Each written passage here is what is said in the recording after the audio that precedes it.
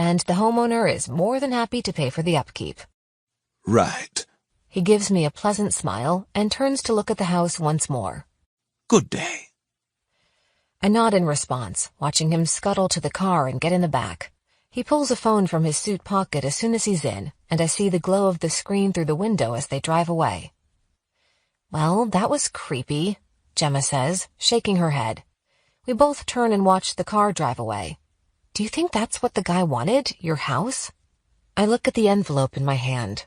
Maybe. It would make sense, and support your theory of something valuable being hidden inside. I turn the envelope over and see the same symbol pressed into the wax seal. The house itself is big and fancy and all, but I don't think it's magical on its own. I peel off the wax seal and pull an invitation out of the envelope. What does it say? Gemma asks, before I even get a chance to read it. I start, scanning the invite over with my eyes. Some guy named Mr. Trent wants me to join him for lunch tomorrow at some swanky hotel in the city. What? It's an invitation, I say, and hold it up for her to read. Everything is written in black ink, and the handwriting is the same as the writing on the letter. Please join me for lunch at the High Tower at noon tomorrow. Come alone. Kindly RSVP by 8:30 p.m. tonight by texting the number provided below, Mr. Trent. Please tell me you're not going to go. I shake my head. No way. I make a face. Well, I mean, probably not. I'd be so out of place at a fancy hotel like that. Ace. Gemma takes my arm and whirls me toward her. Even I know it's a trap. This guy has been watching you for God knows how long, sent a golem to terrorize the city, and knows too much about you already. I know. I take a step toward the front porch. But I'll meet him. Meet the guy who's behind it all. Get the chance to end it all. Gemma rolls her eyes. You're good, Ace, but come on. You don't think he's already 10 steps ahead? This meeting is his idea, probably on his turf. I frown. I know, but the restaurant inside the hotel is a public place. If he wanted to attack, I think he would have instead of inviting me out for lunch. I'll question him, put a spell on him. Hell, I'll even arrest him. On what charge? I shrug. I'll make something happen to warrant an arrest if need be. I won't be able to keep him, and everyone at work will think I've lost it, but there's a good chance they already do anyway. It's not that bad at work, is it? Gemma unlocks and opens the front door. We closed all the blinds and curtains today and have the AC units cranked up as high as they can go. It helps, but it doesn't replace central air. Not yet. I might not seem crazy, but I definitely will seem like I've suddenly lost my talent and common sense. I shake my head. That's not the point right now. Right. The point is you're considering saying yes to this weirdo's lunch date. It's not a date. And look, I hold up the invitation. It's the same handwriting as before. It's the same guy. This Mr. Trent is the one who sent me the files and the letter the other night. He has answers about my parents' deaths. And he also has some magical abilities, Gemma points out. He did summon and send a golem. That's not beginner's magic, Ace. That's complicated stuff that I don't think even Lyra would say is possible. I know. I agree. See? Promise me you won't go, that you know this is a setup. I close the door behind me and shoot the deadbolt into place. I think it's a setup too, but what other choice do I have? What if he sends another golem out into the city, or something worse than a golem? There are worse things than golems? Gemma's shoulders tense. Yes, a lot worse. I exhale, realizing for the first time since the motion sensor went off that my heart is still racing. I have to go, Gemma. There's no way around it. Chapter 10. I pick up a weathered copy of Emma and sit on the couch in the library. I didn't put an AC unit in here since we don't use this room all that often, and it's sweltering. But I need a moment alone before the guys wake up, and I break the news to them that I'm going to willingly step into a trap. A trap I can't quite make sense of. This guy, Mr. Trent, is presumably the same guy who sent me the case files about my parents' death. The same guy who then set a golem loose in the city, who invited me to a private lunch meeting to discuss God knows what. And he's probably the same guy who showed up at Lyra's a few years ago looking for magical items. He was bad news then. I'm sure he's even worse now. I run my fingers over the spine of the book and close my eyes. Are you around, Mom? I'm not doing a summoning spell again, but damn, I wish I could talk to my mom again, or my great-aunt Mary. She's the one who'd have the most information, actually. She'd know the history of the house, if anything was hidden inside the walls. And I could ask her why she left everything to me. Because she had to have known I had magic inside of me. The rest of the family is far from close, but there are others. Am I to assume they're regular old people with nothing supernatural about them? I hug the book to my chest and let out a breath. Why does it seem like the more answers I get, the more questions I have? Finding things out, fleshing out every single detail until I know exactly what's going on, that's part of who I am. It's what makes me a kick-ass detective on the Philly police force. And it's going to drive me fucking insane. Because unless I can call upon my dead aunt, I'm not going to get answers to those questions. What would you do? I whisper, thinking about my mother.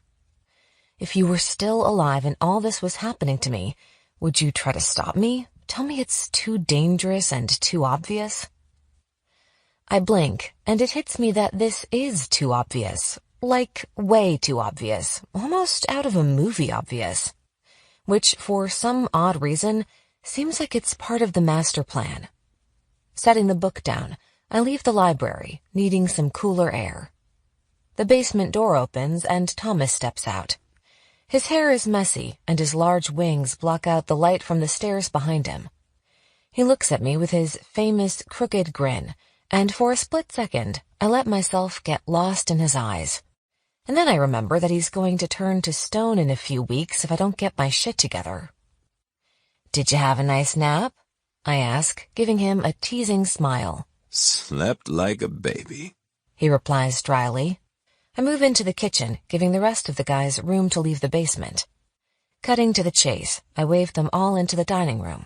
I've already prepared snacks, hoping food will soften the blow. Something interesting happened. I start, pulling the invitation out and setting it on the table. Hassan grabs it first, looking at the letters with a little bit of confusion. He speaks English with no problem, but still has a hard time reading anything other than his native language. Jacques takes it from him, reads it, and then looks back at me. What is this? He asks. An invitation. Yes, I can see that. Why is it significant? Because it's the same handwriting as the other letter. I slide the first letter across the table. I'm not an expert on handwriting analogies, but I've seen it done enough to know what to look for. The same person wrote both letters. The same person who tried to kill you with the golem? Gilbert asks. Right. Thomas reaches across the table and takes the invitation. The guy wants to meet you tomorrow afternoon. Yes, and I'm going. I say bluntly. I need answers. You haven't thought this through, Hassan tells me. I nod. I have. I know how this looks. Going to meet this mysterious guy alone, but I can't risk him letting any more monsters loose in the city, and he knows about my parents' death. But you don't know that. Jacques presses, and my defenses immediately go up. He has all the files. He sent them to me. Right. He has the files. Jacques goes on. But does that mean he knows about the demon? Isn't it possible he curated a list of deaths with similar causes? Couldn't you do that yourself if you wanted to? And go through the computers and the internet or whatever it's called, and find people from all over the country who died the same way? What he's saying has merit, and I hate it. This guy collected case files from murders just like my parents. He spent years on this. He has to know something, because if he doesn't, then I don't think anyone will. Okay, fine, I say, unable to disagree. It is possible, but those files go back years. Why look into them if you're not trailing the demon? To get under your skin, Gil suggested quietly, not looking at me. Smart man. Jacques has a point. Whoever this Mr. Trent is knows about you. You said yourself the case about your parents' death is public. So maybe he dug into your past a little and saw that you're a detective with an unsolved case that hits close to home. I bite my lip, mind whirling. Yeah, that's a possibility, but I think it's more than that. I have a feeling in my gut that I need to go with this. A feeling or desperation? Jacques asks with little emotion. Seriously? I snap. I'm not desperate. I've never been desperate. The urge to throw a fit right now is strong. I'm lashing out from a place of insecurity because deep down, I know I am desperate for answers, for vengeance. You're usually calm, and every move is calculated, Hassan says, trying to keep the peace. Throwing this information at you was a good way to upset the balance. He is playing mind games with you, Ace. That doesn't mean I'm going to lose. I lean back in my chair. Yes, I completely agree this is a game, and going to meet this guy for lunch could be a disaster. But sitting here doing nothing could be a disaster too. I shake my head, pushing my hair back behind my ears. Obviously, this guy knows who I am and wants something from me. I can't ignore him and hope he'll go away. It's best to confront this head on. The guys look around at each other, not disputing what I said, but not jumping on it either. Look, I say softly, knowing the guys are really just concerned about me. The way I see it, if this Mr. Trent is willing to expose magic to an entire city, then he's willing to do it again and probably do worse. He'll keep blackmailing me into agreeing to meet with him.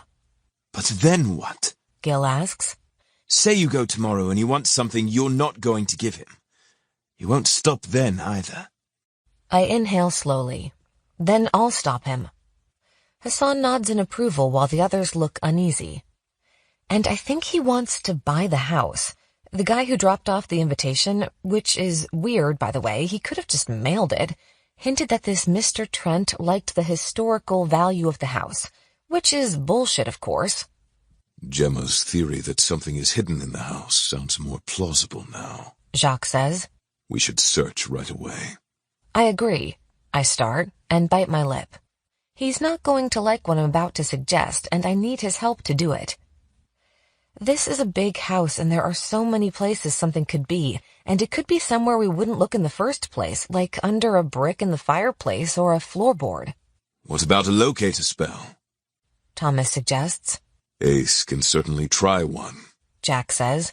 But without knowing what she's looking for, it might not be the most reliable.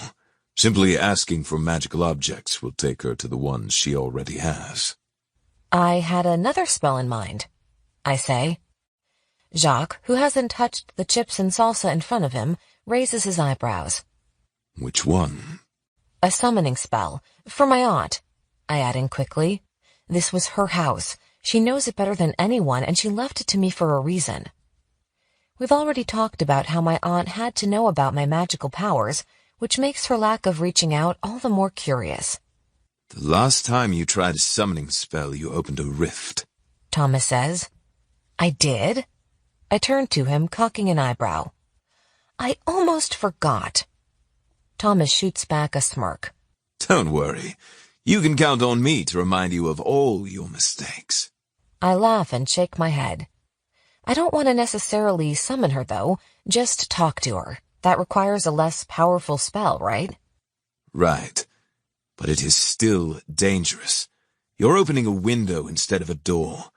But you're still exposing the spirit world to ours, and you can still get in and out through a window. It's not as easy as a door, but possible. I know, and I don't want to do this if it's too risky. The last thing we need on top of everything is another homicidal ghost kidnapping teenage boys. I let out a breath and reach for the chips. You're not going alone tomorrow, Thomas tells me. No fucking way.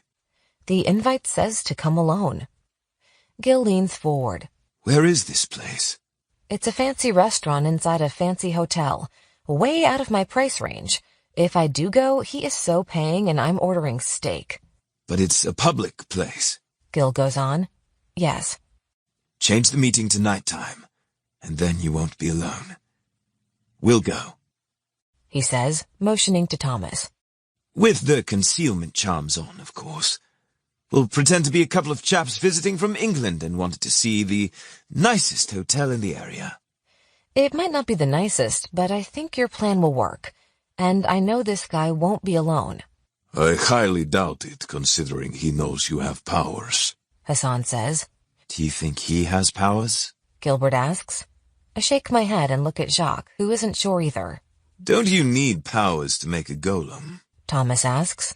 According to the legend I'm familiar with, Jacques starts. You don't necessarily need powers, but you do need the exact spell. So a regular person with a spell book could be dangerous. Yes. I break the chip in half. That's the most valuable thing I have right now. Thomas slides the salsa in front of him. The last time this guy lured you out of the house, he came by. Do you think he's trying to do that again and will go after the book? Maybe. I bit my lip, thinking. Gemma will be here, so if anyone stops by, she'll be able to call the cops, but it'll take too long for someone to get here. I need to hide the book, and I have an idea of where. I smile and lean in, suddenly afraid that someone is listening to me. I'm a cop, remember? I have access to places others don't. I can put the book in the evidence room. And no, it's not as easy to sneak in and steal evidence as it is on TV. Everything is kept under lock and key. It'll take a little bit of magic myself to get in without signing anything in or out. If you think it's safe, then it's safe. Gilbert looks at me with a nod and then looks at the clock. It's almost 8:30. Or I keep it with me, I suggest, because I don't like the idea of having to go back into work, using magic to get into the evidence room, and sneaking the book out when demons are attacking us. Right. Jacques agrees. Keep it here. I wish you were awake during the day, I sigh. Me too. Thomas leans back, wings smashed against the chair. So what do I do? I ask, tapping the screen on my phone. It's 8:28, and it seems odd to me that he gave me until 8:30. The guys just woke up and we've hardly had time to discuss things. A few seconds tick by before anyone speaks. You are not going, Jacques says, and his protectiveness is as endearing as it is annoying. I'm a cop, remember? I can handle myself. And I'll make my whereabouts known. Hell, I'll take a selfie with the guy and send it to Gemma. That way, if anything happens, we have photographic proof that asshole was the last one to be seen with me. That doesn't comfort me, Ace. Well, I'm sorry, I tell Jack, and I mean it. I know this is risky, and I know this Mr. Trent guy laid out the web and is waving me over to it, but I have to do this, Jack. I have to see what he wants. Hell, I need to make sure he's human first and foremost. Maybe Gemma should go with, Gilbert suggests. Just to keep an eye on things. They've seen her and would recognize her right away. Not if she does a glamour, Thomas suggests.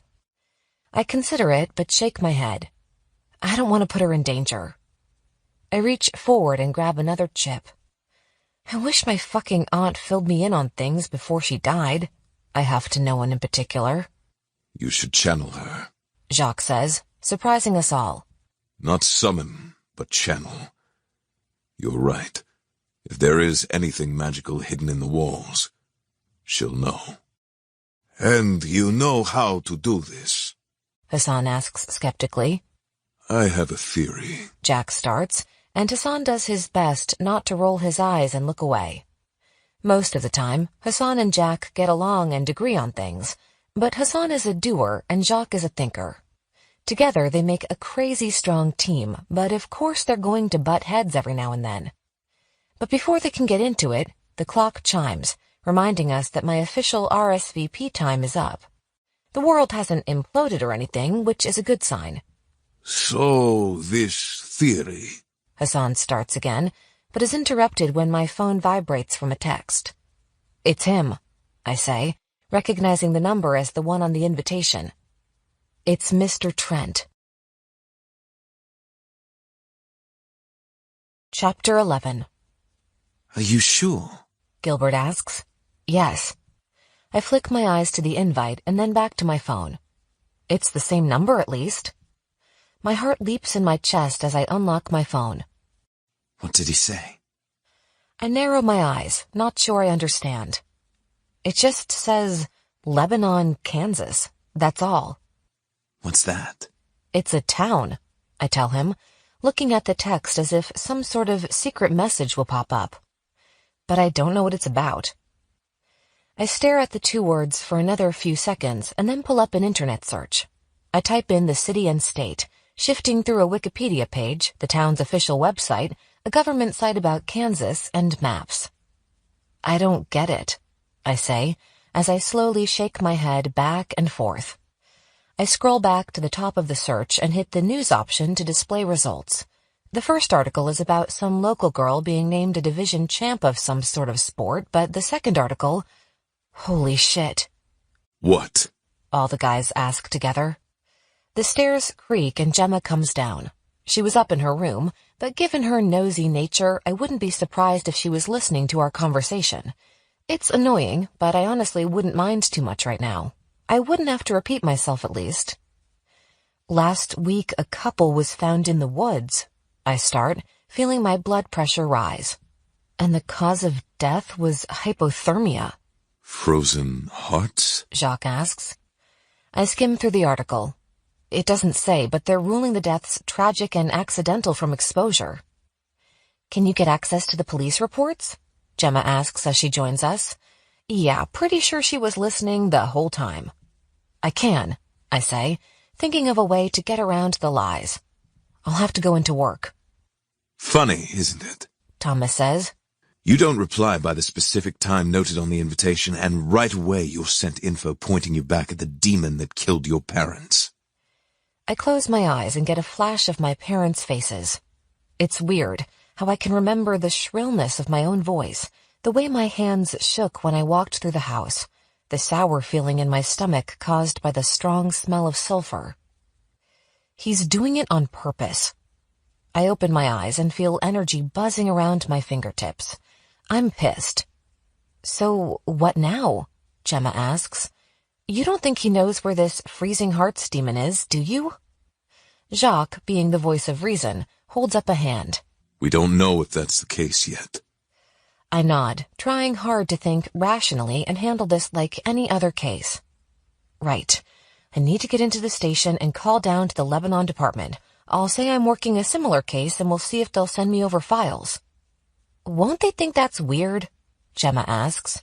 You're a homicide detective and those people died from exposure, or so they say, right? Yes, but it's not the first time I've looked into something seemingly natural or accidental and found foul play. And given the low crime rate, I might get an eager cop who's hoping to bust a big crime in that small town. I'm coming with you, Hassan says, standing. and the rest of you need to be on guard. I'll put the book in the box, I say, standing. If anything happens... We'll take to the sky. Jacques answers. We won't let anyone get the book. I nod, grab my phone, and head toward the door. You should probably stay in the car, I tell Hassan. Sorry. It's okay. He says. One less thing to explain is best. Exactly. I turn the engine off out of habit and turn it back on again to keep the air conditioner running along with the radio. I'll text you if I get anything. I'll be as fast as I can, but it might take me a while. Take your time, Ace, he says, and his deep voice reverberates all the way through me. Thank you. I lean over the center console and kiss him before getting out, hiking my purse up over my shoulder. It feels a little weird to be walking through the door of the police station. It used to feel like coming home, offering me a sense of purpose and safety. But right now, I feel like a fraud. Because I am. I'm using my badge to lie and get info that has nothing to do with anything I'm officially investigating. I'm not even supposed to be here since I'm on vacation. I went through all my required days I had to take after being kidnapped and tied up in a root cellar. On the other hand, no one will balk if they see me. I used to haunt this place with more frequency than the ghosts in the Eastern State Penitentiary. I go through the front, smiling politely at the receptionist, but keeping my eyes down as I walk back to my desk. Ace, Tiffany says, walking in the opposite direction. She's zipping up her camera case, making me think she's heading out to capture photographic evidence of a crime scene. "What are you doing here?" she asks, and then laughs. "Sorry, that sounded rude. I mean, I thought you were still on vacation." "I am. I left something in my desk," I say, going with the lie I already planned. I didn't expect Tiff to be here. She's the hardest one to lie to because she knows me. I've kept to myself over the years, and while I care about my work family a lot, I haven't let anyone get to know me well at all. "Oh, okay. You could have asked me to grab it for you," she says, and I internally cringe. She's so nice, and I'm lying to her face. "That way you didn't have to come in and risk being bombarded to come back." I laugh. "Thanks, but my house is a ways out." "Yeah, I know, but that place is so cool. I'd love to come by just to look around." Shit. Right. She mentioned before that she loves big old houses and wanted a tour. "I'm slowly working on decorating." That's not a total lie. Gemma helped rearrange a few things and took down some of the ugly dated paintings hanging in the halls. "But you and your husband should come over sometime. We can have dinner or something." "We'd like that. Well, assuming I can find a sitter. You can bring Mav if you need to." Tiffany smiles. "Thanks. Though at risk of sounding like a terrible mother, I'm going to say I'm really looking forward to a date night without her." That doesn't make you a terrible mother. I don't have kids, but I can only assume how much alone time you miss out on. I hardly ever get to go to the bathroom by myself when I'm at home. She adjusts her camera bag and lets out a sigh. "But I miss that little stinker when I'm here." I shift my eyes to her bag. "Heading out or going home?" "Home, thankfully." "Well, I don't want to keep you," I say, cringing even more at my words. I sound so lame and forced, because I am being lame and forced. "It was good running into you." She smiles. "When are you coming back again?" "Next week," I say, and feel like I'm lying, because I'm not sure I can come back. Unless I become one of those perma-vacationers or something. "Don't you have to be somewhere warm and tropical for that to happen?" I laugh. "Yeah, I think so.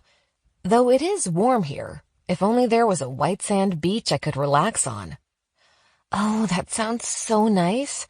It'll be a few years before we go on vacation again." She shakes her head. I sound like one of those moms I can't stand. Having a baby is great. Amazing, really. There is no greater love you will feel than that for your own child. I don't want to scare you out of having a baby someday. I laugh, forcing another smile. You're not. "Have a good night, Ace. You look good. Did you get a tan?" "I was outside a lot today." "It looks good on you. See you later." My smile disappears as soon as she turns to leave. I continue walking back to my desk, having a hard time keeping my mind from wandering.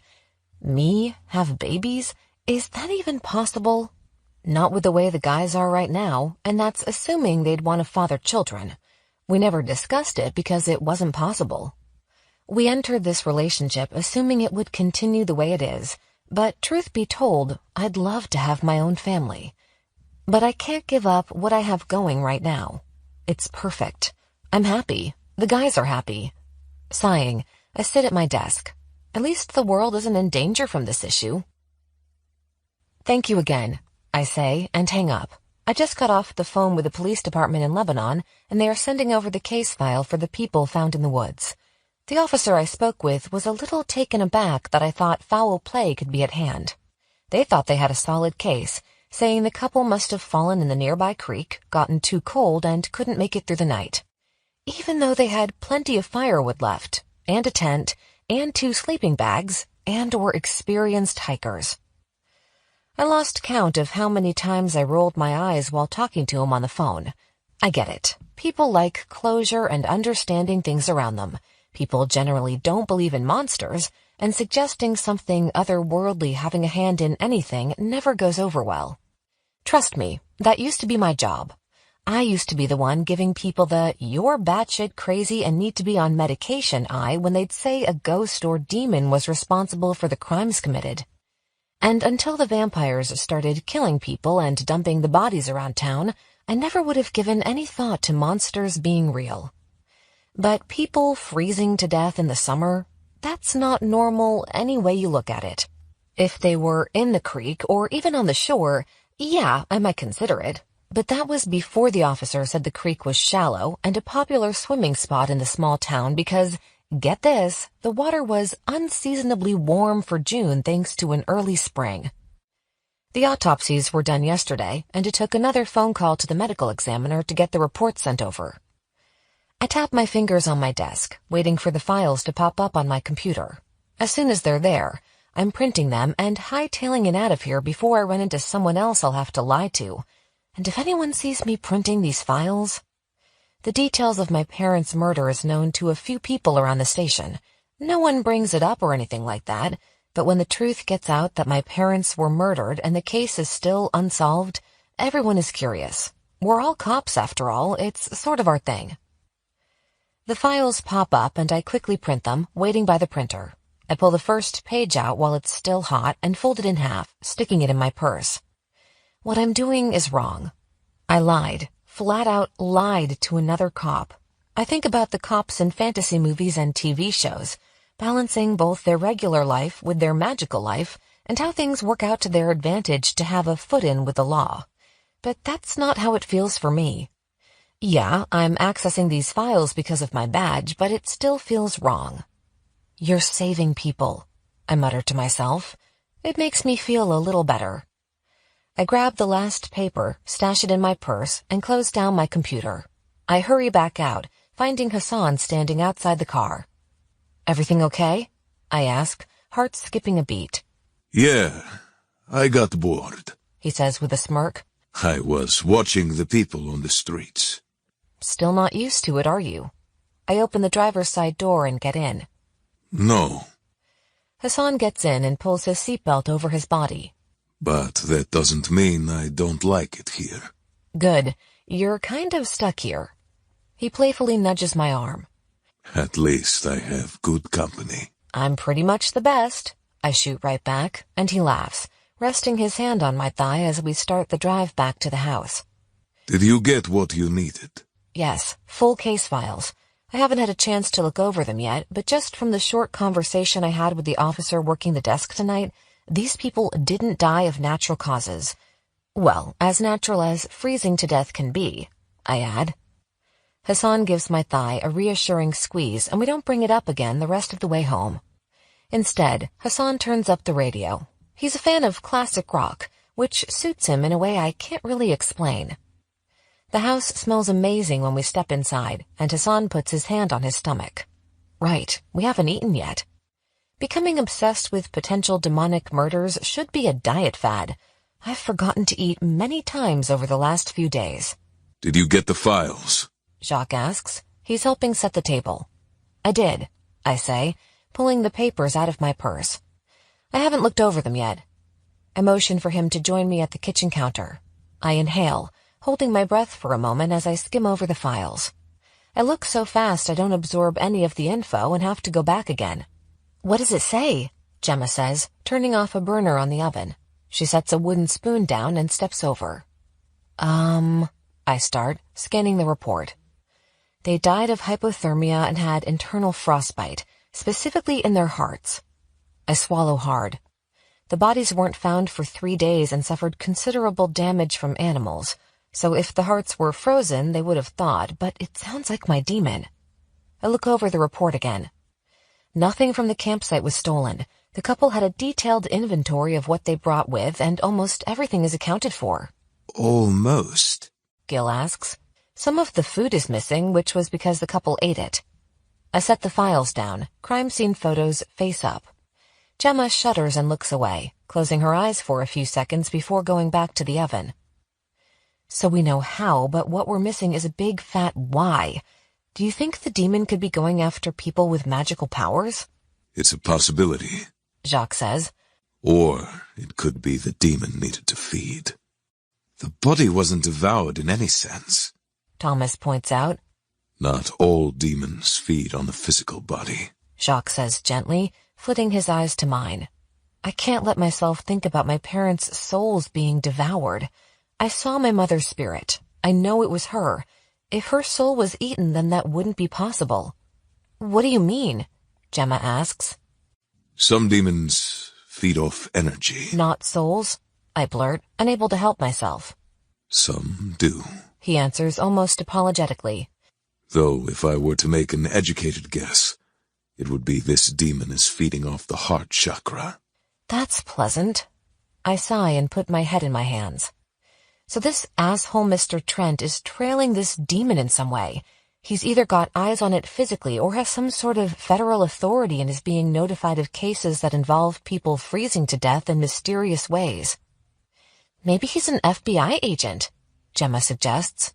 I suppose he could be. I don't know, and I hate not knowing. Gil comes around the counter and puts his hands on my shoulders, massaging my stiff muscles. Don't take this the wrong way, Ace, but you don't know most things. You've got to learn to let it go. You're right, I agree, shocking him a little. And I know my need to control my surroundings comes from a deep void in my childhood and the lack of ability to control what was happening in my life. But this is literally my life's work, the reason I went into law enforcement.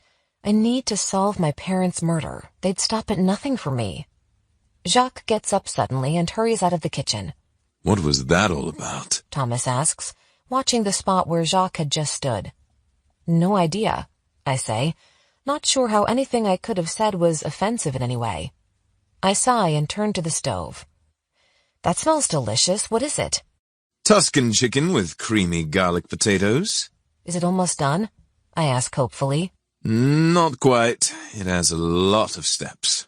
I open my mouth to tell her again that she doesn't have to go through all this every night, though I almost think she likes having people to cook for, when Jacques comes back into the kitchen holding the case files.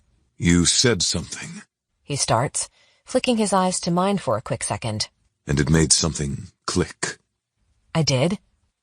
He nods and opens the files. My parents' is front and center. Hastily, he flips it over so I don't have to see it. You said your parents would stop at nothing to protect you. Right, I know it. And you have powers. I lean over, watching him flip through the papers. What are you getting at?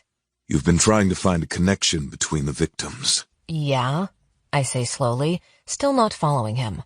And I haven't found one. Maybe you won't. He places his hand on top of the files, eyes wide. Because the demon isn't targeting those he killed. What? Gemma and I ask at the same time. You sure about that? Gilbert asks, giving Jacques an incredulous look. He wasn't after the ones he killed. It's a theory, but it's starting to make sense. He looks back down, feverishly looking at the case files.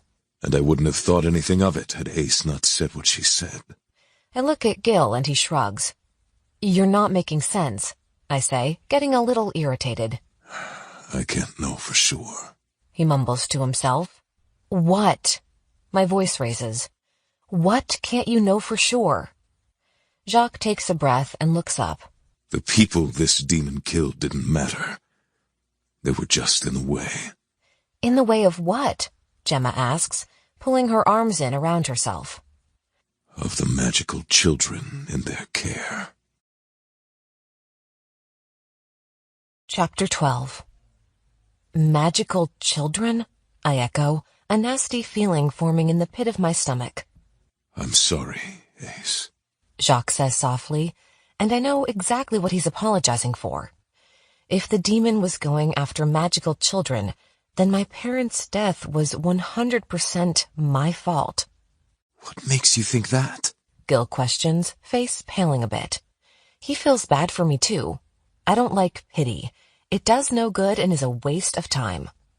When Ace said her parents would stop at nothing for her, it got me thinking. He points to something on one of the case files. She was a mother. He flips a page. He was a father of twins. He pulls up another file, which has a newspaper clipping stapled to it. And she worked with orphan children. If there was a connection between the victims, Ace would have found it by now. What about the latest victims? Gemma asks, looking more and more nervous. Nothing was mentioned in that article, but the officer from Lebanon who I talked to said that couple practically raised their nephew. Oh my God, is he in danger? I would assume so. What do I do? I ask, on the verge of panicking. Drive there overnight? Then what?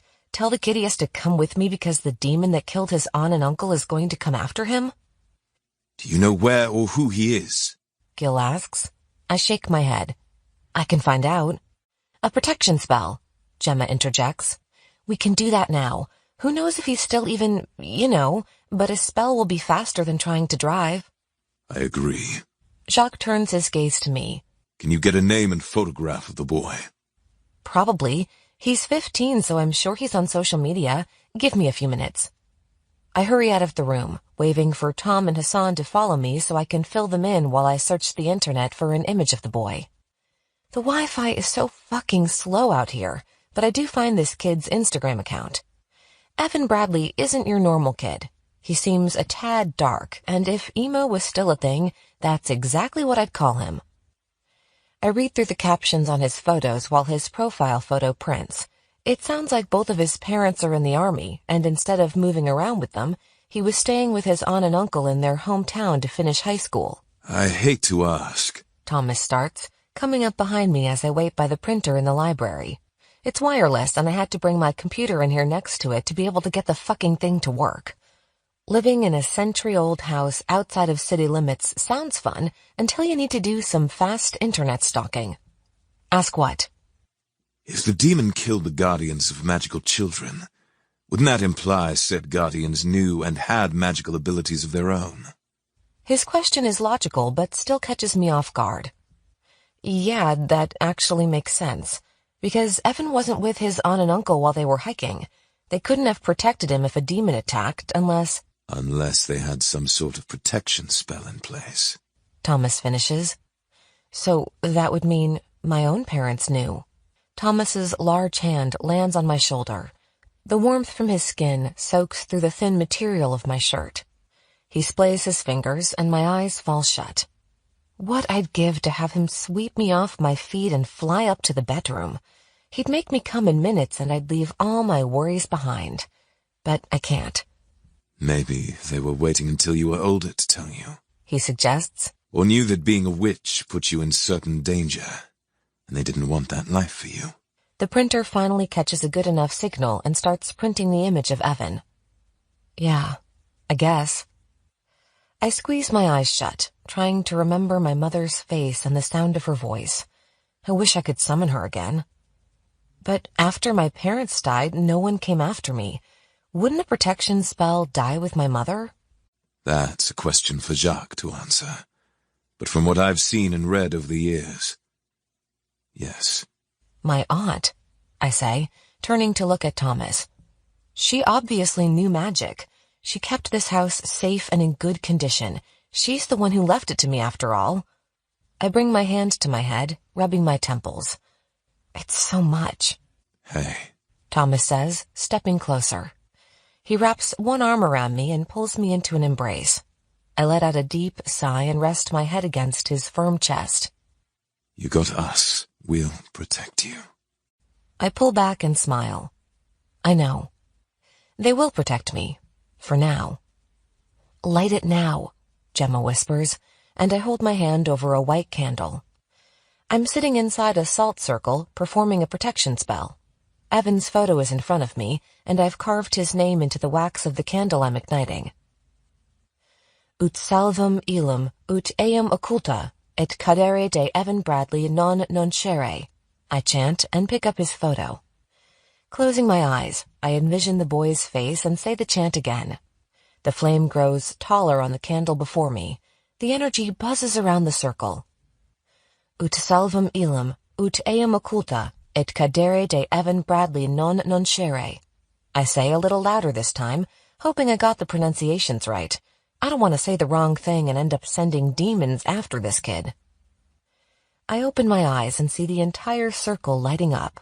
Magic flows through it and into the air, disappearing with a flash. Did it work?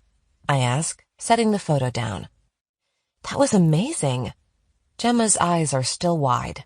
She slowly nods her head up and down. If that didn't work, then I don't think anything else will. I saw the magic ace, saw it. Is that not normal? I look from her to Jacques. No. He answers. Though, for a witch with your power, it's not a surprise. I inhale, slowly getting up.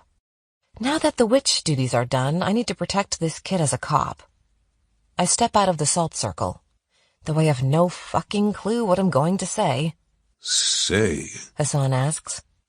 I can call and say I think the kid is in danger, I start to explain, and have an officer park in front of his house.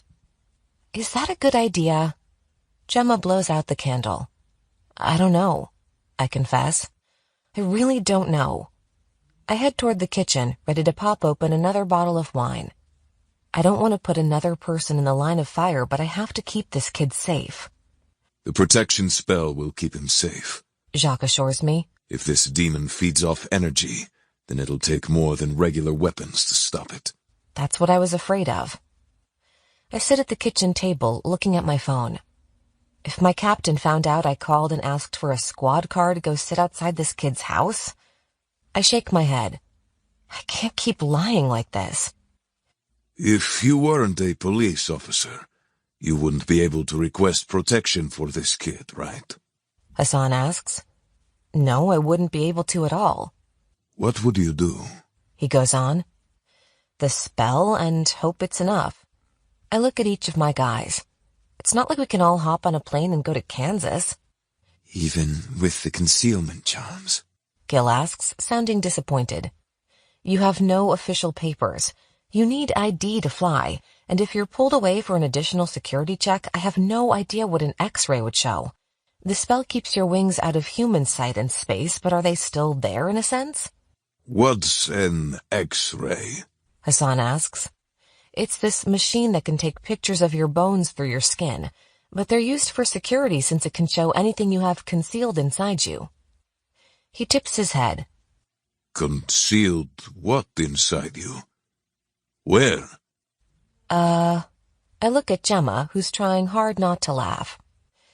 People hide drugs and sometimes weapons in their prison wallets.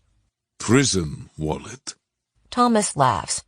Up the arse, man. Hassan's eyebrows push together. People hide weapons in their assholes, and they're able to get them out in time for combat. And now I'm laughing. I mean, stranger things have happened. Usually it's drugs, but the X-ray also shows if anything is hidden under clothing. Though small weapons or explosives have been located up the poop chute before, and women have an extra advantage. Interesting, Hassan says with a nod. Wait, you can't take weapon on a plane? I shake my head, smiling. Just when I think you guys are up to speed on everything, I'm reminded how much we still have to go over. Though unless I can find someone to make some really convincing fake IDs for you, we're not boarding a plane anytime soon. And by that, I mean at all. We can already fly, Gil says. Thomas elbows his brother in the ribs. He's only saying that because he's scared to fly. I raise an eyebrow. I told you, snakes on a plane is a terrible example of what a real flight experience will be. But how does it stay in the air? Gil's blue eyes widen, making me laugh again. I stand, chairs scooting out behind me, and go to him. I don't even know how to start explaining it, I admit, placing both my hands on his bare chest. He pulls me in, one hand landing on my ass.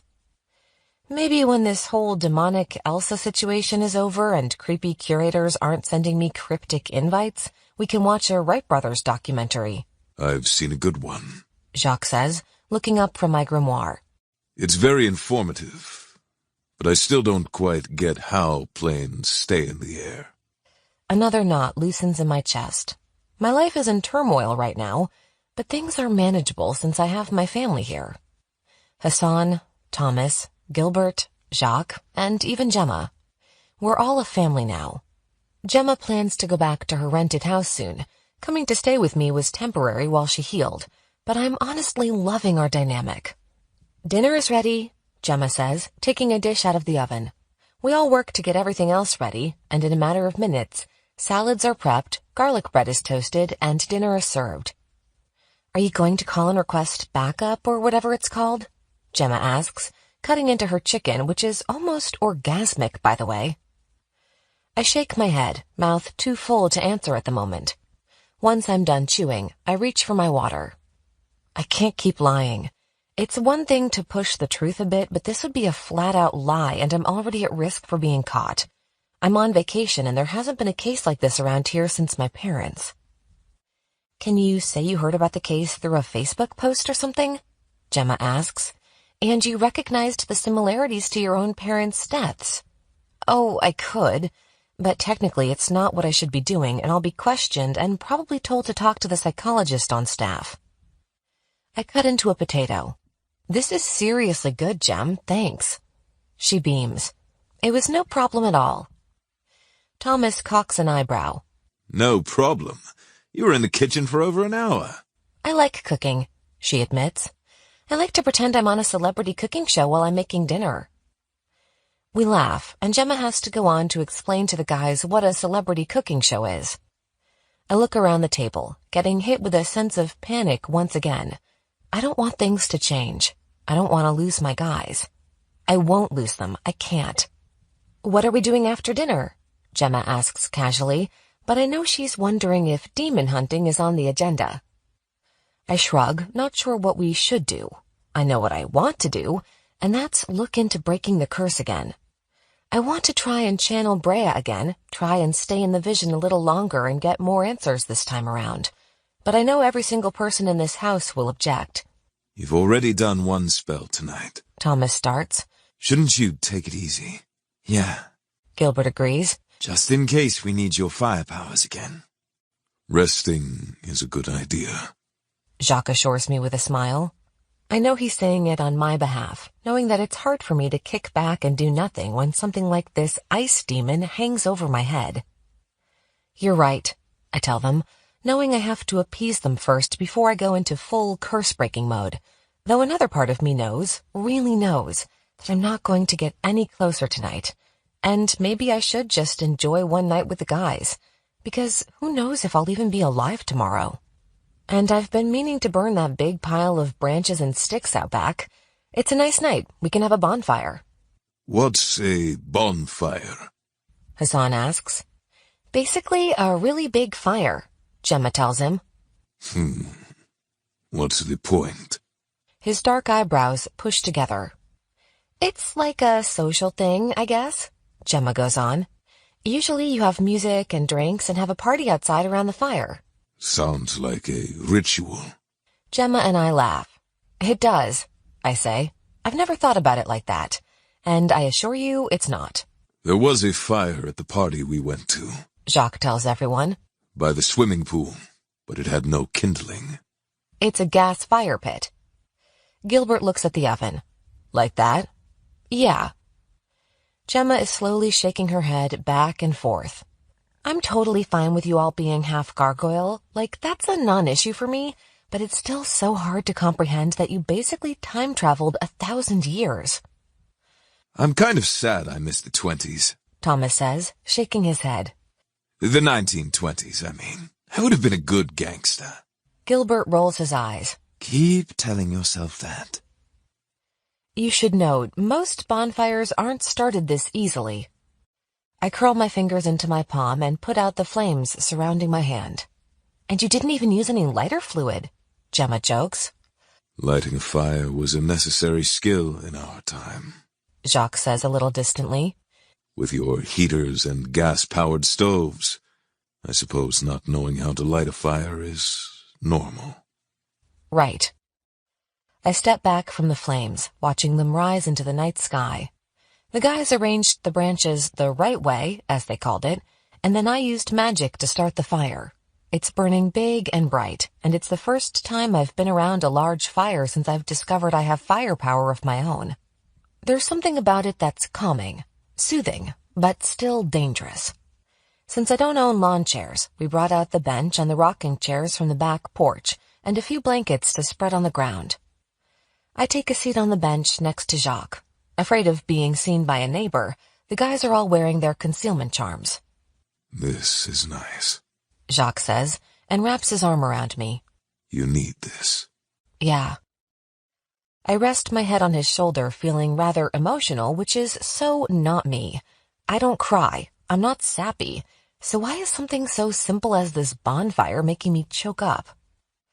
Deep down, I know, and I don't want to let myself think about it.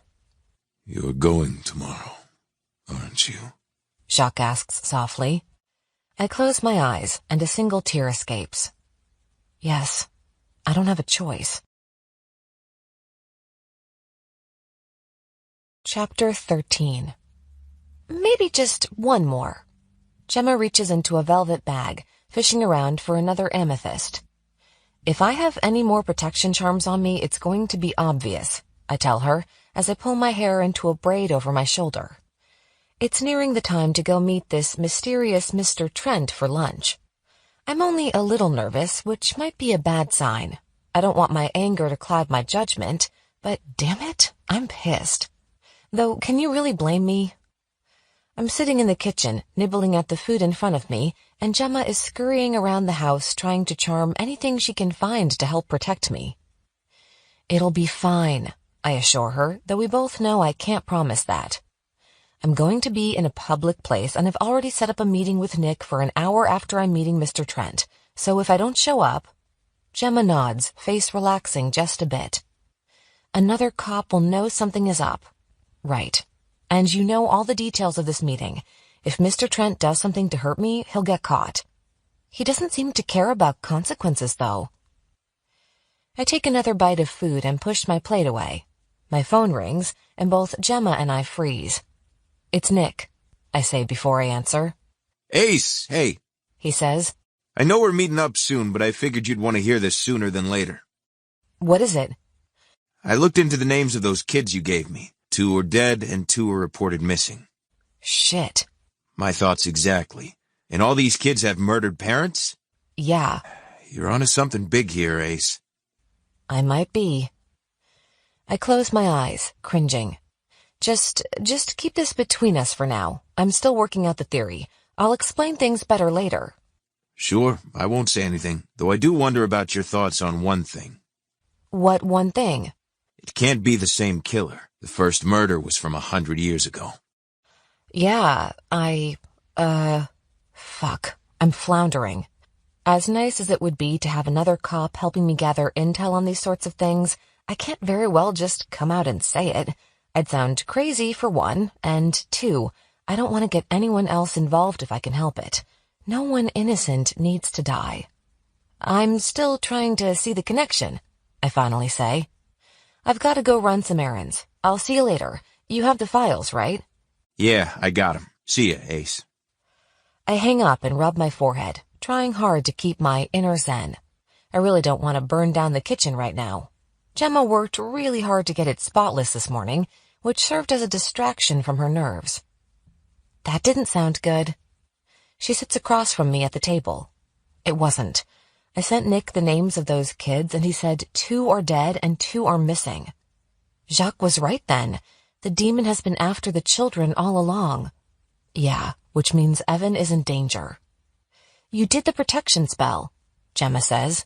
If your aunt kept you safe with one, then surely you can keep this kid safe too. You're like really powerful, Ace. I know, I say, not disagreeing with her. I am a powerful witch, but not an experienced one. I still lack confidence in my spellcasting ability. It's hard not to take this all personally. Well, it is personal, she says, and I'm glad she's not trying to convince me otherwise. This demon killed your parents, and this Mr. Trent has been watching you for years. I don't think you can get much more personal than that. She reaches over and pats my hand. And I know you say not taking things personally or not getting involved or whatever is how you functioned so well as a cop, but you're a witch now. Putting that emotion into it, it's what fuels your powers. I flip my hand over and give hers a squeeze. Thanks, Gem. For what? For being a good friend. I pause outside the entrance to the swanky hotel. I've never set foot inside this place before, and I immediately feel underdressed once I do. I'm wearing black pants with boots and a tight gray t-shirt. My gun and badge are on my hip, and a purse full of magical weapons, in a sense. It seems a little early to be going to a bar, and I'm surprised to see it as full as it is for the middle of the day. Though I suppose these rich businessmen sitting at the shiny wooden bar, sipping whiskey on the rocks, don't abide by the rules. I sense him before I see him, and it's just like Lyra said. The energy shifts, and the air feels like it does a split second before something bad happens. He's looking down, flipping a brittle page in an old book. When he looks up, his brown eyes widen with just the slightest bit of shock at not having seen me first. Then his lips curve into a smile, and he stands, holding out his hand and beckoning me to come closer. Inhaling, I set my eyes on his face and make my way across the bar. Mr. Trent is in his late 40s, if I had to guess, and has dark hair with just enough gray peppering it to give him that sophisticated look men unfairly get as they age. He's a good 3 or 4 inches taller than me and looks fit underneath his pinstriped suit.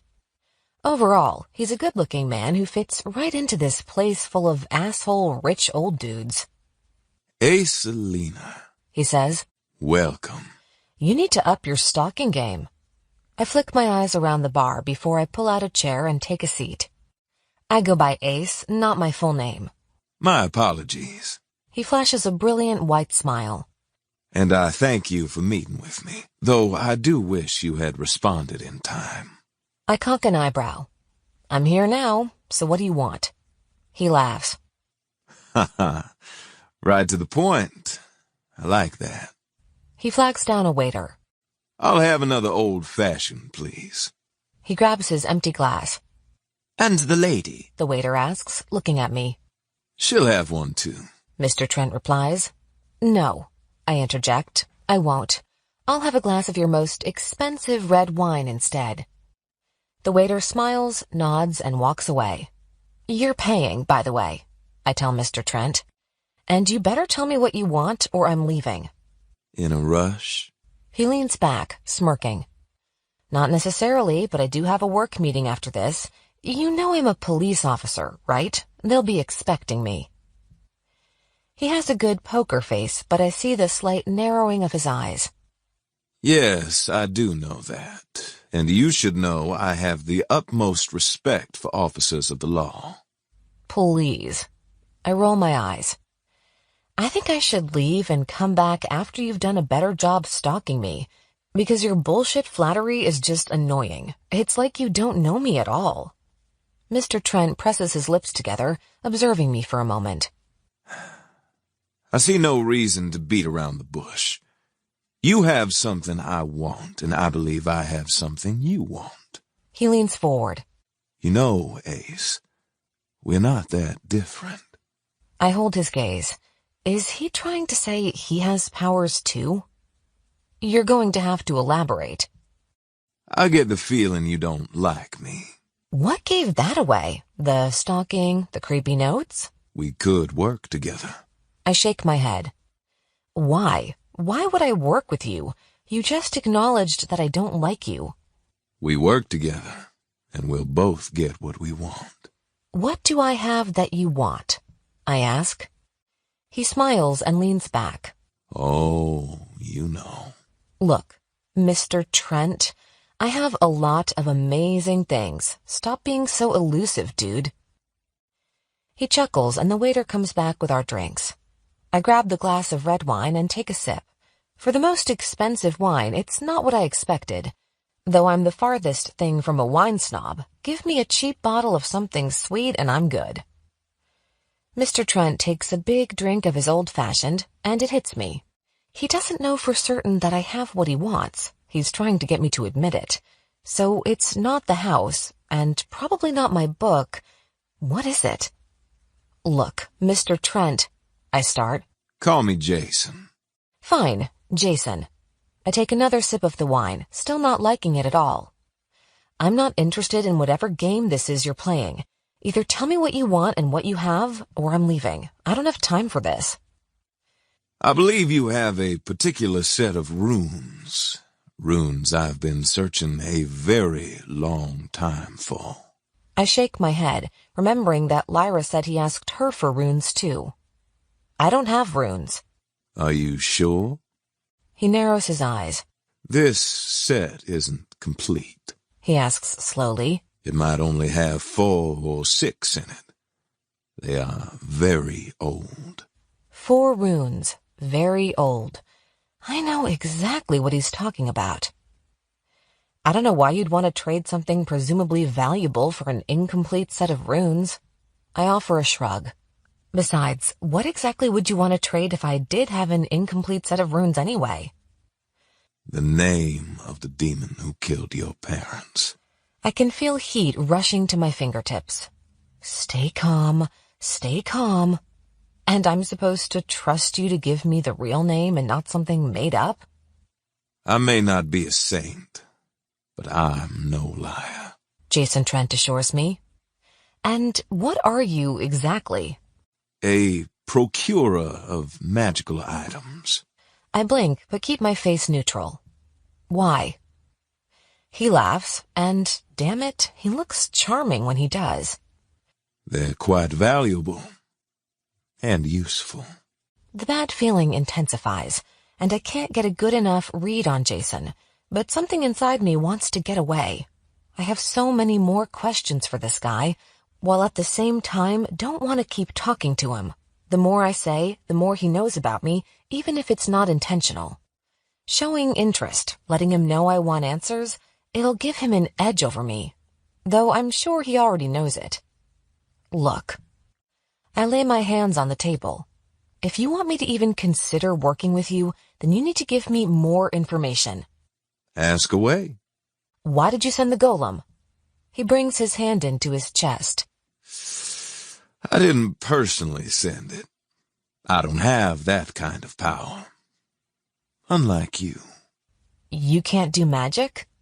Unfortunately, no. I wasn't gifted the way you are.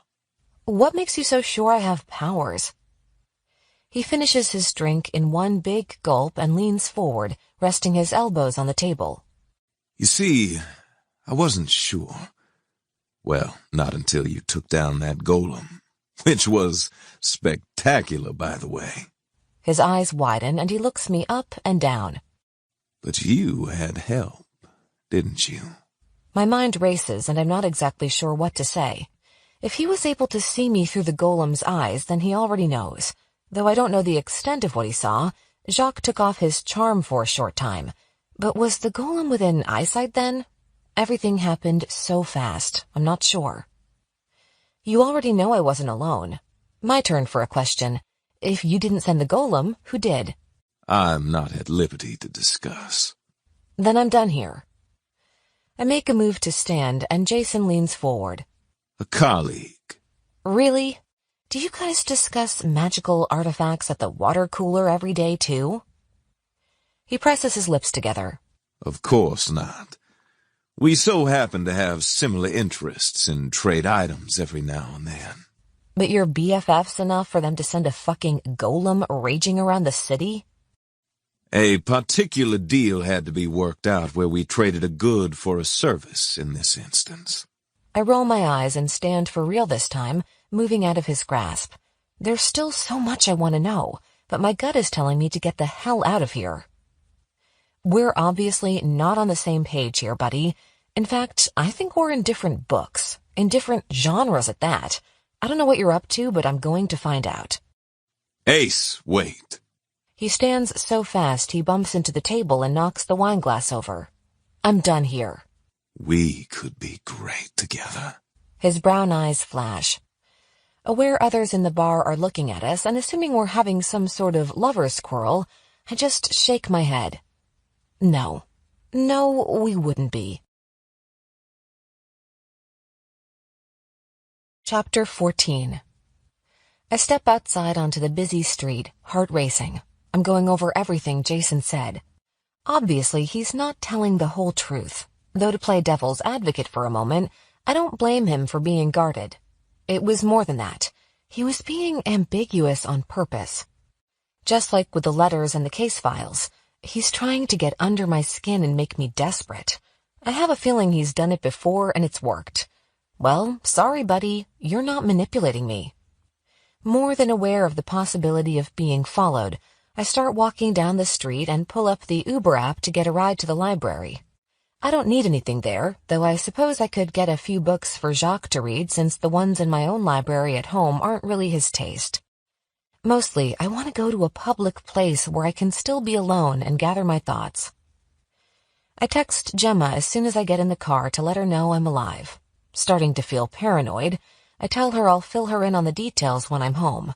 I don't want to risk anything being overheard or seen or whatever. Once at the library, I find a table in the back and sit, placing my palms down on the hard surface. I'm still running on high adrenaline and need to calm down before I crash and burn. Pulling a small notebook from my purse, I start to write down everything Jason said that could possibly clue me in on what he's really after, because he wants the runes that control where my guys are summoned to every night. A sick feeling bubbles in my stomach. Could he know about the curse? If so, why would he want the runes? To destroy my guys? I don't get the feeling he's in the supernatural charity business and is going to enlist help from his friends in breaking the curse. No, he's an asshole who likes to show off everything he has. If he wants the runes, I'm sure it's so he could add cursed gargoyles to his collection. Heat sparks around my fingertips and I bring my hands to my lap. I close my eyes and take in a deep breath, needing to stay calm. Okay, so he gets the runes, but then what? Just having the gargoyles, my guys, in his possession doesn't seem important enough to go through the trouble of sending the golem after me. Needing to get up and move around before I set something on fire, I walk down the rows of books, feeling calmer each time I walk through a new row. I like reading, but haven't had much time to sit and read since I became a detective, which is totally my fault, I know. The lack of time to do anything else was subconscious, and I'm okay with admitting that now. I was so lonely before. So lonely it hurt. I avoided my issues, told myself I didn't need anyone and that life was fine. I was alive after all, and I was making a difference in the world. What more did I need? I had a sense of purpose and I saved people. That's way more than what most people have on this earth. But I was missing the family I never got to have. I longed for someone I could get close to hang out and laugh with. Having a best friend didn't really cross my mind only because I wouldn't let it. Having a boyfriend I could trust, fully trust, that was like asking for a fucking Christmas miracle or something. But now I have that and more. 4 guys who I love more than I ever thought possible. A best friend who I love in an entirely different way. And even Jared. I'm starting to really care about the kid as if he's the annoying little brother I never got to have. I'm not letting anyone take that away from me. Hey, Nick. I got to the cafe early and I'm on my 2nd cup of coffee already, not that I need the extra caffeine. Thanks again for meeting me. No problem. He slides into the booth across from me. He's not in his uniform, which means he's not working today. I'm quite curious about this theory of yours. It's a shoestring theory, I tell him, having decided this is the angle I'm going to play with him. Pretend like I'm still gathering evidence and not have enough to actually make a real accusation against anyone or anything. But it's starting to snowball. So, these kids. He starts and puts the files on the table. What made you look into their cases? They're from all over the country. Fuck, I hate lying to him. Just stating the facts is okay, right? He's not going to make the connection to a demon, which is the only way my mind is going right now. Their parents were all murdered. Yeah, I saw that. The same way mine were. The words leave my lips and a chill goes through me. It wouldn't take much for Nick to figure that out. If he looked into the murders of the parents, he'd remember. Having your heart frozen from the inside out isn't your everyday murder. That sort of thing sticks out in your memory. Shit. Yeah. Nick looks down at the file again for a moment, trying to come up with something, anything, that makes sense.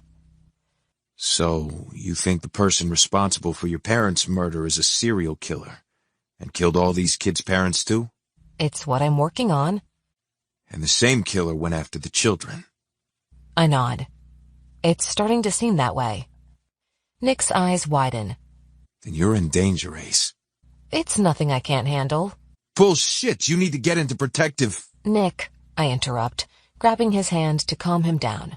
I'll be fine. And I told you it's just a theory. I'm not supposed to be working on anything right now either, remember? We can't run into the office with this crazy theory. I think the captain will gladly look the other way on this if you're really in danger. You're one of the best detectives on the force. If someone is after you, then they're after us. You know we all have your back. His words are simple and true, yet feel wrong. If one thing universally pisses off cops, it's someone targeting another cop. Everyone would jump to protect me, and I'm lying to them. They can't fight this demon with guns and the law. They need magic, and they don't have it. I can't lead them to a fight they'll lose. I can't, and I won't. I know. I give his hand a squeeze, and you know I'm so thankful for that. But for now, there's no need to worry yet. The last disappearance was years ago. The killer might not be out there anymore. That's something you're willing to risk? He asks skeptically, knowing it's way out of character for me. No, but until we get more evidence, acting too soon could give the killer time to go into hiding. Okay, I'll agree with you there. But still, Ace, I don't like the thought of you being alone in that big, creepy house Tiffany talks about. You should at least get an officer to park outside at night. I don't live alone, I say, feeling a little awkward. Nick is a friend, but I know there was a time when he would have loved to be more than friends. I'm pretty sure I told him I have a boyfriend, but I didn't go into details about our living arrangements. I live with my boyfriend, and my friend Gemma's been staying with me. Oh shit. The lie I've been telling people is that my boyfriend works for the FBI or CIA, whatever they chose to believe. I can still try to pull that with Nick, but it's not as easy to lie to him about this when he knows how that kind of stuff works. Okay, that makes me feel a little better. I pull the files in front of me. The missing kids, what did you find out? This one, He says, and points to the file on top. ran away. She was 17 and the search seemed to cease on her 18th birthday. He shakes his head disapprovingly. She's still listed in the missing persons database, but nothing has been updated since this report was filed. She has no other family looking for her? From what I was able to gather, she had an estranged aunt, her mother's sister, who offered some reward money for her return, but that's it.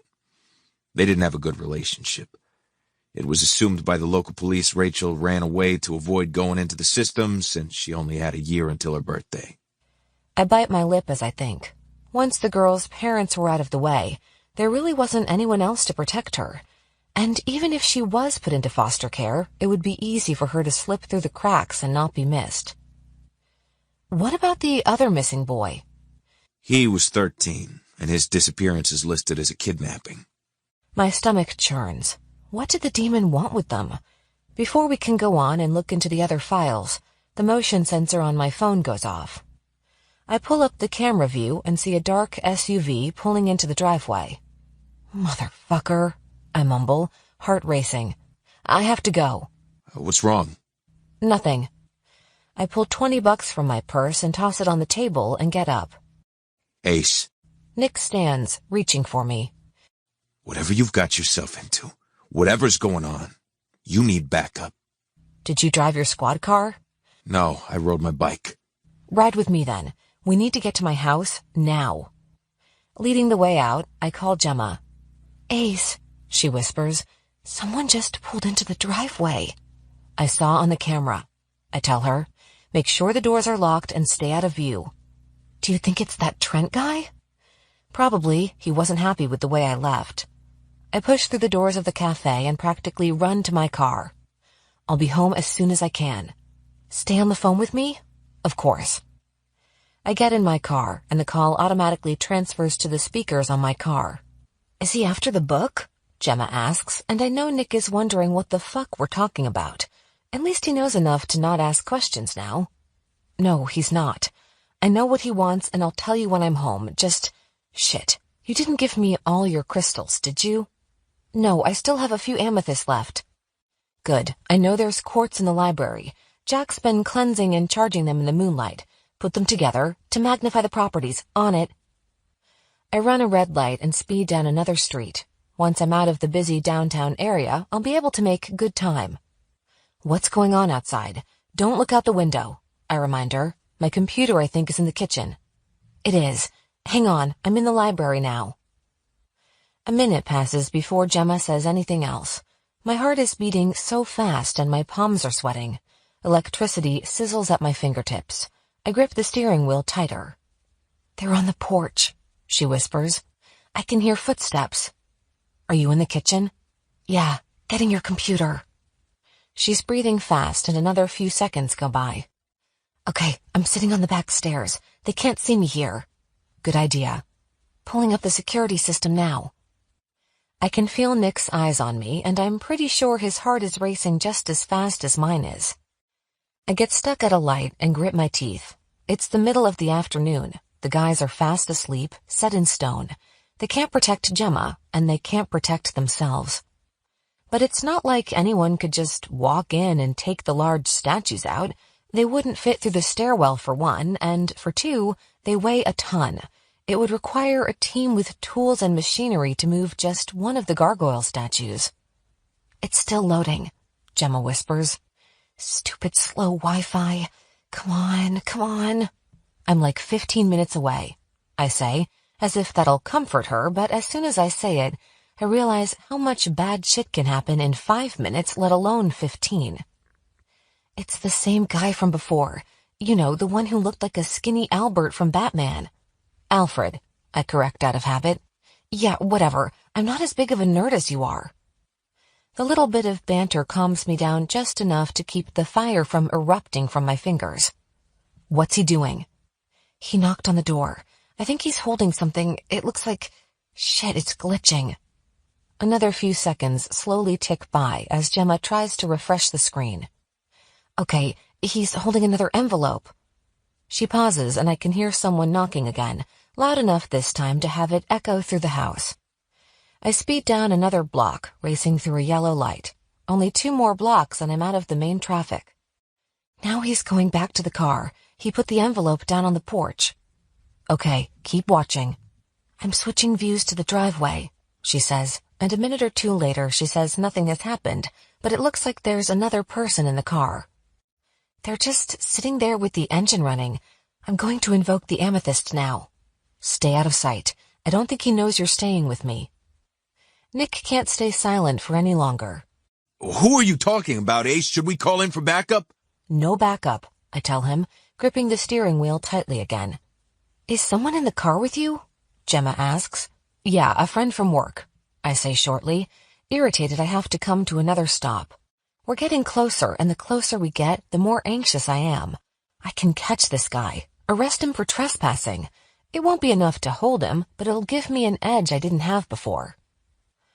Gemma puts the phone down, and I hear her chanting as she invokes the powers of the crystals to protect her. What the fuck is going on? Nick asks, sitting up. His hand lands on the door, and I know he's thinking about getting the fuck out of here. Is this a joke? It's not funny, Ace. "No," I say harshly. "It's not a joke." I fall silent, listening to Gemma cast a protection spell on the house. We're only minutes away now. "Someone else is getting out of the car," Gemma says. "A woman. She looks pretty young, maybe early 20s. "What else?" "She's in all black, red hair in a high ponytail and big hoop earrings." "What's she doing?" "Coming onto the porch. Something is wrong with her eyes, Ace."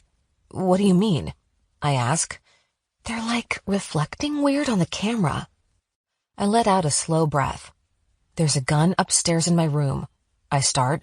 What the fuck, Ace? Nick blurts. That's it. I'm calling this in. "Don't you dare," I say, pressing the pedal down and sending the car lurching forward. "We're almost there. Gemma?" "Yeah, I'm here, going upstairs. Something feels wrong, Ace. I can't describe it, but it just does." "I think I know what you mean," I say, remembering the way I felt when I first saw Mr. Trent. "Just stay low and I'll be home soon." "Okay." I hear Gemma going up the stairs. She opens and closes a bedroom door. "I'm in my room now. Blinds are closed and I have the computer with me. She's doing something. I think she's casting a spell." A spell? Nick echoes. You better tell me what the hell is going on. Now. I turn onto my road. "I think you'll find out soon enough." Speeding down the road, I narrowly avoid a bird that swoops down in front of us. The black SUV is still in my driveway as I barrel in. The red-headed girl is on the porch with her hand outstretched and her head turned down. What the hell? Nick unbuckles. I drive around the SUV, screeching to a halt right by the house. Almost forgetting to put the car in park, I shut off the engine and get out. The redhead turns, hand outstretched. Ace! Nick gasps and rushes around the car. That girl! She's one of the missing kids! Chapter 15. I blink and stare at her. She's older, of course, but there's no mistaking her features. Clear blue eyes, red hair, and high cheekbones. It's Rachel, the missing girl who ran away when she was 17. What the hell is she doing on my porch? Rachel, I start, and hold out my hands, showing her I have no weapons. That's your name, isn't it? You're Rachel Warren. The hardness of her expression softens for a moment, and she lowers her hand. Her eyes meet mine, and I recognize the loneliness, the desperation. It's okay, I tell her, and edge forward. The driver's side door to the SUV opens, and an older man steps out. It's time to get back into the car, he tells Rachel. No, I say, and whirl around to look at him. Nick rushes over, still not sure what's going on, but puts himself between the man who introduced himself as Charles. What is she doing with you? I turn back toward the woman. Rachel, it's okay, I tell her again. My name is Ace, and I'm like you. She drops her hand, and her lips part. Like me? Rachel, now. Charles says sternly. Don't boss her around, I spit, mind whirling. Did I get my theory all wrong? Or, no, it doesn't make sense. It can't make sense. You don't have to go anywhere with him, I tell Rachel. I'm like you, but I'm also a cop. I can help you. We know you've been missing for a year. I'm not missing, she says softly. I'm right here. She looks so confused, almost as if she's not sure what's actually going on. She wiggles her fingers and blue electricity starts to spark around her hand. I swallow hard. I know you're here. I take another slow step forward. The demon killed her parents, I'm sure of it. The crime scene was almost identical to my parents. Fake break-in with nothing missing. Bodies roughed up just enough to make it look like that's how they died, but in reality, all wounds were inflicted after their hearts had been frozen. The demon wanted the children, so why is she with Charles, who works for Mr. Trent? My stomach tightens. I knew that fucker was hiding something big. What are you doing here? I ask, and Rachel looks at Charles. It's a subconscious move we often see with abused women. They look at their abuser for permission to speak, even when they're asked a direct and even personal question. We were looking for you. Charles answers for her. And now you're here. Yeah, no shit. So what the fuck do you want? I bark, getting pissed because I'm certain Rachel is here against her will. That Mr. Trent is controlling the demon or feeding him names or something, and he's come to collect. Not just the runes, but me as well. Charles narrows his eyes, looks at Rachel, and gives her a curt nod. She holds up both her hands, closes her eyes, and starts chanting. The blue energy around her fingers starts to spark. And suddenly, both Nick and I are being forced to the ground by invisible hands. The weight is too much, and if I resist it, it's going to break every bone in my body. I fall to my knees, fighting to hold my head up. Rachel's body is rigid, eyes still closed as she chants the same thing over and over. She's speaking in Latin, and I have no idea what she's saying. Ace! Nick yells, struggling to keep from collapsing. What's happening? She's casting a spell, I say, each breath harder and harder to take. Rachel, I pant, stop. But she doesn't, and soon my knees buckle and I fall to the ground, gravel biting into the flesh on my arms. The invisible weight pushes down harder, and out of the corner of my eye, I see Charles walking over. He pulls something out of his pocket, and I know exactly what he's holding without having to see it. The sound of handcuffs is familiar to me. He steps over me, and I force myself forward, only able to pathetically slither on the ground. My face hits the driveway and gravel cuts my cheek. "Hey, bitch," Gemma shouts, breaking Rachel's concentration. The spell wavers and I spring to my feet. Gemma throws a bowl full of salt and herbs at Rachel, putting a temporary block on her ability to do magic. I reach down and pull Nick to his feet. "Hurry!" Gemma yells, stepping back into the house. She's holding my book in one hand and extends the other. Turning back to the book, she starts chanting, fumbling over the pronunciation of the Latin words. Not letting go of Nick's hand, I race forward, going around Rachel, and get into the house. I skid to a stop next to Gemma and look down at the book. "Strigei invoco ante, servare huic domini, malum transiens," I say along with her and extend my hand. Go after them, Charles demands. Rachel stands, brushing the enchanted salt off her shirt, and charges up the stairs. Shut the door! Nick yells, but the door won't stop her. "Strigei invoco ante, servare huic domini, malum transiens," Gemma and I say again as Rachel bounds up the porch steps. A wall of magical energy stops her, and she smacks into it, bouncing back and falling to the ground. My stomach clenches, not wanting to hurt the girl but not seeing another choice. The fuck? Nick mumbles. Rachel staggers to her feet, shakes her head, and takes off running. Charles opens the back door to the SUV for her, and they take off, peeling out of the driveway so fast gravel flies up behind them. I let my hand drop and turn to Gemma. "Are you okay?" "Me? Yeah, I'm fine. You're bleeding. It's just a scratch from gravel in the driveway. Let me clean it up. The last thing you need is an infection on your pretty face." Gemma closes the book, nostrils flared, and hurries into the kitchen to grab the first aid kit. I take another lingering look out at the yard and then close the door, shooting the deadbolt into place. "Nick," I start and take a step into the foyer. He quickly steps back, eyes wide. What the hell was that? He stammers. He looks at me and then blinks rapidly, shaking his head. I'm dreaming. This isn't real. That wasn't... How the fuck did she force us to the ground?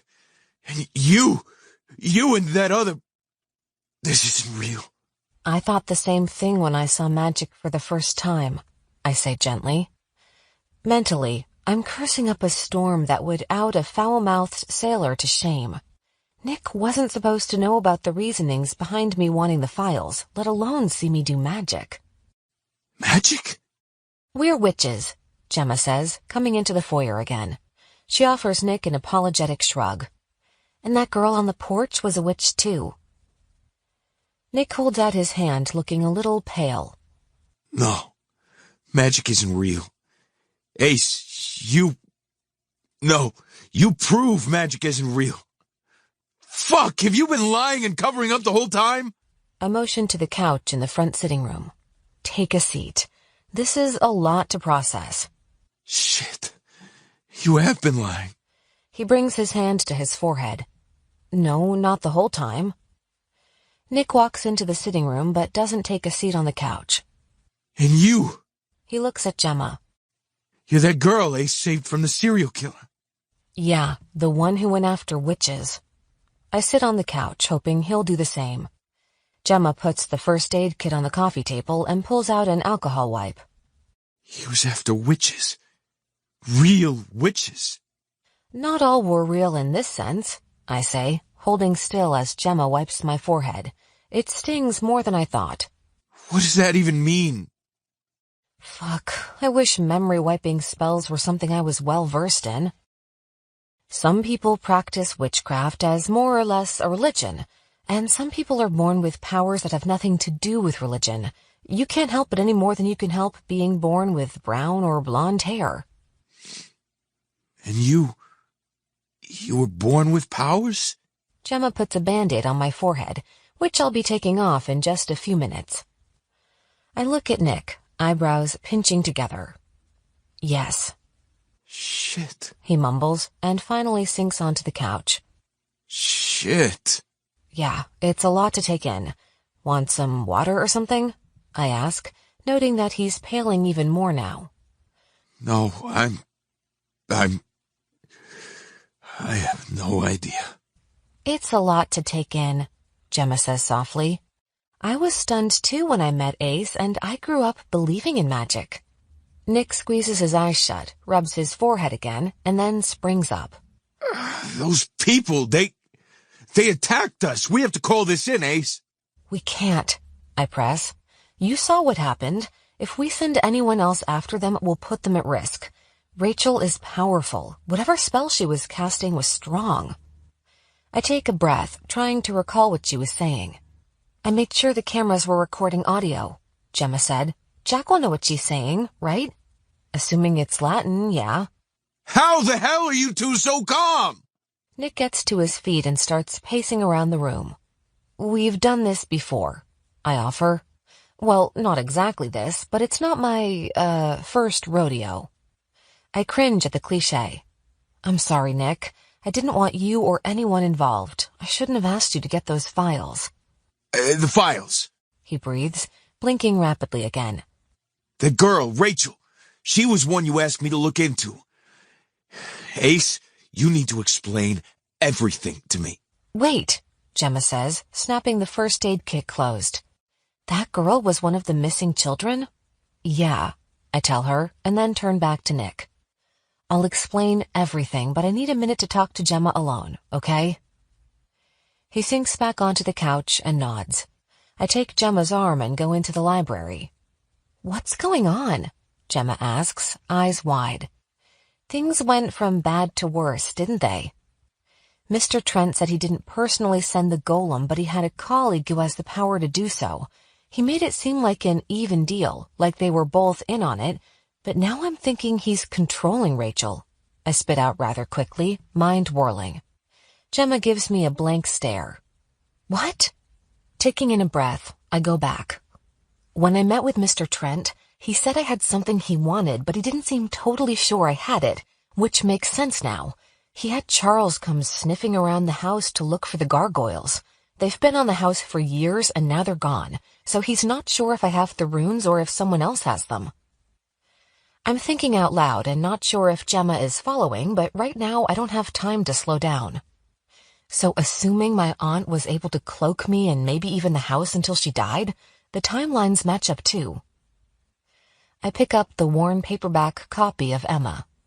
Those other kids, they didn't have anyone else to take care of them after their parents died. And I didn't either, not in the sense of someone who could really love and protect me. I stayed with my dad's brother and his wife until I was old enough to move out. I would have been another perfect target, but my aunt... I look around the library feeling a little teary-eyed for some reason. She stayed away, but she kept me safe. And I guess her staying away was to keep me safe too. How does Rachel fit into this? Gemma asks, nervously twisting her hair between her fingers. Mr. Trent knows about the demon. He knows how it kills, and I think they're working together. Working together? Gemma echoes, looking even more terrified. Yes, he said he likes magical items because they're worth a lot and can come in handy. Oh my God. What? I think he's collecting magical children, not the demon. Gemma brings her hands in. Why? I'm not sure. To use? I mean, having your own personal witch is like having a magical arsenal at your beck and call, isn't it? He doesn't have powers himself, does he? I shake my head. He said he doesn't. So we're looking at an extreme case of Napoleon syndrome, but instead of feeling inferior for being short, he feels like he needs to have powers. Yeah, in a sense, I think so. And if you think about how much money people make in human trafficking, think about how much more you'd get when you're auctioning off children with magical powers. That's why he needed the parents out of the way. The children might not have a handle of their powers yet and can't defend themselves. My throat thickens. And it's easier to brainwash someone young, make them think he really loves them or something fucked up like that. So he had Rachel's parents killed and then kidnapped her? I pull my lips around my teeth as I think. She ran away, and maybe she really did. Maybe he offered her protection, told her lies, lured her in. This is so fucked up, Ace. Yeah, it is. I hug Emma against my chest. And now I have Nick to deal with. He's kinda cute, don't you think? I raise an eyebrow at Gemma. I guess so. With a sigh, I set Emma down. I haven't told Gemma that this Jason Trent guy is also after the guys. She's been a trooper through all this, but I don't want to freak her out. I need her help. That was really smart thinking about the salt, I tell her. Thanks for saving us. I couldn't just stand back and watch you get squished to death.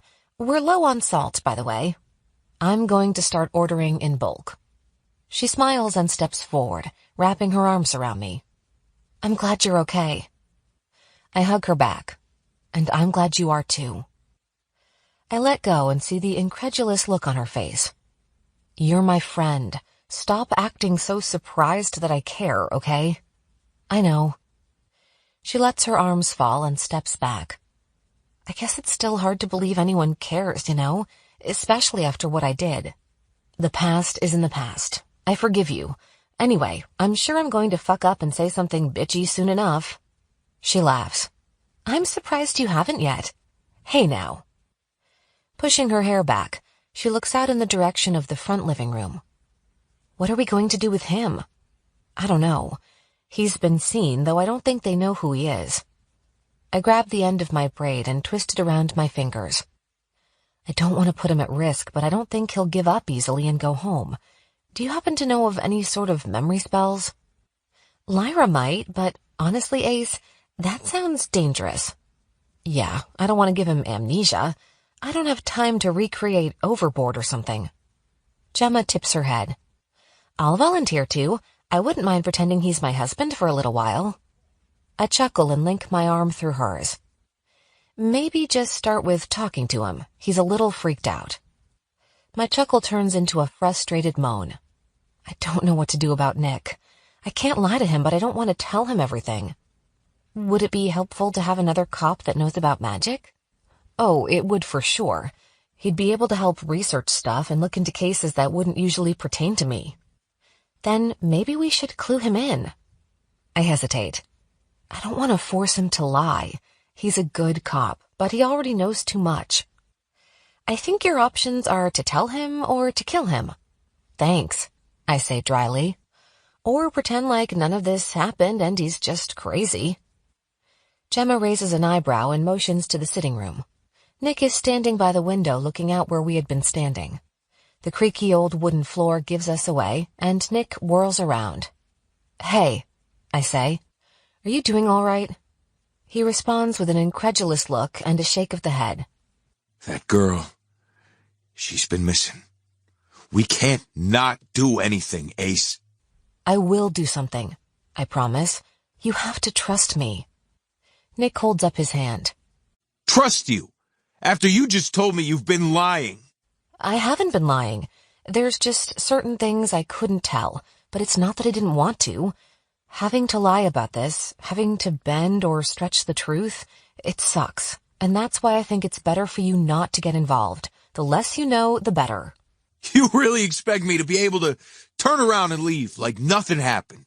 Of course not, but I think it would be best. Nick looks from me to Gemma and back again. No way. I told you, Ace. We've got your back. Whatever I can do to help, I'm going to do it. Okay. I swallow hard, pushing the lump in my throat back down. This is a bad idea. It's going to lead to him getting hurt or killed. Chapter 16. I put water in the coffee pot and plug it in. I've already had enough caffeine for the day, but there's something comforting about sipping coffee while talking about stressful subjects. And right now, I'm pretty damn stressed. I don't want Nick involved, but honestly, I could use the help right now. If Jason Trent is kidnapping children, he needs to be stopped as soon as possible. So the kids that died, Gemma starts as we catch her up to speed. Was it murder too? I shake my head, flipping through the files that Nick brought.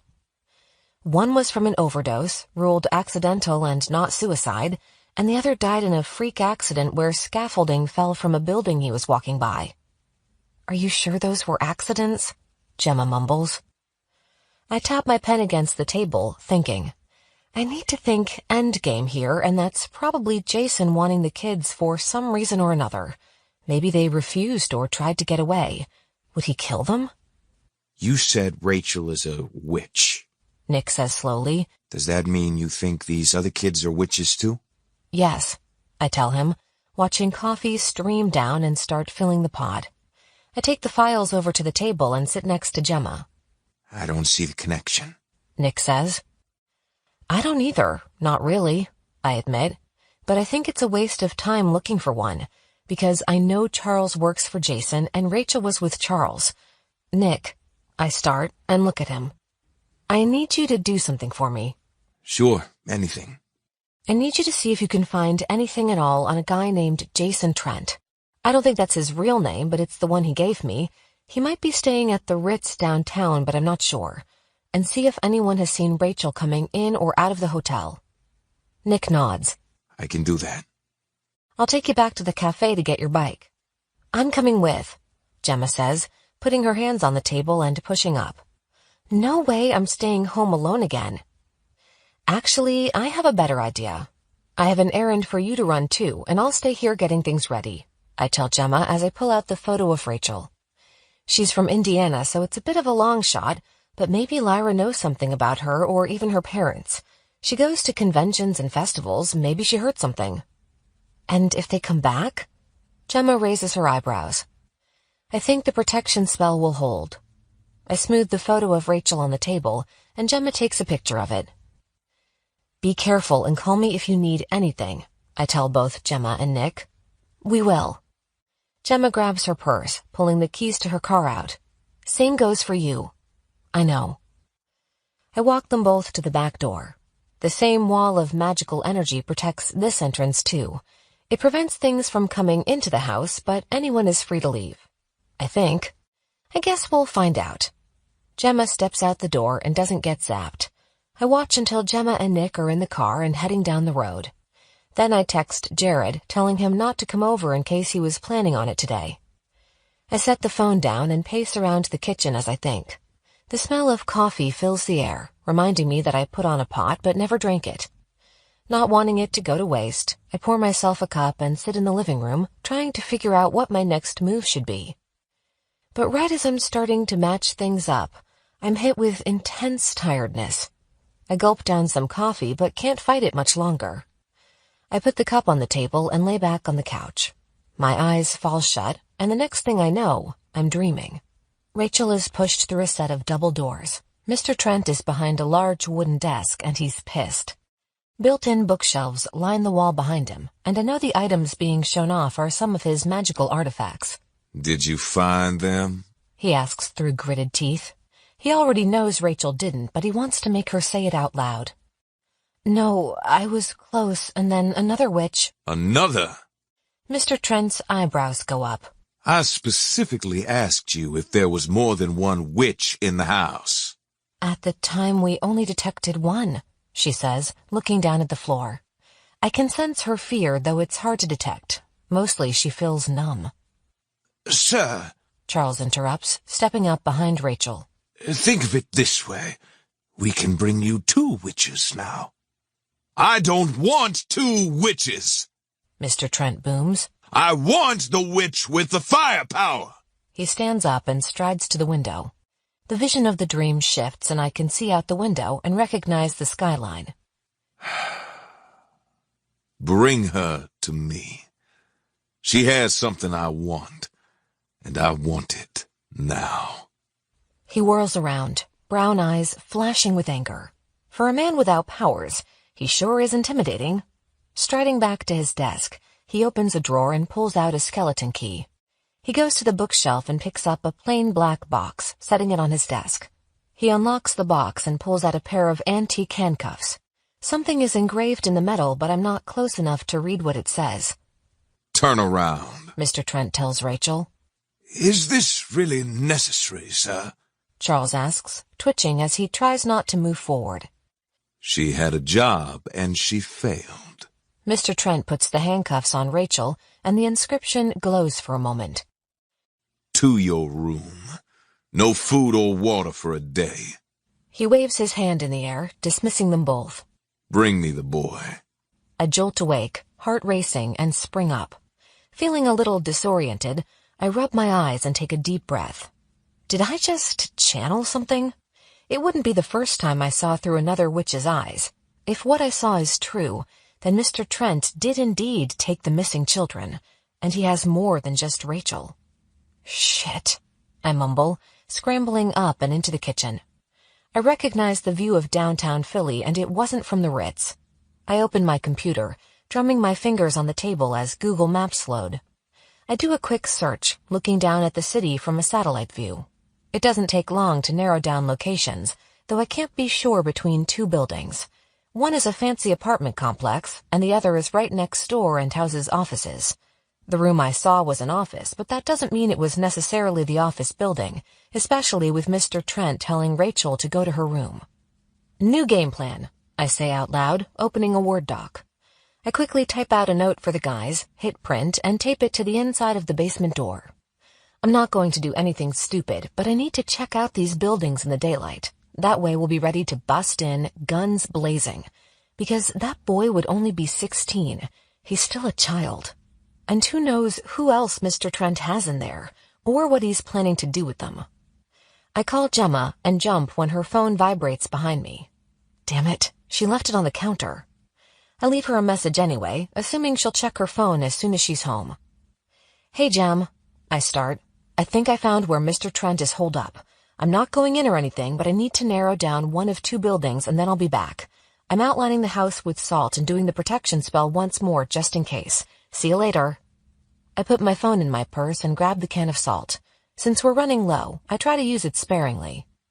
I add a few crystals for extra oomph and gather herbs for a protection spell, setting them all out on the counter just in case. Okay, I say to myself as I tighten the laces on my boots. I use the bathroom, grab a bottle of water, and head out. Clouds start to cover the sun, but we're still hours away from sunset. I get in my car and tear down the driveway, turning onto the street.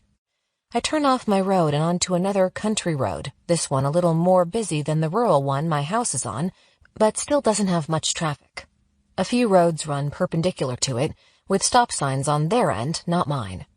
Usually, I'm always aware of what other cars are doing, but right now I'm too distracted to realize the truck barreling down the crossroad isn't slowing down, and I don't notice until it's too late. Chapter 17. My head aches. I slip my eyes open, trying to make sense of things. I'm in pain, everything is dark, and I can't move. What the fuck is going on? Where am I? I open my mouth and my voice comes out hoarse and muffled. Hello? My throat burns and the taste of blood is on my lips. I force my eyes open and think for a moment that I've gone blind. And then everything comes rushing back to me. I was speeding into town and a truck ran a stop sign. It T-boned me on the passenger side, and the last thing I remember is the airbag going off. Then everything went black. And it's still black, but not because I'm blind. It's because I'm in the dark wherever I am. I'm on the floor, and it's cold and hard beneath me. My hands are bound behind my back, and the blood I'm tasting is coming from my nose. I'm really tired of waking up tied up. I shake my head to try and get the hair out of my face, but it's stuck in dried blood on my cheeks. I do a quick check to survey the damage. I'm beat to hell, but able to move. Well, as good as I can, since my hands are in cuffs behind my back. Pushing up onto my feet, I slowly inch forward to see how much room I have. I flex my fingers and bring in energy around me, sending it to my hands to start a magical fire, melt the metal cuffs, and get the fuck out of here, but I can't. Fuck me, I mumble, and spit out a chunk of dried blood that was stuck to my lip. The cuffs I saw in the dream had some sort of inscription on them. I couldn't read it, but I figured that it was able to block out powers. It worked on Rachel, and now it's working on me. Okay, stay calm. I'll figure this out. I know where I am, more or less, since Mr. Trent is the one who owns these fucking handcuffs. I'm in one of the buildings I was going to investigate. Probably, maybe, or I could be any fucking where. I don't know what time it is, but I do know come sunset, The guys will come looking for me, and I can't let them. They are what Trent wants. I slide 1 foot forward, feeling around the room. I bump into a wall and move down it until I come to another wall, and eventually a locked door. I think I'm in a large closet, and as far as I can tell, there's nothing in here with me. Stay calm, stay calm. If I panic, it'll call the guys to me faster. Someone will find me. I left Gemma a message and a note on the basement door. My car has to be on the side of the road, and evidence from an accident will be apparent to whoever drives by. It's not like I can just disappear like the rest of the magical children. Leaning against the wall, I sink down to my butt and bring my legs up to my chest. In a move I have only seen done in movies, I painfully pull my legs through my cuffed hands so that my arms are no longer bound behind me. Going back to the door, I try the knob. It's locked, and I can feel a deadbolt above it. The door is solid. If I try to break it open, I'll end up hurting myself, and I need my physical strength. Without my powers, it's all I have. I crouch down by the door and put my ear up to it, listening. At first, I hear nothing. Time passes. Maybe minutes went by. Maybe an hour. I'm completely in the dark and started to feel disoriented. And then someone walks down a hall. Their footsteps reverberate through the room, and muffled voices get louder and louder. Suddenly, bright lights turn on above me. I squeeze my eyes closed, getting hit with a sharp pain in my head from the sudden brightness. Slowly, I open my eyes, trying to get my vision to adjust as fast as possible. The first thing I notice is that I'm covered in my own blood. My nose must have started bleeding when the airbag went off, and blood dripped all down my front. Pieces of glass cut my forearms, and now that I can see the angry red lines on my skin, I can feel the pain. The deadbolt shoots back and I scramble up, heart racing. Charles opens the door, eyes widening when he sees me. He steps aside and motions for me to leave the empty closet. Stepping out, I set foot in the big office I saw in my dream. It's exactly the same as I saw it, and Mr. Trent is sitting behind his desk. He's staring into what can only be described as a crystal ball. Ah, Selena. How nice of you to join us. Did you have a nice nap? He stands, buttoning his suit jacket, and comes over to me. Charles puts his hand on my arm and guides me forward, stopping me right in front of Mr. Trent. "Fuck you," I say, and jerk forward, headbutting him hard in the face. He cries out in pain and stammers back, hands flying to his face. Blood drips from his nose, and though the impact hurt my already aching head, it feels good to see him bleeding too. What the fuck? He exclaims, and leans over, blood dripping to the ground. The carpet. He angrily mumbles, and races to his desk. It's 19th century and worth more than your car. My car's not worth shit because you crashed it, asshole, I spit. And you will be buying me a new one, by the way, except bigger. I'm thinking an Escalade or something. Sir, Charles says as he clears his throat and hands Mr. Trent a handkerchief. He takes it and mops up his face. Time is of the essence. What the hell do you want? I demand. You kidnapped me. I'm a cop. You're going to be in serious trouble when I get out of here. Mr. Trent laughs and folds the handkerchief in half, holding it against his face. His voice is muffled, he's bleeding, but he's still smug as fuck. I really don't like the guy. You're free to go, Miss Bissett. He starts. When I get what I want. Then you need to tell me exactly what it is you want. I need to buy some more time. The sun is still up, streaming in evening light from the large window in front of me. I couldn't have been out for long. Oh, you know. I roll my eyes. Obviously, you're not sure I have what you want, and you're trying to bait me into listing off every magical item in my possession. Have a seat, Ace, Mr. Trent says, waving to a leather chair in front of his desk. Charles, who left after giving him the handkerchief, comes back into the room with a damp towel. Mr. Trent cleans up his face and then strides over to the window. There's no legend that's been passed down through my family for centuries. Okay. I look down at the handcuffs. The words are written in Latin, of fucking course. At first glance they look typical, but now I see there's no hole for a key. And the legend says that 4 of our brothers were struck down by a dark magician, held captive for years by the very blood that brought them their demise. Holy fucking shit. Mr. Trent hails from descendants of the Templar Knights. That's why Jacques recognized the symbol. He'd seen it before back in his human days. I swallow hard and force myself to take slow, steady breaths. What does that have to do with me? The Knights spent years trying to find their missing brethren. Loyalty was important to them, and so was vengeance. But nothing was found. No blood, no bodies. It was as if they disappeared. Mr. Trent turns around, taking in a dramatic breath.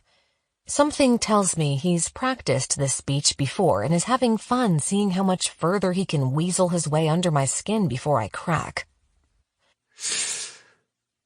I'm a descendant of huge Depans, he says, like that's supposed to mean something to me. And our family never forgot. On the search for our lost brothers, my father before me made it their mission to find and destroy every magical item or being they could. They believed no one should possess the power of magic. It was dangerous. Only God should have that much power. He sits at his chair, turning slightly so he can gaze upon the collection of occult items behind him. I have a feeling I know where this is going, and the outcome isn't favorable. And for centuries, that's what we did. He goes on. Until my great-grandfather realized just how beneficial it could be to use the magical items instead of destroying them. Thanks for the history lesson, Professor, I says, but I still don't see how I fit in here. Just let me go now and I'll make sure you don't end up as someone's butt bitch in prison. You've got spunk, kid. I like that. Kid? I cock an eyebrow. I'm not that much younger than you. He laughs. On the contrary. Take a guess at how old I am. Come on now, this'll be fun. 42. Oh, ouch. He winces. I was hoping to pass for 40. Though 42 is still a far cry away from my actual age of 86. His eyes flash as he waits for me to gasp in surprise and ask how in the world that's possible. Aren't you curious, Ace? Aren't you going to tell me I'm lying? I shrug. You just said you've spent your life collecting magic shit to use for personal gain. I'm sure an anti-aging spell was found somewhere along the way. His face goes slack. You're no fun, you know. So I've been told. All work and no play makes me a dull girl. Dull, but still pretty. Even with blood all over your face. He tips his head, inspecting me. I prefer my women to be a little more curvy with bigger tits. But I'm sure you'll clean up nice. He holds up his hand. Not to worry, you're not my type. But you will look good on my arm when we're in public. What the fuck is he talking about? If he thinks he can keep me like one of his magical relics, he's got another thing coming. I thought you said I was free to go. Oh, you are. But only if you give me what I want. I shake my head. You've been dancing around that since I met you. His lips curve into a smile. You were right, Ace, about me not being sure if you actually have it. You see, throughout my years of collecting, I never lost sight of what got us started in this business.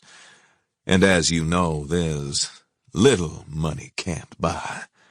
So I hired a historian to go through eons of records. And you know what they found? That narcissistic assholes run in your family? He ignores me. A report of winged creatures of the night plundering villages across Europe. But one thing was the same in all these reports. A pagan sorcerer was said to be behind them all.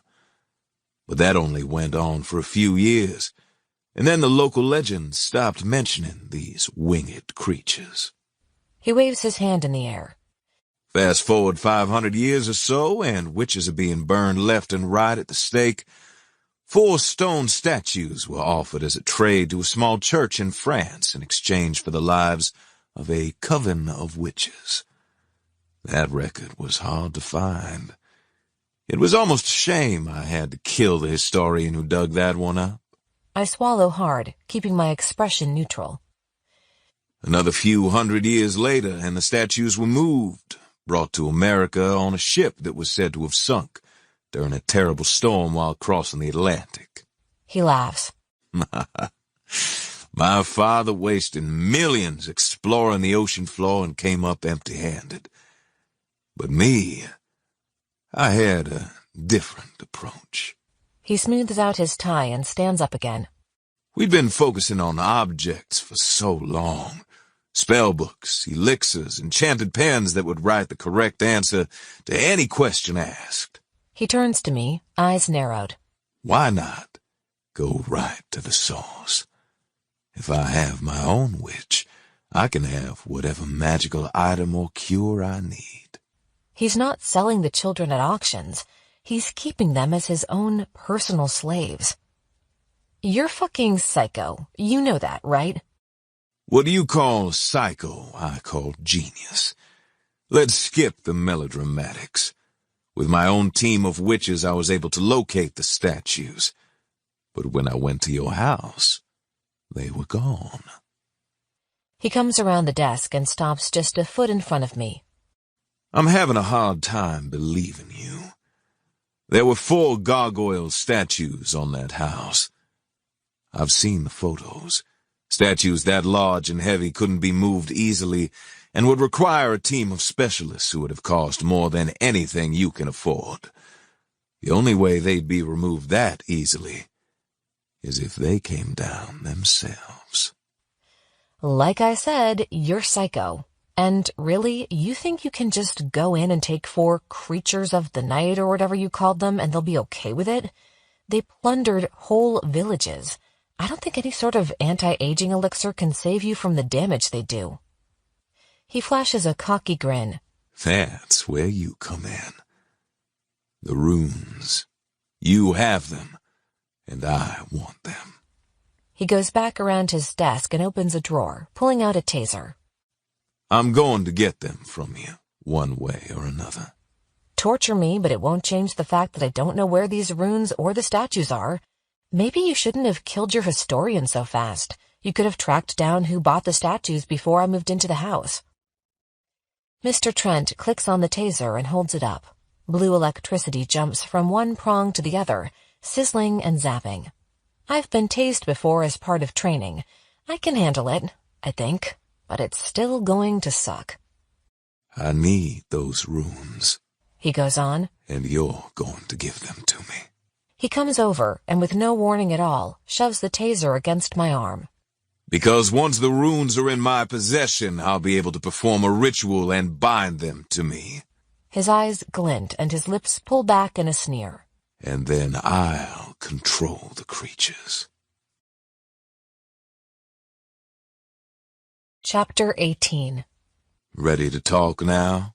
Mr. Trent removes his suit jacket and perches on the edge of his desk. Pain radiates through my head, so intense my stomach churns. After tasing me enough to make me pass out, he left the room, and I woke up with the handcuffs, of course, still on my wrists, but with my arms and legs bound to the chair as well. The sun is setting, sinking lower and lower in the sky, and I haven't decided if that's a good or bad thing yet. The guys will be able to sense where I am and will come rushing to save me. I can see it play out now.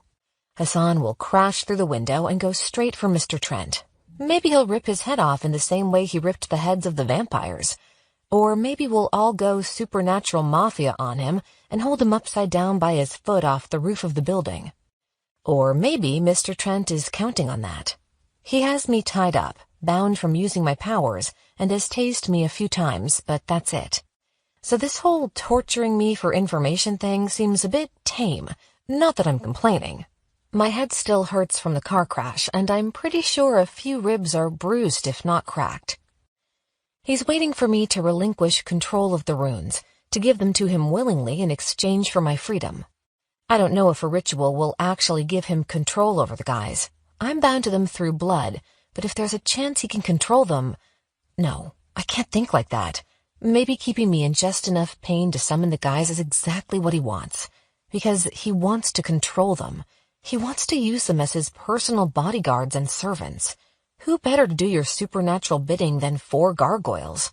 They're strong and fast. They're perfect soldiers to do his evil bidding. Part of me doesn't believe his theory because I'm in possession of the runes and I don't control the guys. Though it's not as if I've really tried. We made a fast friendship that turned into something more, something deeper. I don't want to control them. We work together as a team. But if I did control them, if I could command them to do whatever I wanted, yeah, things could get ugly. I don't have the runes, I say, squeezing my eyes shut. Maybe I'm concussed. Being shocked over and over can't be good for me regardless, and now my vision is getting fuzzy. And if I did, I wouldn't give them to you. Again, you should have spent some more time stalking me to find out this tie-up and torture thing wouldn't work on me. Mr. Trent starts to roll up the sleeves of his button-up shirt. He flicks his eyes to me and smiles, looking amused. That's what you think this is. He finishes rolling up his sleeves and comes over, crouching down in front of me. Sweetheart, if I wanted to torture you, you'd be begging me to kill you by now.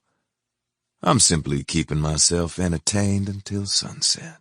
Sunset. Shit, he knows. Which means he'll be ready for them to come save me, because when they do, Mr. Trent is going to try and capture them. Someone knocks on the door, and Mr. Trent gets up to answer. I twist in the chair to try and see who it is, but I'm unable to see past Mr. Trent. A minute or two pass before he comes back with Charles following. Get her cleaned up, Mr. Trent tells him. You know I prefer to look at pretty things. He goes around his desk to the shelves behind it and picks up a ceremonial dagger to use to cut the ropes from my wrists and ankles. Now, before you go thinking you can escape, he starts, flashing the blade in my face. The last remaining sunlight shines on the sharp metal. Without your powers, you are helpless. This place is locked down with armed guards at every exit. Well, I'd like to keep you alive a bit longer. They are on strict orders to shoot anyone who tries to escape. I swallow hard, mind racing. I know I'll get out of here. For every near-death experience I've had, I've always known in the back of my mind that I'll make it out alive. But it's not just me I'm worried about. There are other kids here, and I have to save them, too. This way, miss, Charles says, holding out his hand, motioning to the door. He's holding a gun in his other hand, with his finger resting against the slide and not on the trigger. At least he knows how to properly hold a gun. I walk in front of him, leaving the office and stepping into a bright hallway. We're in the building housing offices, and the whole floor must belong to Mr. Trent. Keep going, Charles says, and we walk until we get to an elevator. He points the gun at me and presses a button. Get in and keep to the back right corner. I'd rather not have to use this. He holds up the gun. Never was a fan of these things. I narrow my eyes and try to get a read on him. Working for Mr. Trent makes him just as bad. Sitting back and doing nothing while others do bad things is doing a bad thing. How many others are there? I ask, carefully adjusting the cuffs on my wrists so they stop digging into my skin. Others? Other witches. How many others has Mr. Trent kidnapped? Kidnapped is a strong word, Charles says, and I roll my eyes. Kidnapped, manipulated, whatever. How many others? Charles's eyebrows go up. Trying to determine your odds of escaping. Something like that. He chuckles. You're outnumbered. I'll leave it at that. Son of a bitch. There are more than Rachel and the boy. How are you okay with everything he does? Don't you have any sort of heart? Charles polishes the gun with the sleeve of his black suit jacket. I did, and then witches killed my sister. The elevator stops at the top floor, and Charles points the gun at me again. Get out and walk straight through the foyer. I do as I'm told, looking around the swanky penthouse as I walk. Everything is stark and modern, with random artifacts displayed on pedestals protected from human contact with thick glass. This place looks more like a museum than a house, and it's just as cold as on. There's nothing homey or welcoming about it, which fits Mr. Trent perfectly. The second door on the left. Charles stops and points to it. Go in and get yourself cleaned up. You have 3 minutes. I step into the bathroom, and the door shuts behind me as soon as I do. Right away, I comb everything over. I need to get these cuffs off, but I don't know how. There's not even a keyhole to try and pick it. The bathroom is empty and looks like something that should be attached to a hospital room, not a fancy top-floor apartment. There's a toilet and a small sink with no mirror above it. The single shower head is on the wall next to the toilet, and the drain is in the middle of the floor. There's not even a shower curtain or a toilet paper holder. I turn on the sink to warm up the water and drop down to my knees, trying to look behind the sink for any sort of plumbing I could rip apart and use as a weapon. But I can't because the entire thing is encased in white plastic. I've been inside psych wards before to question people involved in a case more than once, and this is exactly what this bathroom reminds me of. There's absolutely nothing in here that could be easily removed or ripped off. No shower curtain because they pose a risk for self-harmers. No toilet paper holder that could be taken apart and used to cut oneself with. No mirror because glass breaks easily. There's only the necessities. I wash as much blood as I can off my face, watching the red water run down the drain. Carefully, I reach up and feel my head, checking for more wounds. My fingers run over what feels like broken glass embedding in my hairline, and it hurts so much it causes me to whimper in pain. I bring my head down to the sink and run warm water over it, hoping it will flush some of the glass out. It doesn't. After using the bathroom, I go back to the door and push it open. Charles is there holding a towel. He hands it to me and I blot up my face. Fresh blood runs down my forehead. Hold the towel over your wounds. Charles tells me. Mr. Trent likes a clean house. Gently holding the towel against my forehead, I follow him down another hall and into a corner room. Like the bathroom, this room is pretty much empty except for a small bed in the corner. Large floor-to-ceiling windows take up the wall farthest from me, offering a breathtaking view of the city. Rachel sits on the foot of the bed, hands on her knees as she stares out at the city below. Miss Bissett needs tending, Charles says, and Rachel slowly turns around and nods. Have a seat, Miss Bissett. Charles pushes me forward and steps back. Rachel stands, and my gaze goes to her wrists. She's wearing handcuffs. Her powers are bound too. I sit on the edge of the bed and lower the towel. Rachel hardly reacts to the sight of blood. She turns, waiting for Charles to take off her handcuffs. She rubs her wrists once they're off, leading me to believe she wears them all the time when she's not out doing Trent's bidding. Charles puts an old-fashioned-looking doctor's bag on the bed. Without a word, she opens it and pulls out gauze and tweezers and starts picking glass out of my head. I close my eyes and grit my teeth until she's finished. She puts a bandage over my cuts, gently smoothing it out. Thanks, I tell her, and she looks surprised, as if no one shows her kindness anymore. I'll get you out of here, I whisper. And the others. How many are there? Her eyes widen a bit, and she looks at Charles, too afraid to speak. Are you done? Charles asks. He's been standing in the doorway the whole time, watching. Yes. Rachel steps back, puts the tweezers back in the bag, and holds out her arms, waiting to be recuffed. This is so fucked up. Charles takes the bag and then my arm, tugging me up. Come along, Miss Bissett. I stand and start to walk out. 4, Rachel says when I'm almost to the door. I whirl around and her blue eyes are full of fear. What was that? Charles asks. 4, Rachel repeats, and I know exactly what she's talking about. There are 4 other magical children here. I have my work cut out for me. She had 4 pieces of glass in her head. I neither need to know nor care, Charles says. I steal one last glance at the horizon before I leave. The sun has officially set. Back to Mr. Trent's office. Charles tells me. And, dear, It would be in your best interest to tell him where the rooms are. Mr. Trent has a way of getting what he wants, one way or another. I don't know where they are, I press. Charles ignores me and points the gun in my direction. With a huff, I continue down the hall and into the elevator, going back to Mr. Trent's office. Charles stops outside the door, waiting for me to go in first. As soon as I set foot inside, something rushes through the door and slams into me. I fly backwards into a wall, and my head goes back, hitting a picture frame with a sickening thud. The frame comes off the wall and crashes to the ground. Broken glass shatters around my feet. Before I have time to gather my composure, I'm hit hard in the stomach. I fall to the ground, and the broken glass bites into the palms of my hands. The same black shadow advances again, shoving me over and kicking me in the ribs. I cry out, pain radiating through my entire body. Every breath hurts. If my ribs weren't broken before, they are now. Pretty cool, huh? Mr. Trent's voice comes from the shadow figure. He pulls off an amulet, and his body comes back into view. I found this beauty in Japan nearly 20 years ago. Comes in handy every now and then. Want me to try it out again? Wheezing, I push myself again, handcuffs digging into the flesh on my wrists. My vision is fuzzy, and it doesn't help that the only source of light in this room is the uplighting in the bookshelf.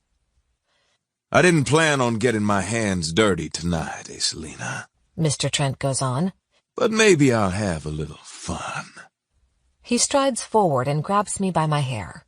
Yanking me forward, he pulls me right through the broken glass again. I've never been in this much physical pain in my life, but my will is still strong, and it'll take killing me to get to my guys, because I love them more than life itself, more than my life. And this suit? He shoves me to the ground. This suit was a special order. I can't imagine my tailor will be too happy to hear I got blood on it. Then change, dumbass, I say through gritted teeth. Mr. Trent laughs. Ha ha ha. You know, I'm starting to like your spunk. It's a nice change from the witches I usually deal with. You mean the children you kidnap and brainwash? Mr. Trent goes back to the bookshelf and picks up the same dagger he used to cut the ropes. I slowly inhale, doing my best to ignore the pain in my ribs. I stagger to my feet and blink blood hard to focus my vision. The world spins around me, and I might fall over and collapse at any second, but not yet. Mr. Trent looks out the window at the night sky, and that's all the hesitation I need. I rush forward, slamming into him with my shoulder. He's taken off guard and pushed back. The dagger falls from his hands, and I kick it across the room. He makes a move for the dagger, and I pick up the amulet that he left on top of his desk. My hands are still bound together in the handcuffs, binding my powers. I have no idea if the amulet will work or not, but I'm going to find out. I lean my head down and slip it over my head. The world around me goes silent and dark for a moment, and then everything fades back into view. I look down at my hands and see them start to fade again. The cuffs are blocking out the magic of the amulet, but not entirely. I reach up, taking a hold of the charm hanging around my neck, and squeeze it in my hand. The last thing I want to do right now is stop, close my eyes, and shift my attention away from Mr. Trent, but if I can go all shadow ninja like he did, I have a chance of getting out of here. I pull in energy around me, feeding it to the amulet. Everything goes dark again, and the world turns black again, but only for a few seconds. Come on, come on. I pull in more energy and look up, seeing Mr. Trent grab the dagger. He brings his arm back, making a move to throw it at me. Now. I feel more energy swarm in. The room goes dark again, but this time I can see. I make a run for it, narrowly avoiding being hit by the dagger Mr. Trent just threw. It hit the bookshelf and clatters to the ground. 2 of the gems that were embedded in the hilt pop out and roll across the floor. Damn it! He yells, and I'm not sure if he's mad about missing me or damaging his priceless dagger. I dodge behind the desk and risk another few seconds to power the amulet. This time, a wave goes through me and I become the shadow. The handcuffs slip from my wrists, clattering to the ground. A sudden surge of energy flows through me, and my fingertips spark. What the? Mr. Trent stops dead in his tracks. It ends now, I say, voice echoing throughout the room. No anti-aging potion can help you now. I run across the room, liking how fast this amulet makes me. I just might keep it. Mr. Trent holds up his hands, edging closer to his desk. You won't kill me. You're a cop. Not today. Fire erupts from my hands, and Mr. Trent falls to the ground, covering his head. I want to burn him. I want to hear him scream. But I need him alive if I want to kill the demon that murdered my parents. You messed with the wrong witch, asshole, I say, and turn, setting fire to his bookshelf. No! He screams and jumps up, reaching through the flames to grab a large, leather-bound book. Do you have any idea what you've done? My ears start to ring, and the pressure from the amulet gets too heavy. This thing wasn't meant to be worn for long periods of time, and I'm still weak and depleted of magical energy. I have to take it off before I pass out. I turn around, holding a ball of fire in one hand, and pick up the magical handcuffs in the other. I bring them to the flames and watch the fire grow hotter and hotter in my hands, melting the metal. The fire alarms start to sound, and water from the overhead sprinklers rains down on us. The pressure is building up fast, and I'm struggling to stay on my feet. Blobs of melted metal fall to the floor around my feet, and I let go of what's left of the cuffs, putting the fire out by closing my fists. I yank the amulet off and take in a deep breath. I just need a minute, and then I'll put the thing back on and can leave, coming back with reinforcements. But before I can turn to make it out the door, I feel him. He's coming to save me, but all I can think is, oh shit. I stumble, feeling weaker by the second, and shift my eyes to the window. It's dark outside, but I can see his large outline coming closer and closer. Get her! Mr. Trent yells, and everything happens all at once. Jacques crashes through the large windows, sending shattered glass flying. Stars dot my vision, and the amulet falls from my grasp. And then something hits me in the arm, sharp and stabbing like a needle. Ace. Jacques breathes, striding forward. Oh, God! Someone behind me shouts. I tear my eyes away from Jacques and look at my arm. I've been shot, but not with a bullet. They fucking tranquilized me. I pull the dart out of my arm, but I know it's already too late. Jacques gets to me right as I pass out. Chapter 19. Jack. I can hardly open my eyes, and moving, forget it. My arms feel as if they weigh 100 pounds each, and my legs are too heavy to even wiggle. The room is dark again, but this time, light spills in from a large window across from me. I'm on the floor, that much I can tell, and my wrists are bound together once more. I'm here, Ace. Jacques' voice comes from the dark, and it's the best thing I could ever hear. I'm not leaving you. He moves, trying to get closer, and the sound of chains dragging across the floor echoes through the empty room. What happened? You were drugged. His fingertips brush over mine, and I don't understand why he's not coming closer, why I'm not nestled in his arms, taking solace in his embrace. So was I.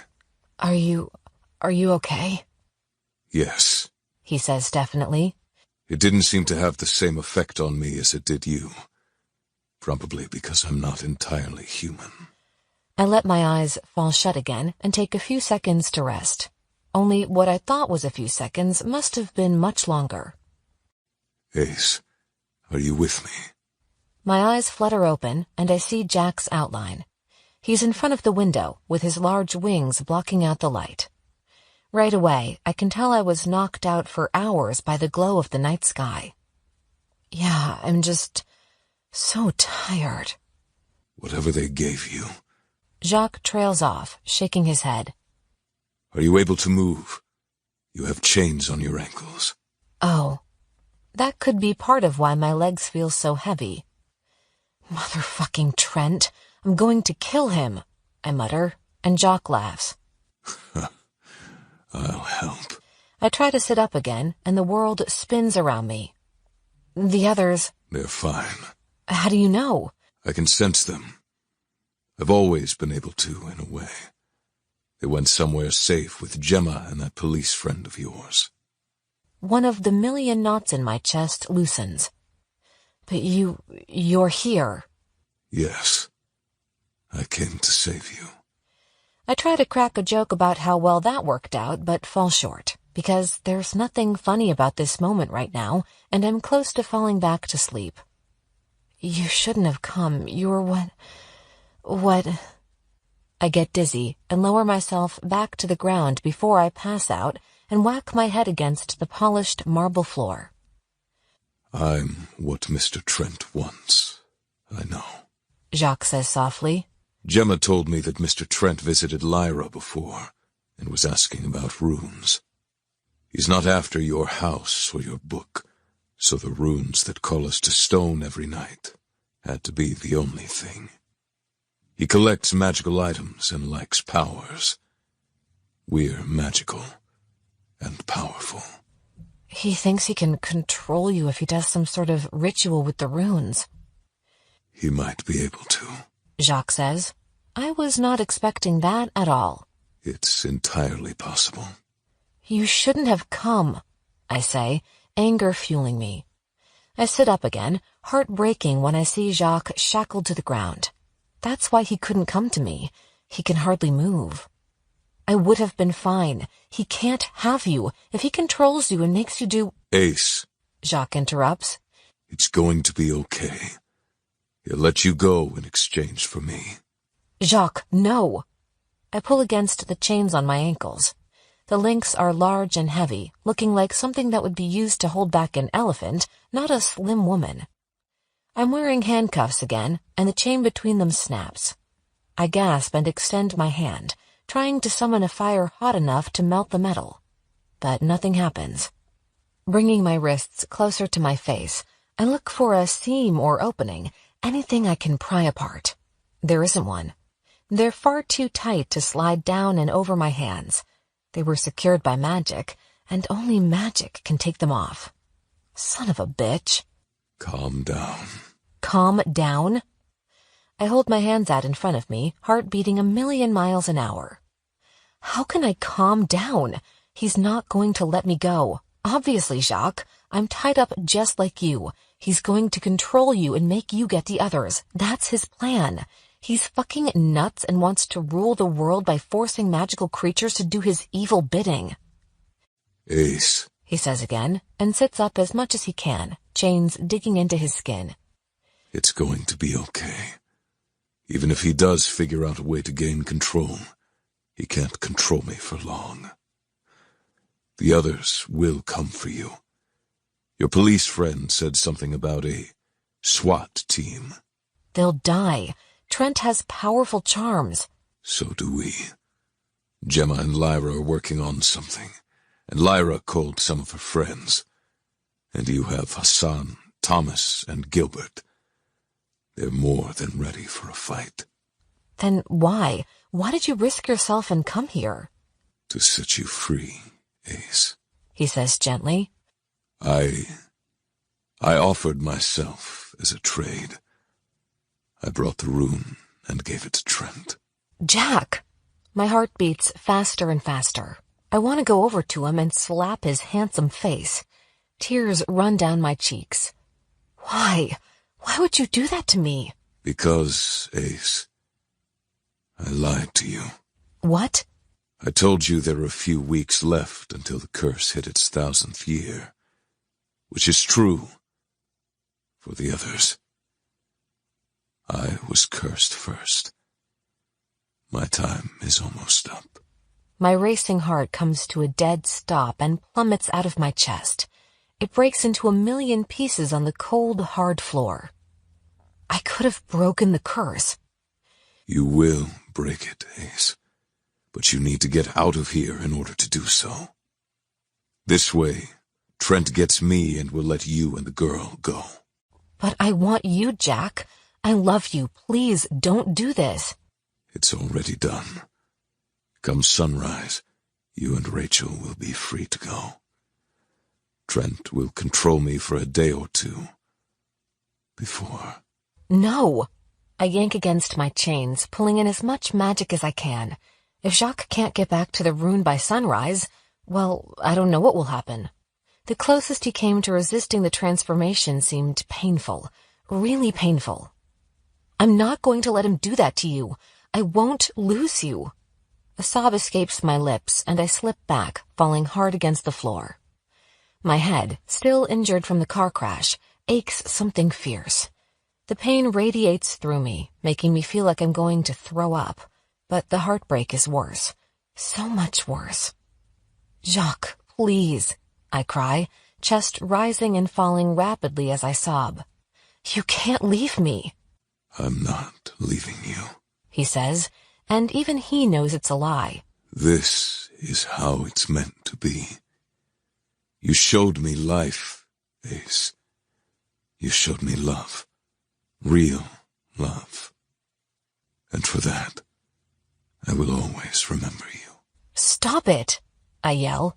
Stop talking like you're saying goodbye. This isn't how it ends. That's not us. We'll find a way. Break out at the last minute and fly home. I'll break the curse and we'll be together. I need you. You don't need me. You're strong, Ace. And I don't just mean with magic. You're the strongest person I know. You'll get through this, and you won't be alone. You have many people who love— Shut up, I scream. Just stop. Stop saying goodbye. We have the chance to say goodbye. We should take it. No, we shouldn't, because this isn't goodbye. This isn't how things end. It can't be. I pull myself up, crying so hard my vision is blurred with tears. I need to take a breath, calm myself down, and concentrate on pulling in every single bit of energy I can so I can burn this place to the ground. I'm not losing Jacques. Ace, he soothes again. This is the way our story was meant to end. No. I yank against the chains, pulling over and over until I'm exhausted and can hardly move. The sedative is still coursing through me, making me weak. I fall back, vaguely aware of how cold I am, and suck in air. My throat burns, my lungs hurt with every breath, and I've never had a worse headache in my life. But I won't let it stop me. I ball my fist and turn my hand up, and then whack the metal cuff against the floor, over and over. Something sizzles inside the metal, glowing red for a split second. I'm breaking it. Ace! Jacques calls. You're hurting yourself. It doesn't matter. I'm getting us out of here. The door opens behind me, and I stop, twisting around to see Rachel standing in the threshold. She's holding a bowl of herbs in one hand and a candle in another. Her eyes meet mine. I'm sorry, she whispers. She puts the candle into the bowl, and purple smoke swirls out, surrounding me and making me fall asleep. Ace. Jack. My eyes flutter open, and I inhale, temporarily forgetting about my broken ribs. Pain shoots through me, forcing me awake. The glow of dawn illuminates the room. Jacques is standing by the window, wings tucked in tightly against his body. He's not tied up anymore, and his face is twisted in pain. The sun is rising. He needs to go to the ruin and turn to stone for the day. Get her up. Mr. Trent's voice is like a knife to the heart. With a whimper of pain, I push myself up and turn to see him standing a few feet behind me, holding a rune in his hand. Did he really get control? My heart skips a beat. If Trent does have control, I know exactly what he's going to do. He's going to force Jacques to kill me. Jacques rushes forward, dropping to his knees. Oh my God, he does have control. Tears well in my eyes. I failed the guys. Gently, he scoops me up and holds me close to his chest. I'm not chained to the floor anymore, but I feel as if I am. I'm going to lose Jacques. I'm so sorry, I whisper as the tears fall. I should have broken the curse before, and none of this would have mattered. You wouldn't have been able to save those kids if not. You still think I'll get through this? You still think I'll get out alive? He presses his lips to mine. I know you will. He winces, body twitching on its own accord. He's resisting turning to stone, which I've only seen him do once before. It's incredibly painful. "You have to let him turn," I yell to Mr. Trent, "or you'll kill him." He looks me right in the eye and smirks. Not before he kills you. Holding up the rune, he flicks his gaze to Jacques. Finish her. Brushing lint from his suit jacket, he pushes off the wall and goes out the door, shutting and locking it behind him. Jacques turns his head, jerking away from me. He lets me go, and I fall to the floor with a heavy thud. I hurt all over, and it's a struggle to get any air. Ace, I can't. I push up, hands slipping out from under me. My chin hits the floor, and my teeth click together. "Jack," I pant, pushing myself up again. "You can fight this." Ace, I don't think I can. I blink, trying to focus my vision. And then I realize he's not talking about fighting against Trent's orders. He's talking about being able to fight the resistance to go to the rune and turn to stone. Trent doesn't have control over Jacques at all. Jacques was faking it, giving Trent exactly what he wanted. But Trent doesn't understand, or care, that Jacques needs to go to the rune. He's locked in this room away from it, and if he doesn't go to the rune and turn to stone for the day, I have no idea what will happen. Jacques goes to the door and claws at it. His fingers are turning into the talons he has when he's in stone, and his skin is quickly losing color. "Jack!" I cry, finally pushing myself up onto my feet. I stagger over to him, taking a hold of his hand. "What's happening?" I have to go to it. He pants, and his eyes lose all their color. His hair starts to harden, and he's jerked back, twisting and falling down, being forced by magic to take on the crouched position he sits in when he's in stone. Ace, He says, struggling to get the word out. I love. He doesn't finish his sentence. He turns into stone, face twisted in pain. He's half crouching, half reaching for me. My bottom lip quivers and my hands shake. He's stone again, but not the way he normally is. Will he wake up? "Jack," I whisper, gently cupping my hands around his face. He doesn't look like himself anymore, but is the monster the curse turned him into. "I'm going to get you out of this," I promise, but as soon as the words leave my lips, the stone on his chest starts to crack. "No, no, no!" I put my hand over it, trying to keep the stone from cracking even more. A big chunk comes out, clattering to the floor. I pick it up and try to put it back with no avail. "No, Jack, no!" I cry, desperately trying to keep him from crumbling apart right before my eyes. He starts falling apart faster than I can pick up the pieces, and suddenly, his whole form collapses into a million little pieces. Chapter 20. I stand there, eyes wide with horror, too afraid to look down at the broken pieces, at all that remains of the man I love. Ace. I blink. I'm hearing things. Ace. Then someone grabs my ankle. Gasping, I look down and see Jack laying on the ground, blinking dust from his eyes. "Jack!" I drop down and wrap my arms around him. "You're alive!" He pulls me to him, holding me close. I slide my hands down his back, breathing in powder from the broken stone. It makes me cough, but I don't care.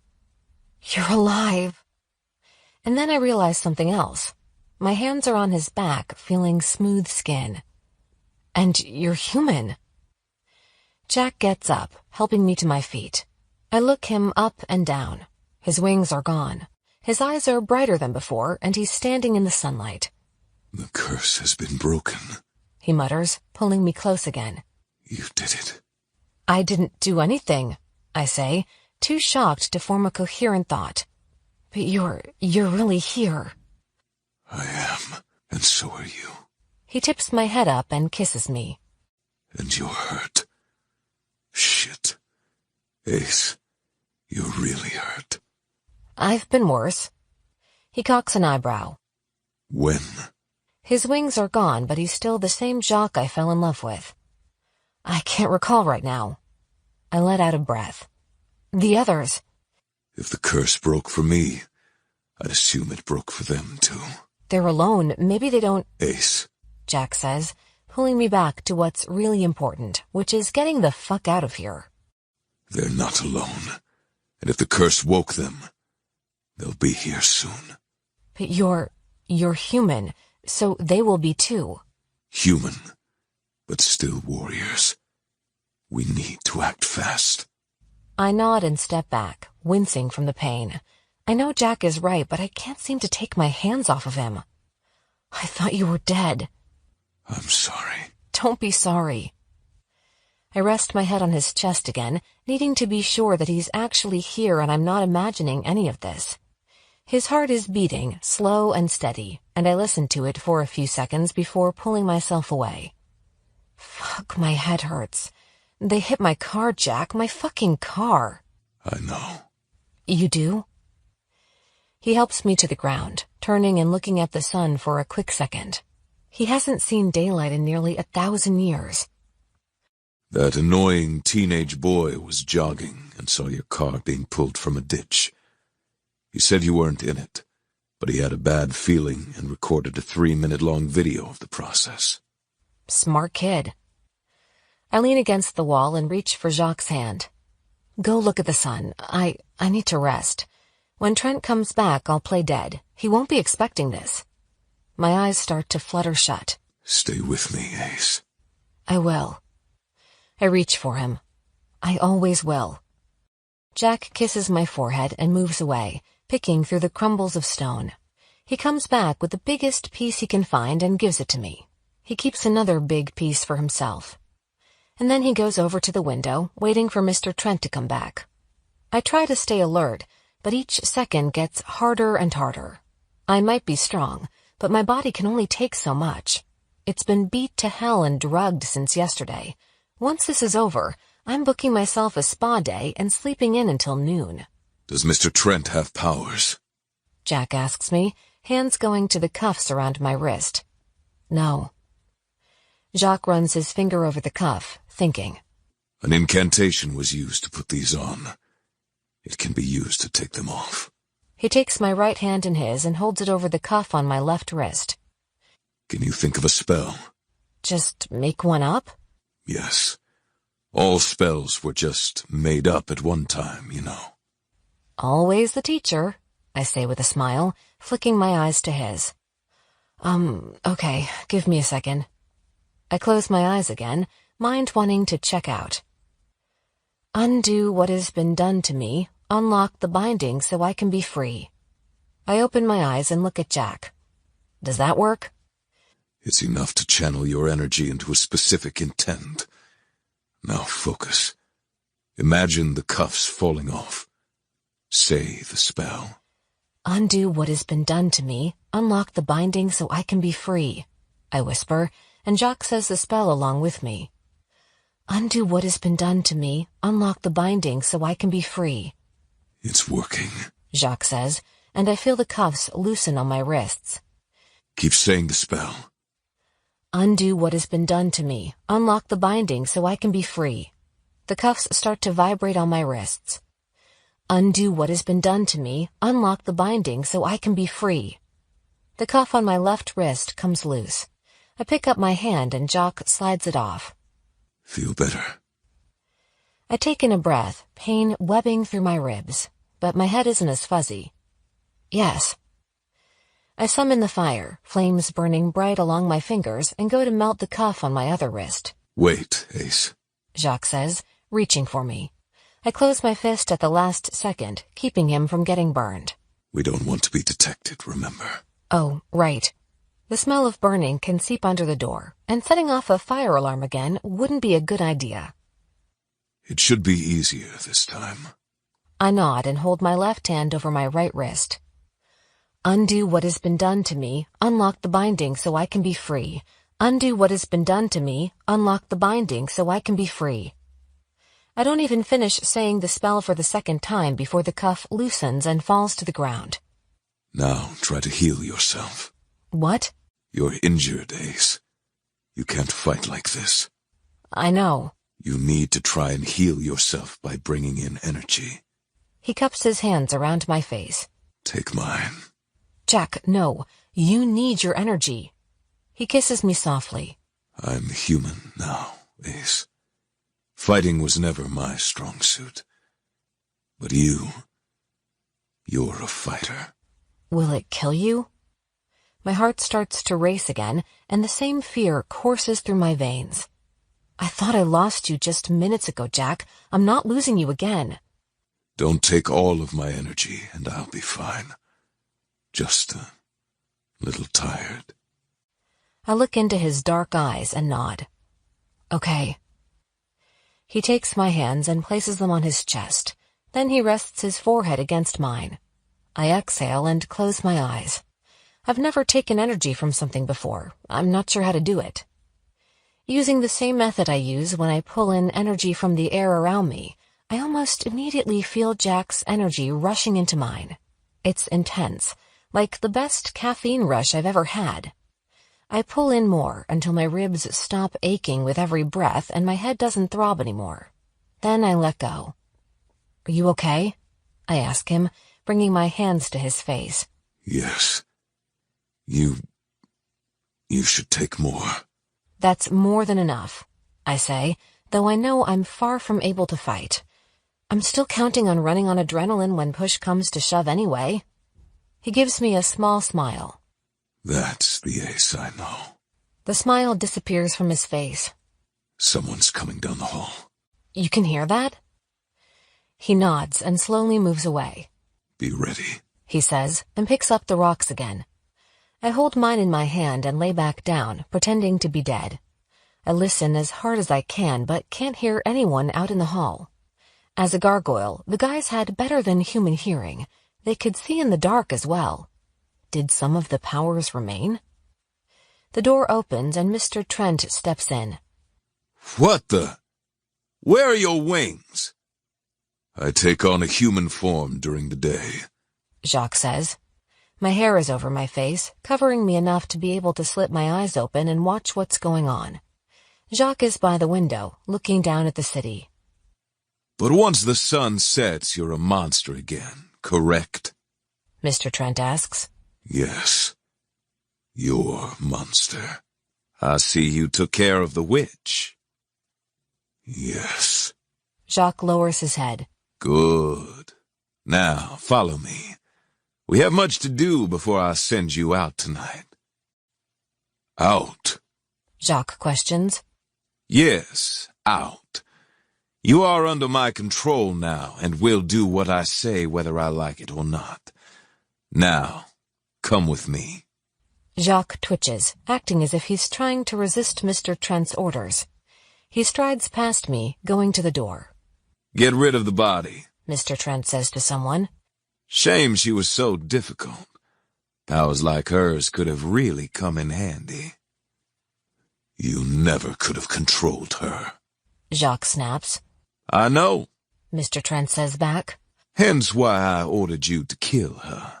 His voice gets quieter as he moves out of the room. I lay still, waiting and holding my breath.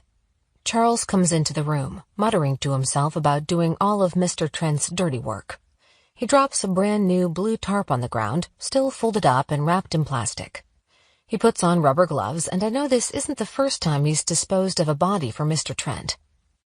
Carefully, I start bringing my arm up while Charles's back is turned. He drops a bottle of bleach onto the floor and lets out a sigh, sounding annoyed. At least there's not much blood, he mutters to himself, turning back around. I freeze, holding my breath and trying as hard as I can to ignore the stabbing pain it's causing my lungs. He crouches down, picking up the tarp and opening the packaging. As he lays it down next to me, I squeeze my eyes shut, pull in as much energy as I can, and spring up. What the hell? Charles exclaims, falling backwards and landing on his ass. Fire surrounds both my hands, and the piece of stone closed in my grasp glows red with heat. Like I said, I take a step closer to him, and he tries to scramble away. You guys messed with the wrong witch. I reach forward with my free hand, bringing the flames closer and closer to his face. Right before the fire touches his flesh and burns him, I close my fist and put out the flames. I'm low on energy, hurting bad, and won't be able to hold my own in my current condition. I put my hand on top of Charles's head and pull from his energy. He reaches up, trying to swat me away. I bring my other hand, the one still surrounded by fire, closer. Flinch and I'll burn you, I say through gritted teeth. Whimpering, he falls still and I pull in more energy. His body starts to slump down, but I don't stop, not until I can take in a breath and feel no pain. Charles's eyes flutter, and he feebly attempts to reach a walkie-talkie clipped to his belt. I swat his hand away and lower him to the ground. Sleep, I say, knowing he's so depleted of energy he has no other choice. I take the walkie-talkie from his belt and reach inside his jacket, finding a keyring. Okay, I say, and step back. I put out the fire in my other hand and set the rock down, which is still glowing red. I cover Charles with the tarp and edge toward the door. I'm not exactly sure where I am, and I don't know the layout of this place. I need to stop, think, and come up with a plan, but I also don't have that sort of time. Someone will find out I'm alive sooner rather than later. The doorknob rattles. Well, shit. I guess sooner is happening right now.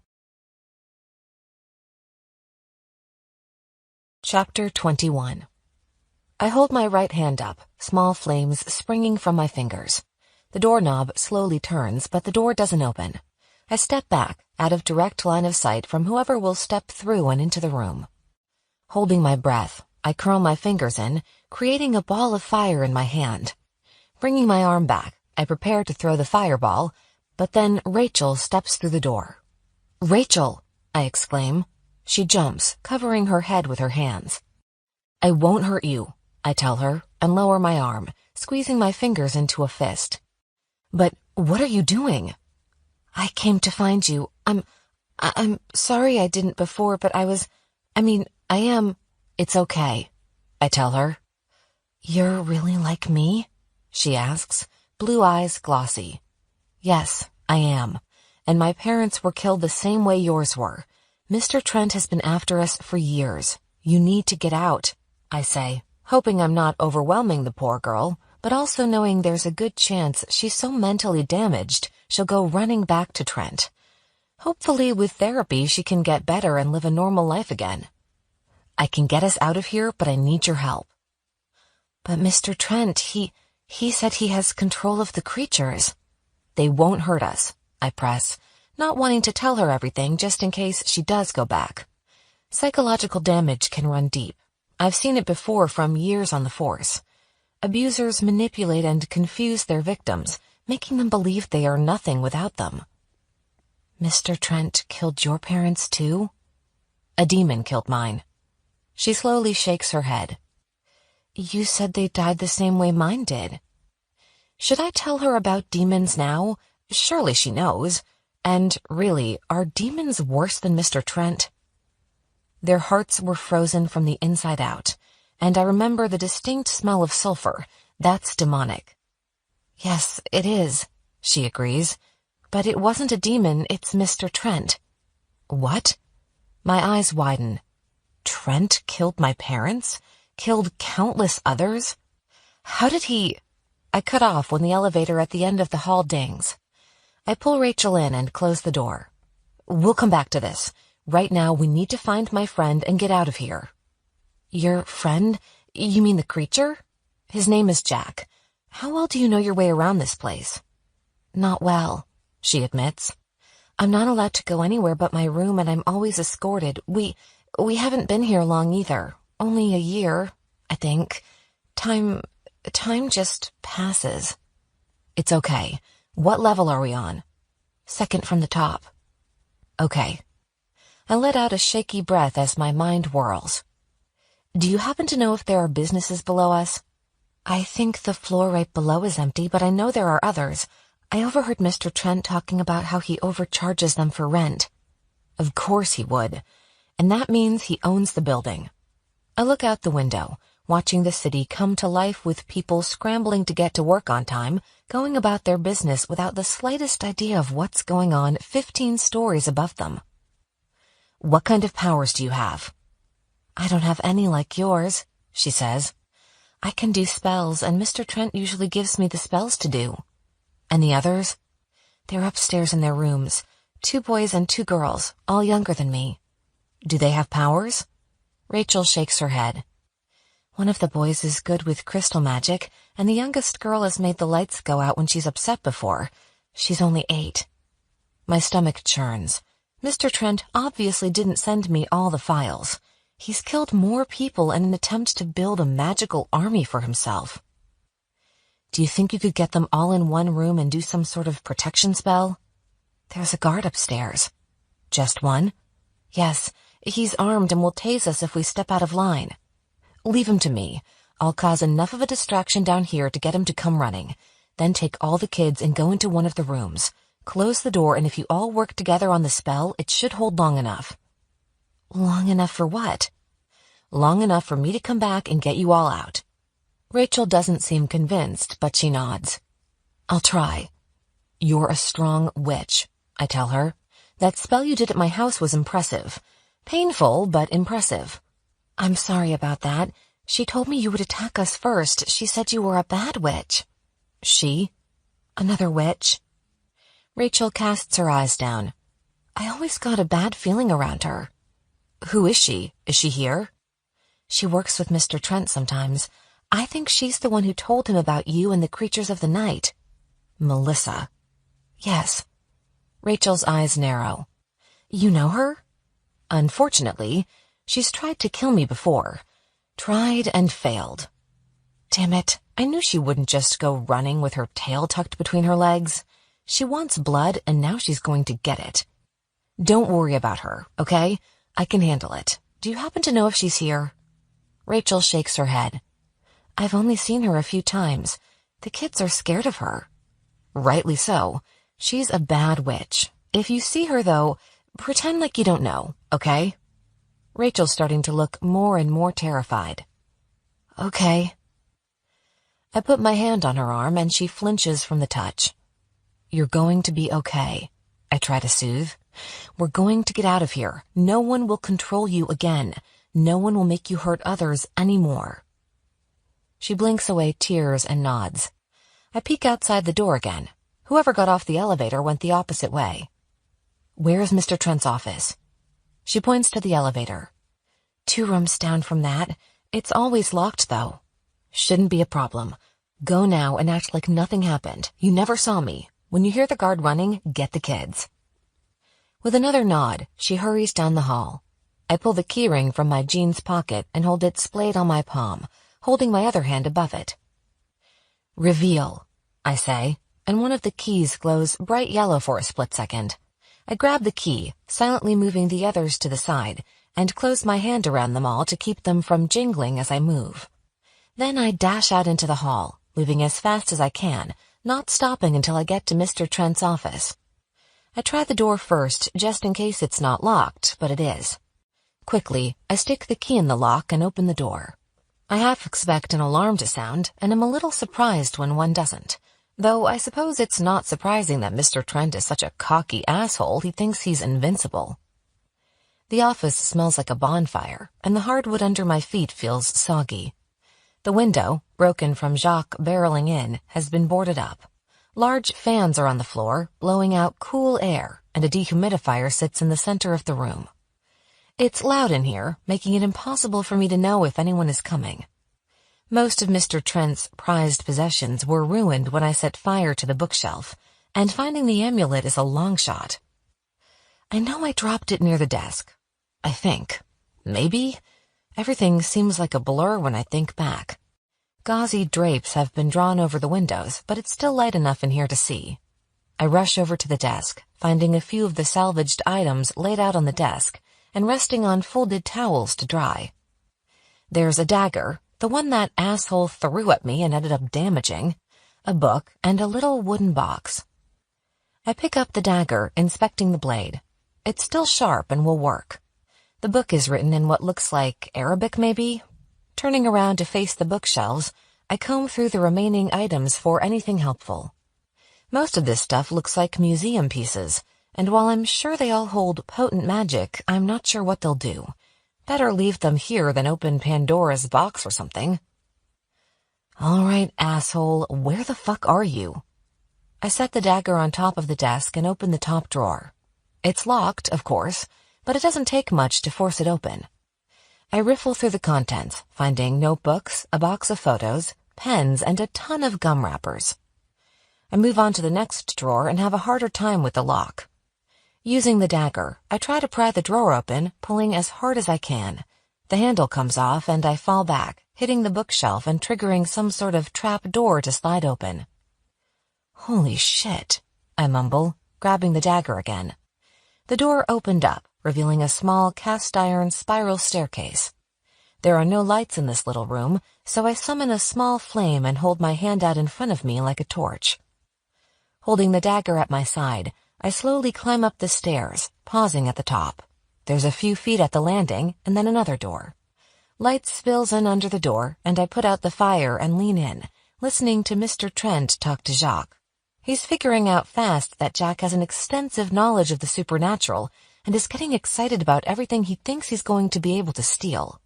I have a long list of items I need you to procure.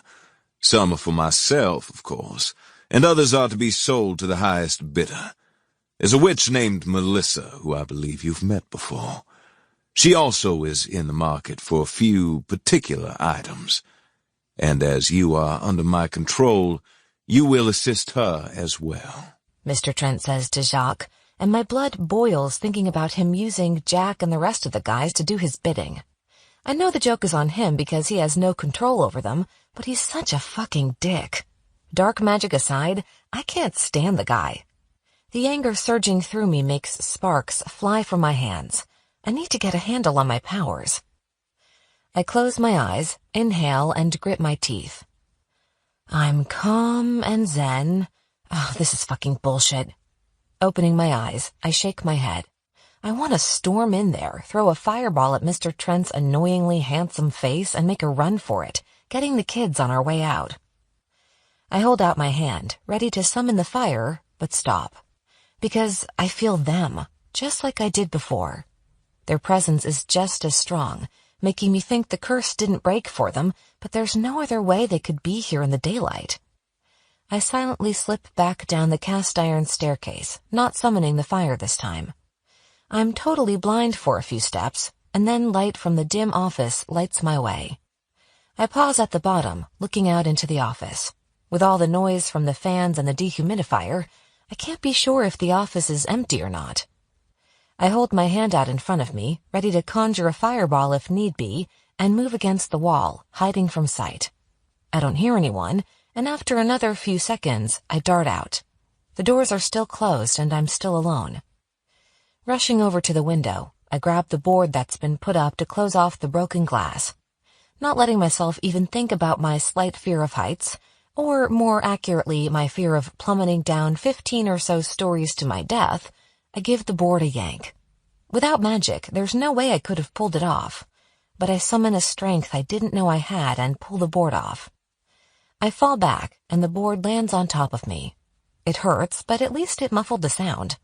I move out from underneath it and slowly move to the window, stepping away from the missing window pane, and look at the horizon. If the curse broke for Jacques, did it break for the others? They can't fly, so how am I feeling them getting closer and closer? And then I see it. A blue sedan following a police car. The lights and sirens aren't on, but I know it's them.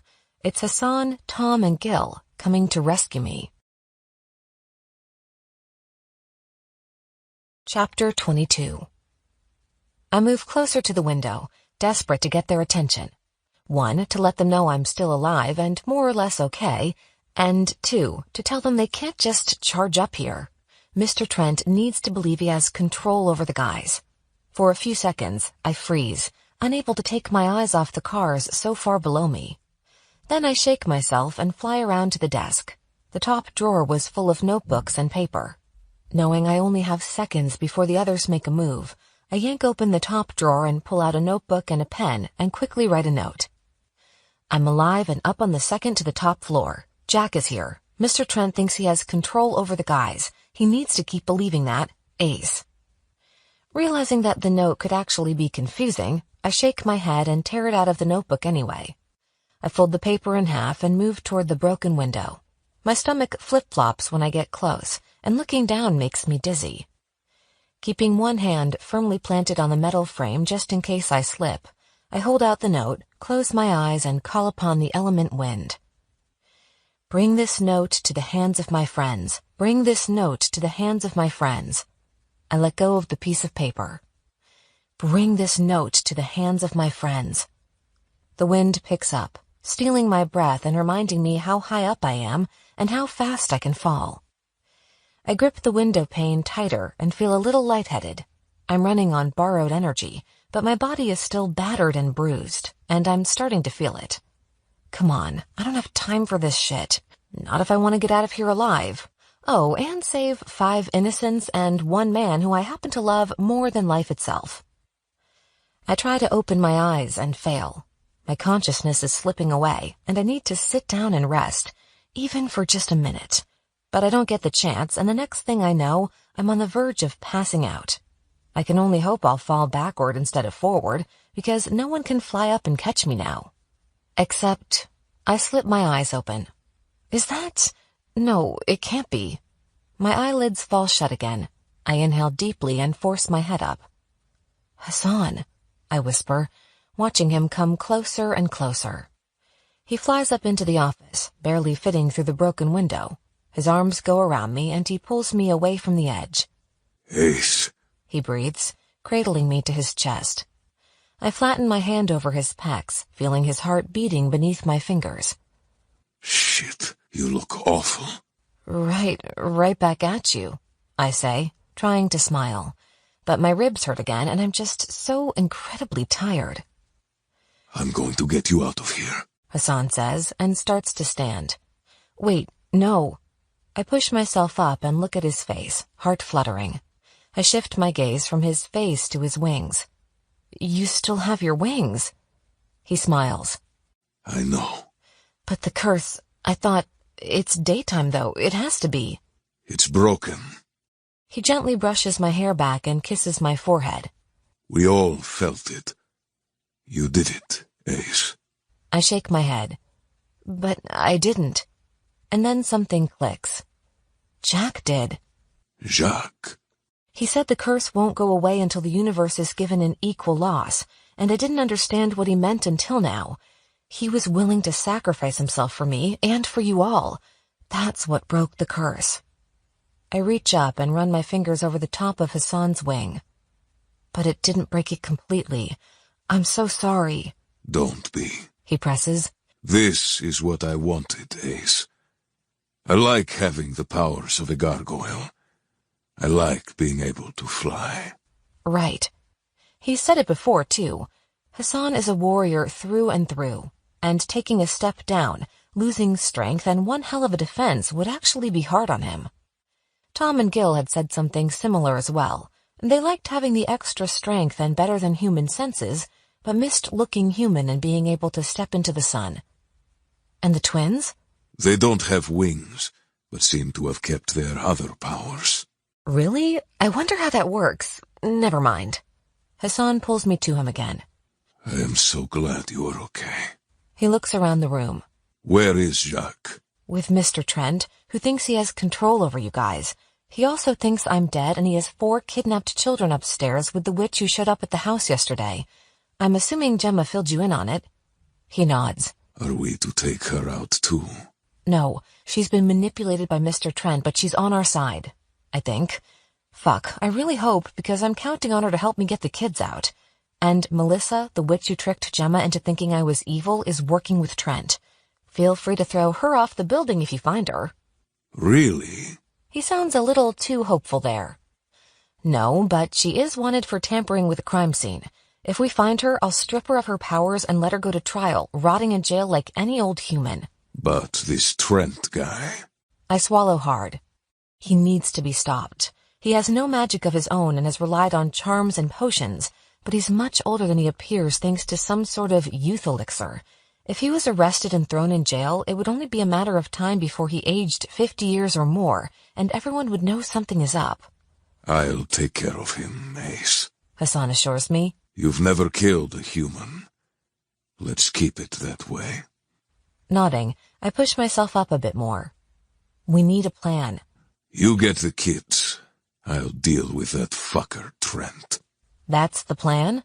I hike my eyebrows. Where is the plan in the plan? No need to overly complicate things. Can you stand? Yeah. I let him help me to my feet. What are the others doing? Waiting for orders. I let out a small sigh of relief. It's busy enough down there on the street in front of the building that no one should get suspicious of them. It's still early, too early for the businesses to open just yet, but I know dedicated employees will come through the doors below soon enough. I don't want them to get mixed up in the carnage. Tell me everything you know about this place. Hassan says as he looks around the room. What happened in here? I kind of set it on fire. I make a face and shrug. This is Mr. Trent's office. There's a hidden staircase behind the bookshelf that takes you upstairs to what I'm guessing is a living room. It looks like Mr. Trent has been living in the penthouse on the top floor for some time as he investigated me. The other magical children are in a room up there as well. Rachel is trying to get them all together so they can cast a protection spell on the space to protect them while I take out Trent. Is he alone? There's at least one armed guard and a butler/guard, but he's currently unconscious because I took his energy. He might wake up soon and tell Mr. Trent that I'm not dead. Hassan looks at me incredulously. You've been busy. Just a little. Oh, and I also might have found out that Mr. Trent was the one who killed my parents, not a demon. Hassan's dark eyes widen. Should I say I'm sorry? Is that the right thing to say? Yeah, but don't be, because if it's true, I'm getting my revenge. Hassan's lips curve into a smile. You will. Okay. I take a step away from Hassan and move to the desk. My head is spinning. Closing my eyes and slowly letting out a breath, I give myself a few seconds before reaching for the notebook and drawing a map. There's a good chance this isn't the right layout of the place.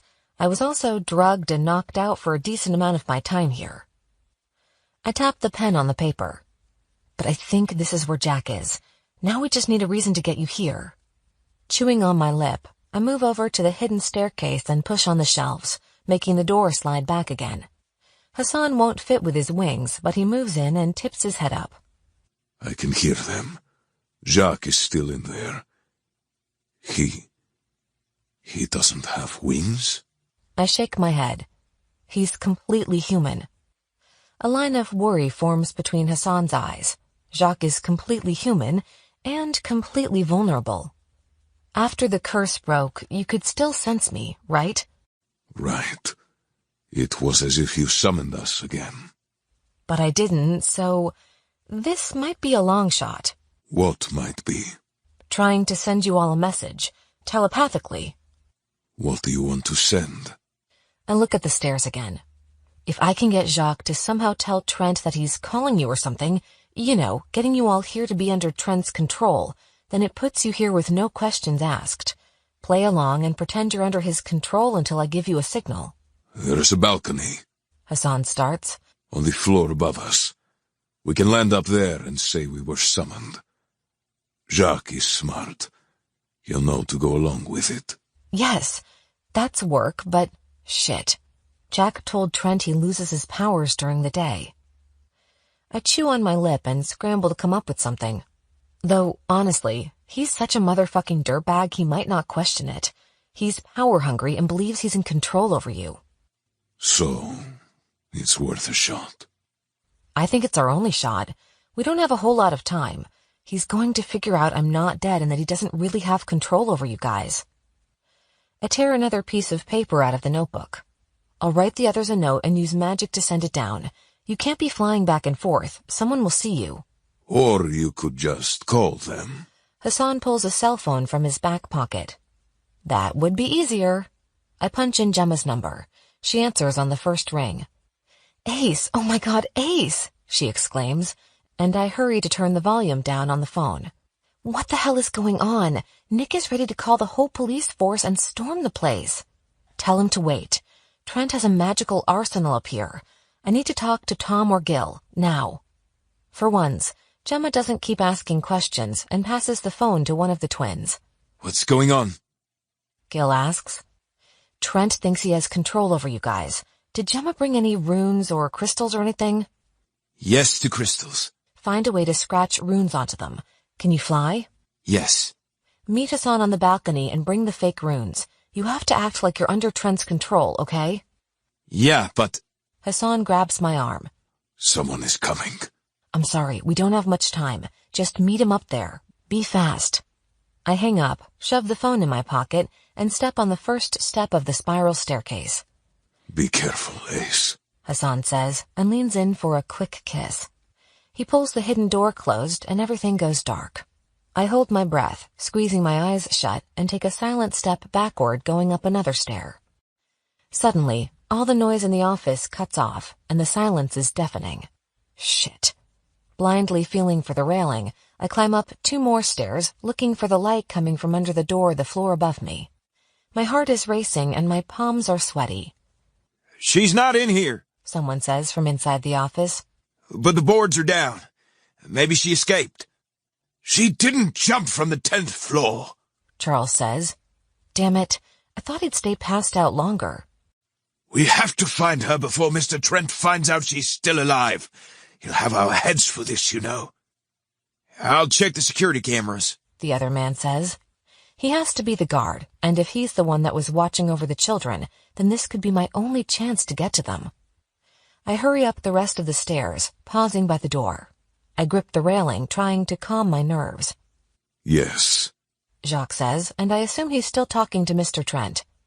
I can translate, but I warn you, this kind of dark magic can come with a cost. Whatever the cost, I assure you, I can pay it. Mr. Trent replies. I grit my teeth, wanting nothing more than to go a round or two with that fucker right now. Now, get to work. I want the whole thing translated in an hour. That's impossible. Jacques counters. Do it. Unless you want me to order you to go after that worthless little witch your precious Acelina cared so much about. How dare you speak her name? Jacques roars. Watch your tone. Trent sneers, and I can imagine the smug look on his face. You are mine now, whether you like it or... What the hell was that? Yes, the guys landed on the balcony. I hold my breath again, listening. If Trent doesn't buy the lie we're feeding him, then I'll have to act now and hope we can still get everyone out alive. The others. Jacques says, sounding defeated. I've summoned them like you asked. And you tried to say you couldn't. Open the door. Let them in. He says to Jack, and a few seconds pass. I hear a glass door slide open and heavy footfalls on the floor as the guys come inside the penthouse.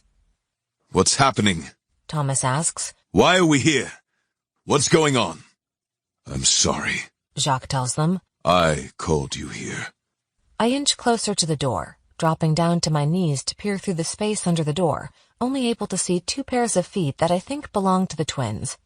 That doesn't matter, Mr. Trent says, and walks over. He's moving slow, making me think he's a little afraid of the guys. Hassan alone is intimidating. Look at the size of this one. Trent mutters to himself. Why do they have their wings and you don't? It's part of the curse. Jacques says, and I move a little closer, terrified of Trent not buying it. Believe every word they say, I whisper, trying to will Trent into buying the BS. Just buy it. Okay. Trent says, and my eyes open. Did I push him, or is he really that desperate and full of himself? I suppose it doesn't matter. And when night falls, all of our powers are amplified. Jacques goes on. Including theirs. What you're seeing now, it's only a fraction of what they shall become. Trent gets excited, and I take the opportunity to move right up next to the door. Knowing the guys still have the ability to hear things humans can't, I lightly tap on the door. One of the guys moves closer. "If you can hear me, scuff your foot on the floor," I whisper. Whoever is next to the door drags his foot back. I exhale and close my eyes, trying to feel who's next to me. It only takes me a few seconds to know it's Hassan. "I think the guard is downstairs looking for me. If you're alone up there with Trent, give me another sign." Hassan shuffles his weight, putting one foot down heavily on the wooden floor. "Okay, Trent's alone with the guys. This is it. The timing is perfect. We'll get Trent, save the kids, get the hell out of here. Or at least we will if nothing goes horribly wrong." Chapter 23. "All right," I say, voice coming out shaky. I rest my hand on the door. "In 1 minute, grab Trent and keep his hands behind his back. You might have to gag him or something too. I'm not sure what kind of magic tricks he'll be able to pull before we end him." Hassan taps his hand against the door in response. I roll my neck, close my eyes, and start counting. 30 seconds later, I find the little latch on this door and muster up all the strength I have.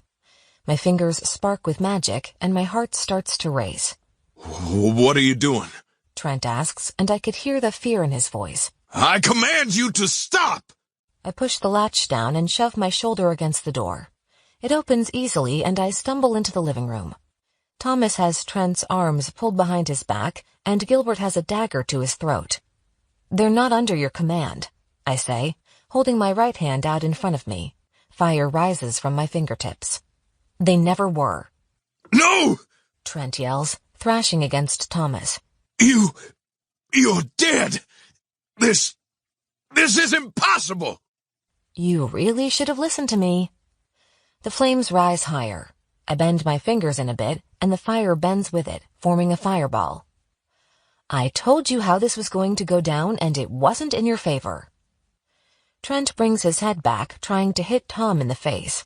Gil brings his free hand up and hits Trent hard on his temple. Trent's body goes slack, but Thomas doesn't loosen his hold.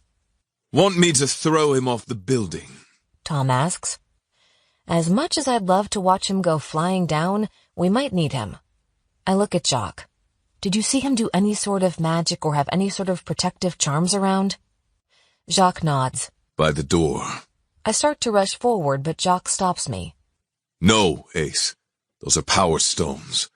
They'll absorb your powers, and while it's a temporary hindrance, you can't spare any of your powers right now." I nod and fall in step behind him, holding the fireball in my hand in case someone else comes through the door. There are 2 large gray stones on either side of the door. Magical electricity sparks between them. "He booby-trapped the place?" I ask. "Yes, and I don't think this is the only one." Jacques uses his foot to push one of the stones out of place, not reaching down to pick it up until the magical connection is cut. He looks up.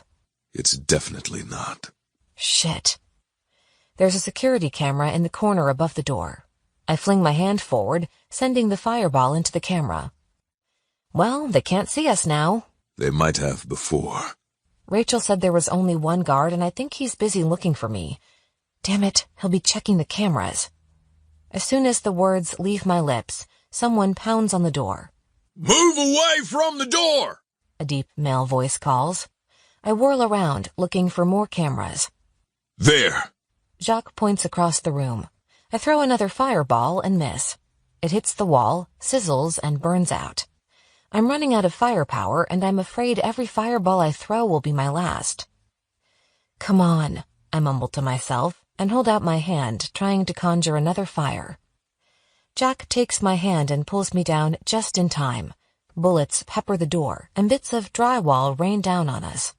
Jacques tries to cover me, and together, we crawl away from the door. Hassan dives forward and knocks over a large wooden table. I scramble to get behind it, reaching for Jack.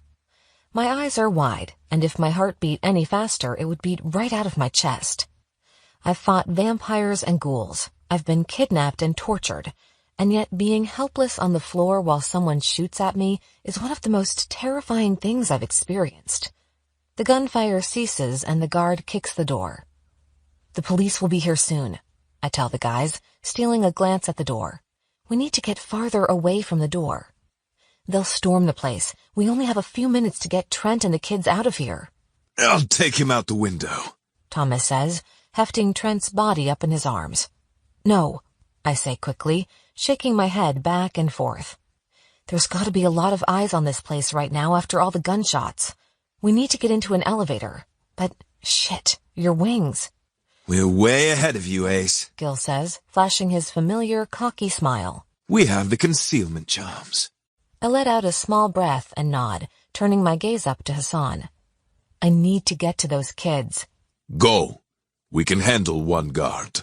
He has a gun, I remind him as the door is kicked again. The wood starts to crack along the frame. And don't let Trent go. He knows magic and has charms and curses all over this place. Gil yanks one of the long, gauzy curtains down from the window next to the balcony doors. He rips a strip off and starts to bind Trent's hands together. We'll get him tied up. Go. Let's get out of here. Taking one last, lingering look at the faces of the men I love so much, I push up off the floor and make a run for the hidden door. I shut it behind me and start going down the spiral staircase, pausing halfway and listening to see if anyone is in the office. When I don't hear anything, I rush through the office and throw open the heavy door. Fuck. Which way? I look up and down the hall. I need to find the stairs to get up to the top level. Deciding to head toward the elevator, I hold one hand out in front of me, trying to let my intuition guide me. I make it all the way down the hall, finding nothing but closed, unmarked doors. The stairs have to be behind one of them, locked off in an attempt to hold all the children prisoner here. And, damn it, I don't have the keys anymore after setting them down to pull the board off the window. I stop in the middle of the hall and exhale, chest burning from the broken ribs, and look at each door. Which one of you takes me to freedom? I whisper. Going with the one closest to me, I push my shoulders back, conjure a fireball, and throw it at the door. It blasts through and into a supply closet. Damn it! I push forward and get hit with a wave of dizziness. Stumbling, I catch myself against the wall, blinking rapidly to try and keep my vision from blacking out. Selena. My name is whispered in my ear, and I shoot up. I know that voice. Mom? I turn, finding strength inside of me, and see the door at the end of the hall slowly creak open, revealing the stairs. My mouth falls open, and I stare at the open door in disbelief. Then I shake myself, needing to get it together. My hand slides off the wall, and I start forward again, wincing with each step. By the time I get up the stairs, I'm winded, and I don't get winded easily. The door at the landing is locked too, but this time the ghost of my mother doesn't open it. I put my hands on my knees and lean forward, giving myself a few seconds, and then I raise my hand, bringing up another fireball. This one hits with less power and doesn't blow the door right off the hinges. I have to try again, and again. But third time's a charm, and the door smolders as it falls to the ground. I step over it, wafting smoke out of my face. Rachel, I say quietly, using magic to carry my voice to her. I'm here. The coast is clear for now. I stop, holding out my hands, ready for an attack, and then I see her, holding the hand of a little girl. She ushers the kids out of her room. They're all so young and look so terrified. Go downstairs and don't stop until you're outside, I tell her. There's a blue Prius and a police car parked out front. My friends are in them. They'll help you. Go. Rachel picks up the little girl. What about you, Ace? I'll be fine. Fire rises up around my fingers. But I can't say the same about Trent. Now go before the police get here. We'll work out a story later, but for now, just go. She hugs the little girl to her chest and starts down the stairs. Once the last child is in the stairwell and out of the hall, I rush back to the door leading into Trent's private living quarters. It's been kicked in, but all is silent inside the living room. Ace? Thomas calls. Yeah, it's me. Thomas hurries out of the room and wraps his arms around me. I wince and he pulls away. What's wrong? I'm sore all over, I tell him with a frown. But I'll be fine. Is everyone else? Yeah, we're good. One security guard was no big deal. And the old guy was even easier. Old guy? Oh, right, Charles. Thomas puts his arm around me and helps me walk into the living room. Trent is tied up, gagged, but awake. The guard and Charles are knocked out on the floor. This place will be swarming with police soon. I tell the guys, you need to take Trent and get out of here. What about you? Hassan asks. I'm going to stay and try to clean up the mess the best I can. The kids are on their way down to Nick and Gemma. I'm going to call Nick and come up with a story. Do you have one? Jacques asks, sounding a little skeptic. I'll wing it, I admit. I'm thinking we'll say I was following unsolved cases that were similar to my parents' death and came across the missing persons reports, and it led me to Trent. When I got here, I found the children and Trent escaped. I look right into Trent's eyes. I'm the law now. I'll decide what to do with him later.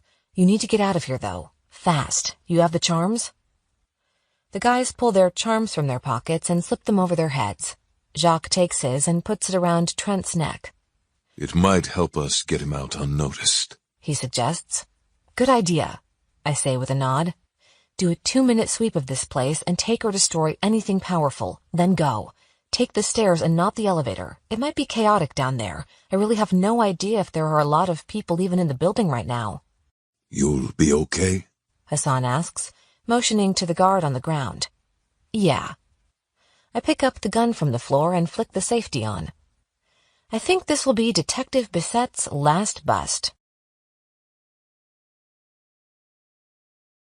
Chapter 24. I put my hand on the back of my neck and close my eyes. I've been at the station for hours, and I don't think I'm going to get out of here anytime soon. Thank God Nick was able to go back to the house with the guys not too long ago and help smooth things over. I haven't had a chance to talk to him yet to know how he's holding up, but he's been sticking to our story and hasn't cracked yet. This case will be forever cold, but this time I don't feel bad about it, even though the feds are involved and there's a nationwide manhunt for Jason Trent, who's being portrayed as a batshit crazy cult leader trying to start his own satanic religion. I can tell some of my coworkers and my superiors don't really know what to think of everything. I've been involved in a lot of weird cases just recently that can't be explained. I'm too tired to be bothered by it. I'm way too worn out to worry about what will happen tomorrow. All I want to focus on is getting my butt home and into bed. Well, after I pay a visit to Mr. Trent, who's tied up in my basement right now. Hey, I say as I stand, seeing Rachel walk through the police station. She's been an emotional mess since she got here, and being separated from the children she's been looking after for the last 2 years is hard on her. How are you holding up? She wipes away tears and forces a smile. I think okay. Ben and Joe are going home with relatives. Jessica has family flying in tomorrow, and Allie's with a social worker. They're kids, you know, so they'll be taken care of, right? Right. She's not a child, but she won't be left to fend for herself either, though I'm not sure what's been set up for her yet. What about you? She shrugs. I'm not sure what I'll do after this. I'll help you, I tell her. Get some rest tonight and I'll talk to you tomorrow. Thank you, she says, eyes filling with tears again. I feel bad for her and want to keep talking, but I'm just so emotionally spent right now. I go to my desk, needing a few minutes of silence where I can close my eyes. I get 2 minutes before I'm called into the captain's office, again. There are 2 FBI agents in there who have me go over everything again. One of them seems suspicious on how I got my info, but no one presses too hard. I'm a good cop who just busted a bad guy and found a bunch of missing children. They should all be thanking me. And they do, along with telling me I was reckless and lucky. Finally, I'm free to go home. I'm so tired I don't remember that my car has been totaled until I'm outside, feeling warm summer air on my face. I lean against the side of the building and pull up the Uber app, wanting to get a ride home as fast as I can. My eyes close and I tip my head up, dreaming already about my bed. Excuse me, a woman says timidly. Are you Detective Bissett? I tip my head down and squint at her, ignoring the massive headache forming. I am.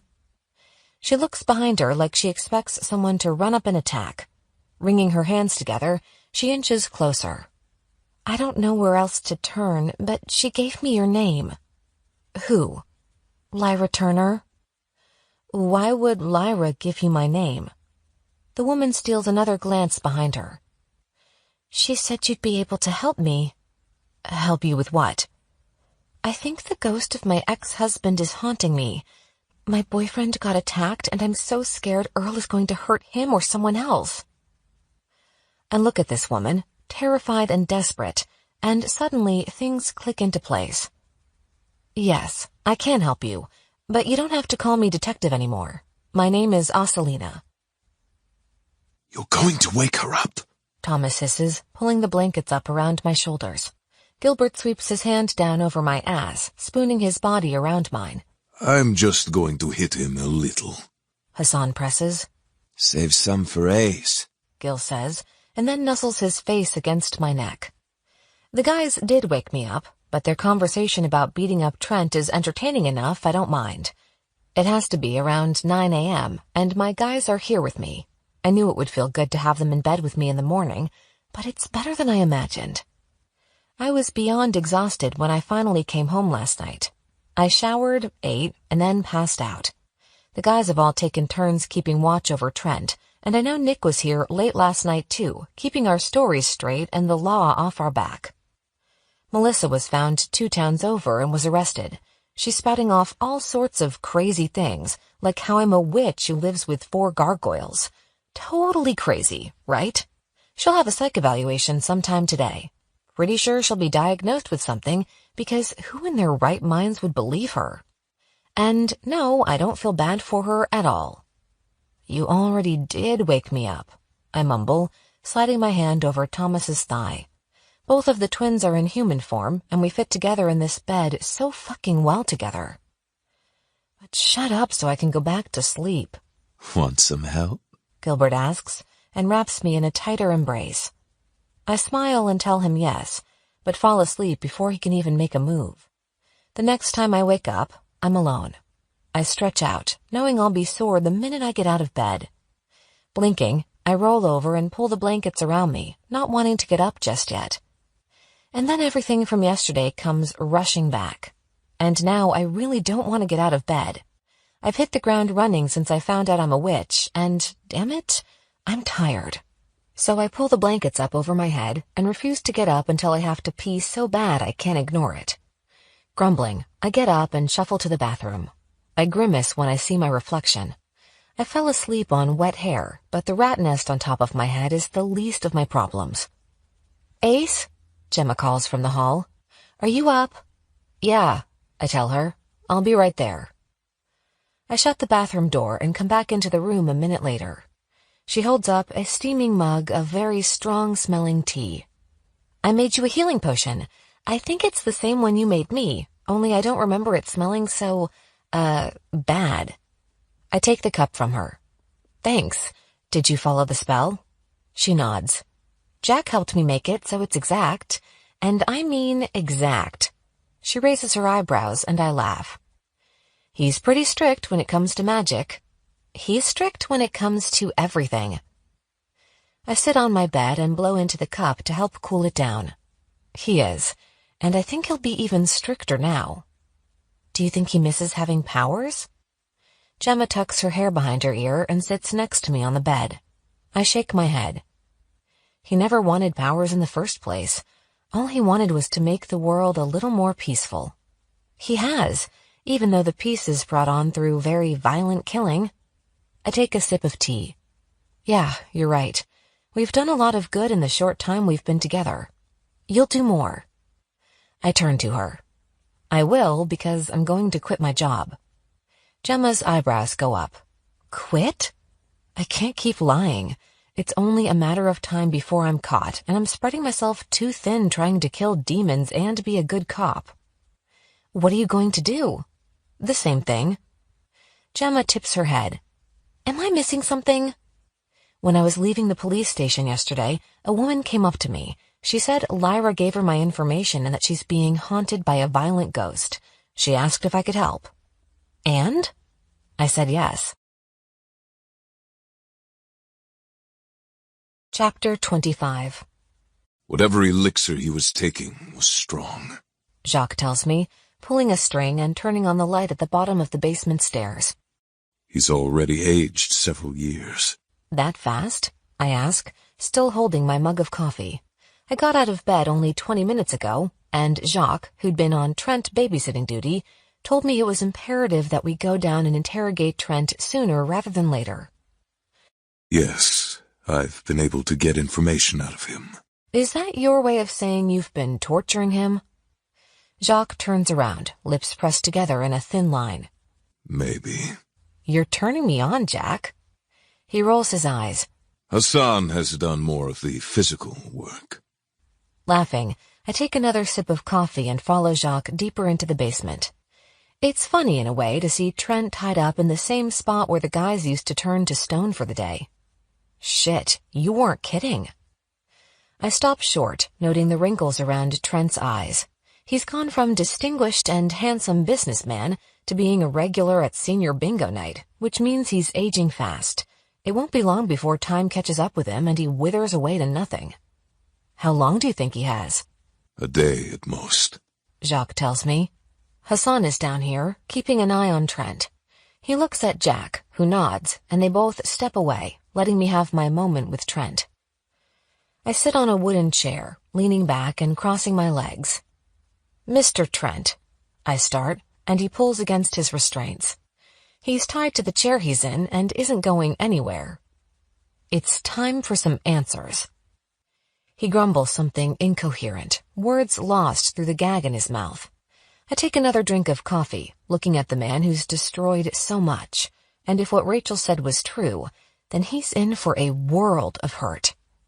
But first, listen, and listen carefully. I'm only going to say this once. I scoot the chair a little closer to him. Not that long ago, there was a young girl. She was bright and happy and believed in fairy tales, until someone took it all away. She made it her life's mission to stop as many evil people as she could, and if you ask me, she's doing pretty damn well for herself right about now. I finish my coffee and set the mug on the ground. But there's still one thing she's not sure on, and that's where you come in. I put my hand on the back of my neck and rub my sore muscles. And I know you're probably thinking, what's in it for me? And I'll be frank, there's nothing in it for you. But if you cooperate, I'll make sure your passage into the spirit world is quick and quiet. If not, well, I'm more than happy to take my hand and mix up an anti-aging potion. I might get a few of the key ingredients wrong, but hey, I'm still learning, and we have the rest of our lives to sort things out together. Trent trains his eyes on me and becomes very still. I'm going to go ahead and take that as a yes, I say, and stride over, pulling the gag from his mouth. I move around, crouching down right in front of him. So you decide. Tell me everything or make me take it from you. I tap his temple. It's all in there, I know. It's only a matter of learning how to magically pull it out of your head. What do you want to know? He asks through gritted teeth. Who killed my parents? Trent smiles, throwing his head back. I conjure a bright fire and bring my hand close to his face. The heat doesn't hurt me, but it can hurt Trent. I bring my hand closer, searing his hair. I did, he admits. I pull my hand back and shake my head. You're not old enough to be behind the murders. You said you stopped aging 50 years ago, but the timeline doesn't match up. The first few killings were a demon, he spits, doing everything he can to lean away from me. My father was going after the demon to collect a bounty from another procurer who displays demon heads in his office like some would with deer. I make a face. Gross, but go on. My father realized the demon was seeking magic. It sucked it right out of each and every victim. A sick smile comes over his face as he talks. That's how it feeds, you know. I inhale slowly, needing to stay calm. My father found it once. The demon, that is. But he wasn't fast enough. I got to see it all firsthand. The way the demon rose from the shadows. How he put his hand over the hearts of his victims and drank in their spirit until there was nothing left.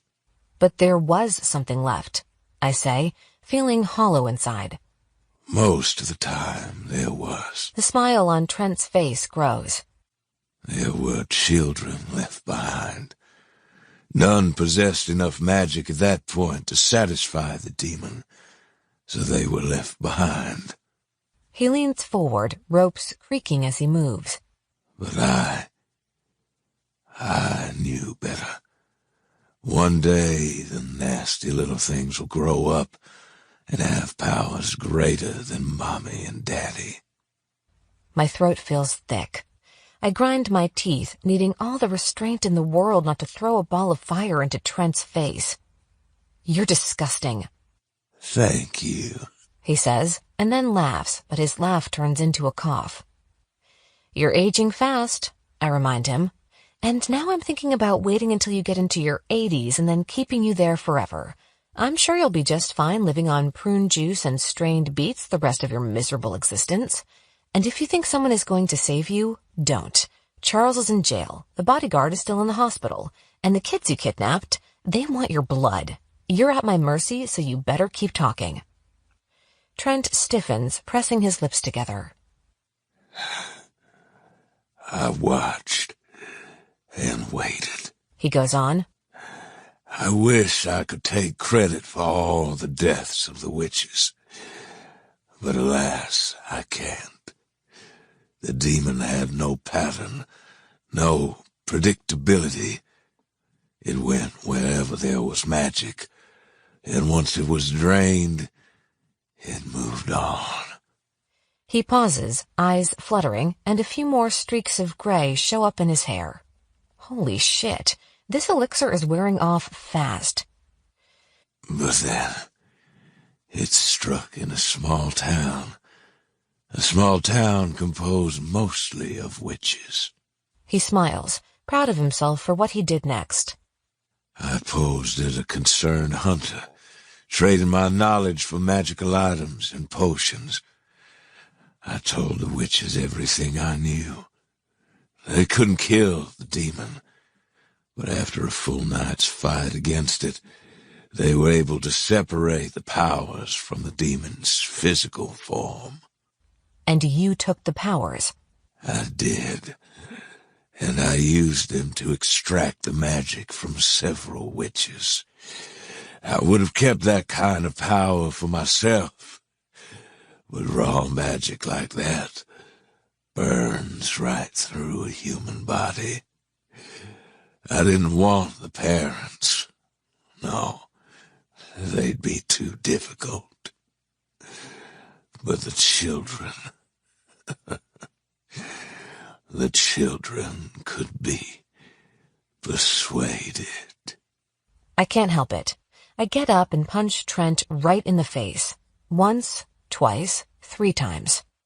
Blood drips down his nose, and Hassan comes over, gently pulling me back. "Is that even possible?" I ask once I'm sitting on the basement steps. Jacques and Hassan stand before me, looking just as pissed as I am. To remove powers from a demon and then use them? Yes. Jacques tells me. It's difficult and very complicated, but if an entire coven were to work together, they could do it. Hassan turns around, cracking his knuckles. He's ready to go throw a few punches himself now, too. Some demons can jump from body to body, Jacques explains. Their powers will transfer that way. So, if this was how that particular demon operated, it would have made the separation easier. Then where are the powers? Why hasn't Trent been using them this whole time? I ask, feeling like this doesn't make sense. Humans can't possess demonic powers for long. It will burn their bodies up.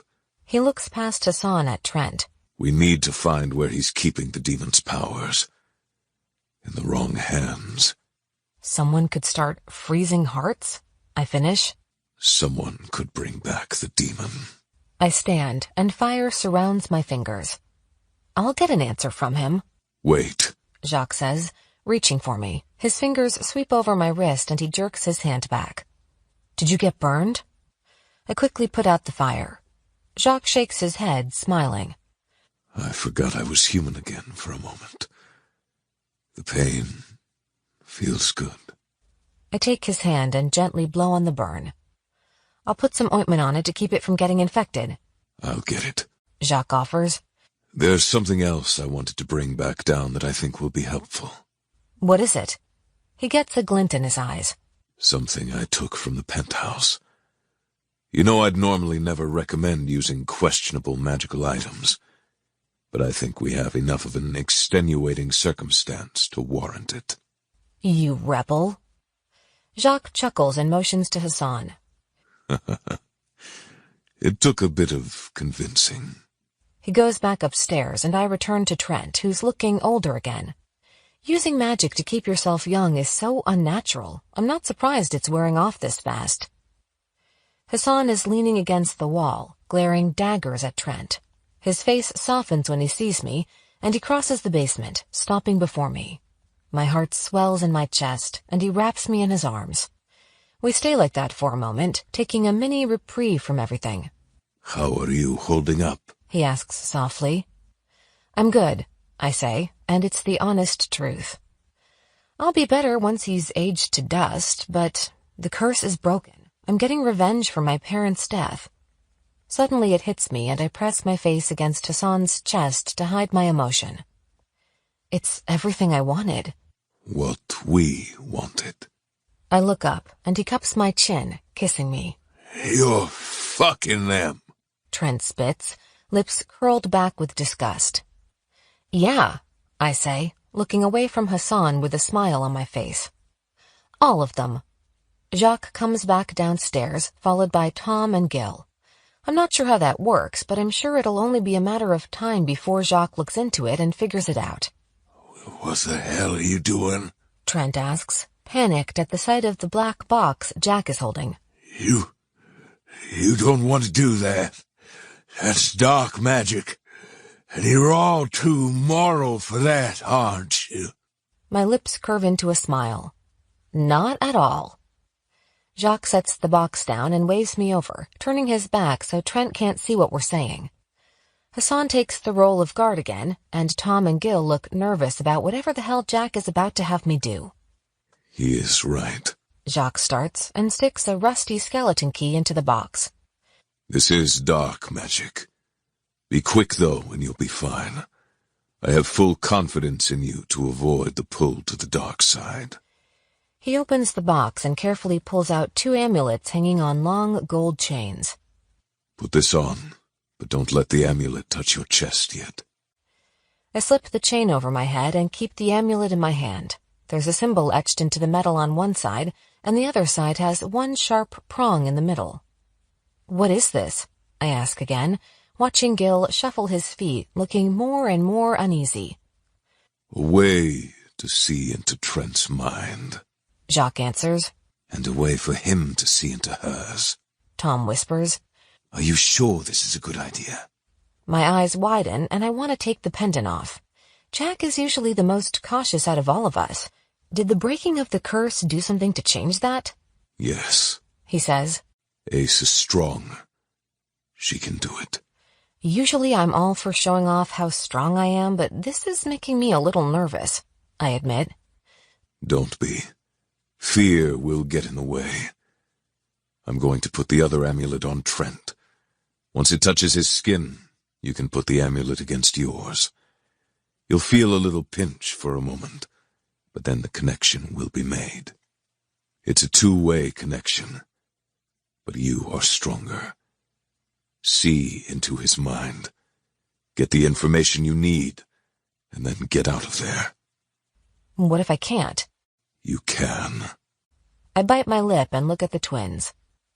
Rip the necklace off me if need be. Tom nods. I'll keep you safe, Ace. Trent thrashes around, making it difficult for Jacques to get the amulet over his head. Hassan puts his hands around Trent's temples, keeping him still. Jacques slips the necklace over his head and drops the round metal amulet on Trent's chest.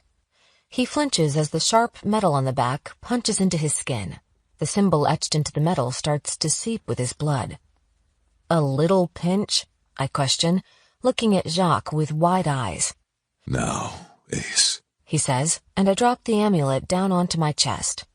Right away, this feels dark.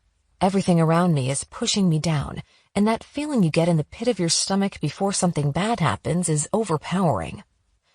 I can still see everyone around me, but I can't hear anything anymore. Training my eyes on Trent, I mentally push into his mind. "Where are you keeping the demon powers?" I ask, and Trent tries to keep his thoughts from me. "Go to hell, bitch," he says, voice echoing in my mind. My concentration slips. Suddenly, everything presses down on me again, and I get a flash of something I can't quite place, but it's something familiar. And then I smell sulfur. My heart speeds up, and I narrow my eyes, staring at Trent. He's trying to get into my head. Balling my fists, I take a deep breath and push forward. "The demon powers," I press, and mentally work my way in deeper. I'm gaining control again, and Trent knows it. I can feel his panic as it floats in the air around us. "Do you remember the night your parents died?" His voice hisses in my ear. "I do." Whatever hold I had on him slips away, and the basement fades to black. I can't see anything. I can hardly breathe. The smell of sulfur gets stronger and stronger, and I can hear distant chanting. "No, stop it." Sweat rolls down between my breasts, and I feel like I'm pushing against invisible weights. Then it's as if the lights come back on, but instead of seeing the basement around me, I'm in the living room of my childhood house.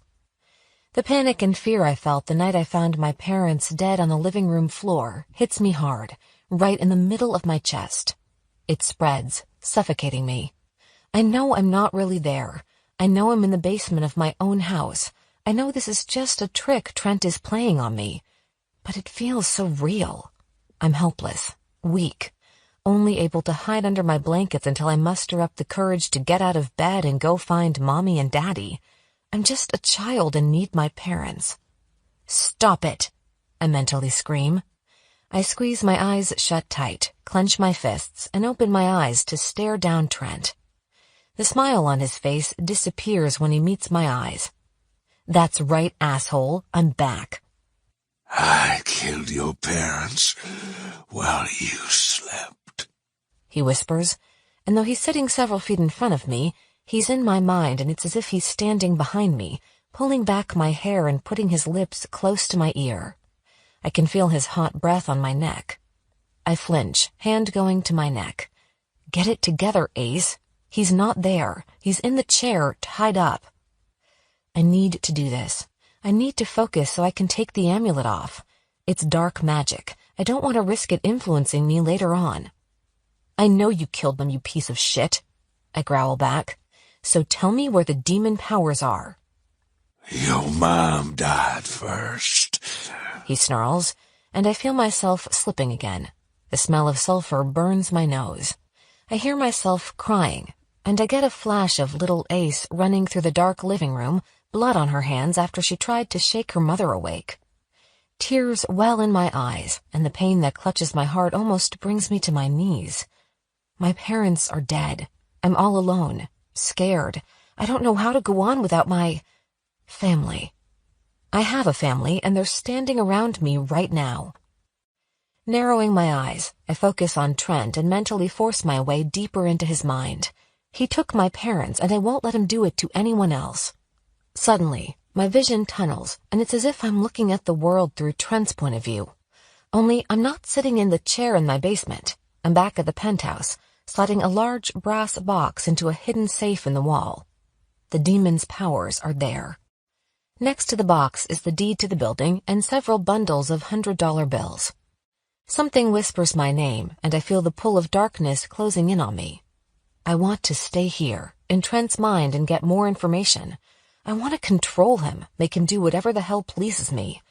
But then I'm like him, controlling another human being. He's an evil man with a soul damned to hell, but that doesn't mean I can use him like this. I pull the amulet off and yank the chain from around my neck. Did you, do whatever you needed to do? Gil asks. Yeah, I say, going over to drop the amulet in the box.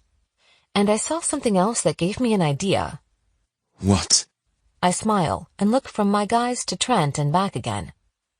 How do you feel about owning a 15-story building and running our own paranormal PI business? Chapter 26. 6 months later. Ace, look out! I turn just in time to duck, narrowly avoiding getting hit in the shoulder with a knife. Oh, hell no.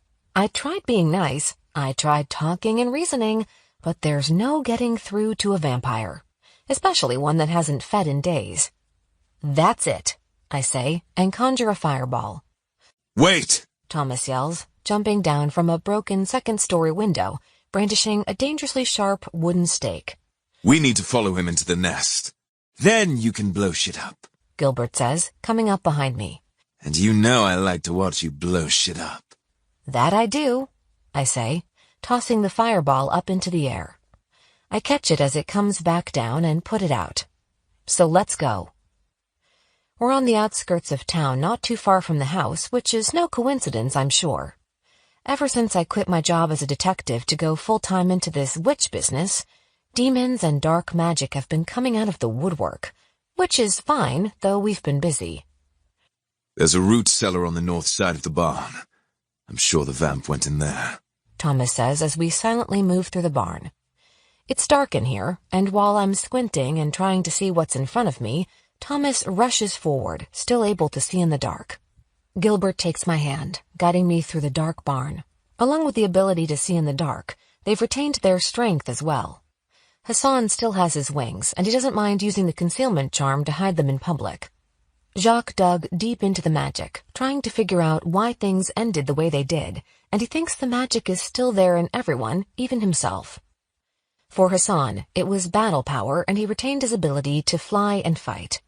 Tom and Gil like being human, but are still stronger than ordinary men, and have what I call super senses.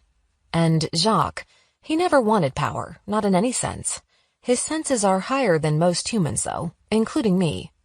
But I have the firepower, and right now I'm more than ready to use it, kill these vamps, and head to the office before we can finally go home, change, and hit the town. It's Friday night, and we're going out to dinner. Cold winter wind hits me as soon as I step out of the barn, making me want to summon up a fire just to keep warm. Snow crunches under our feet, and our breath clouds around me. Where's this root cellar? I ask, sticking my hands into my coat pockets. Gloves and throwing fire don't mix. This way, Thomas says, pointing.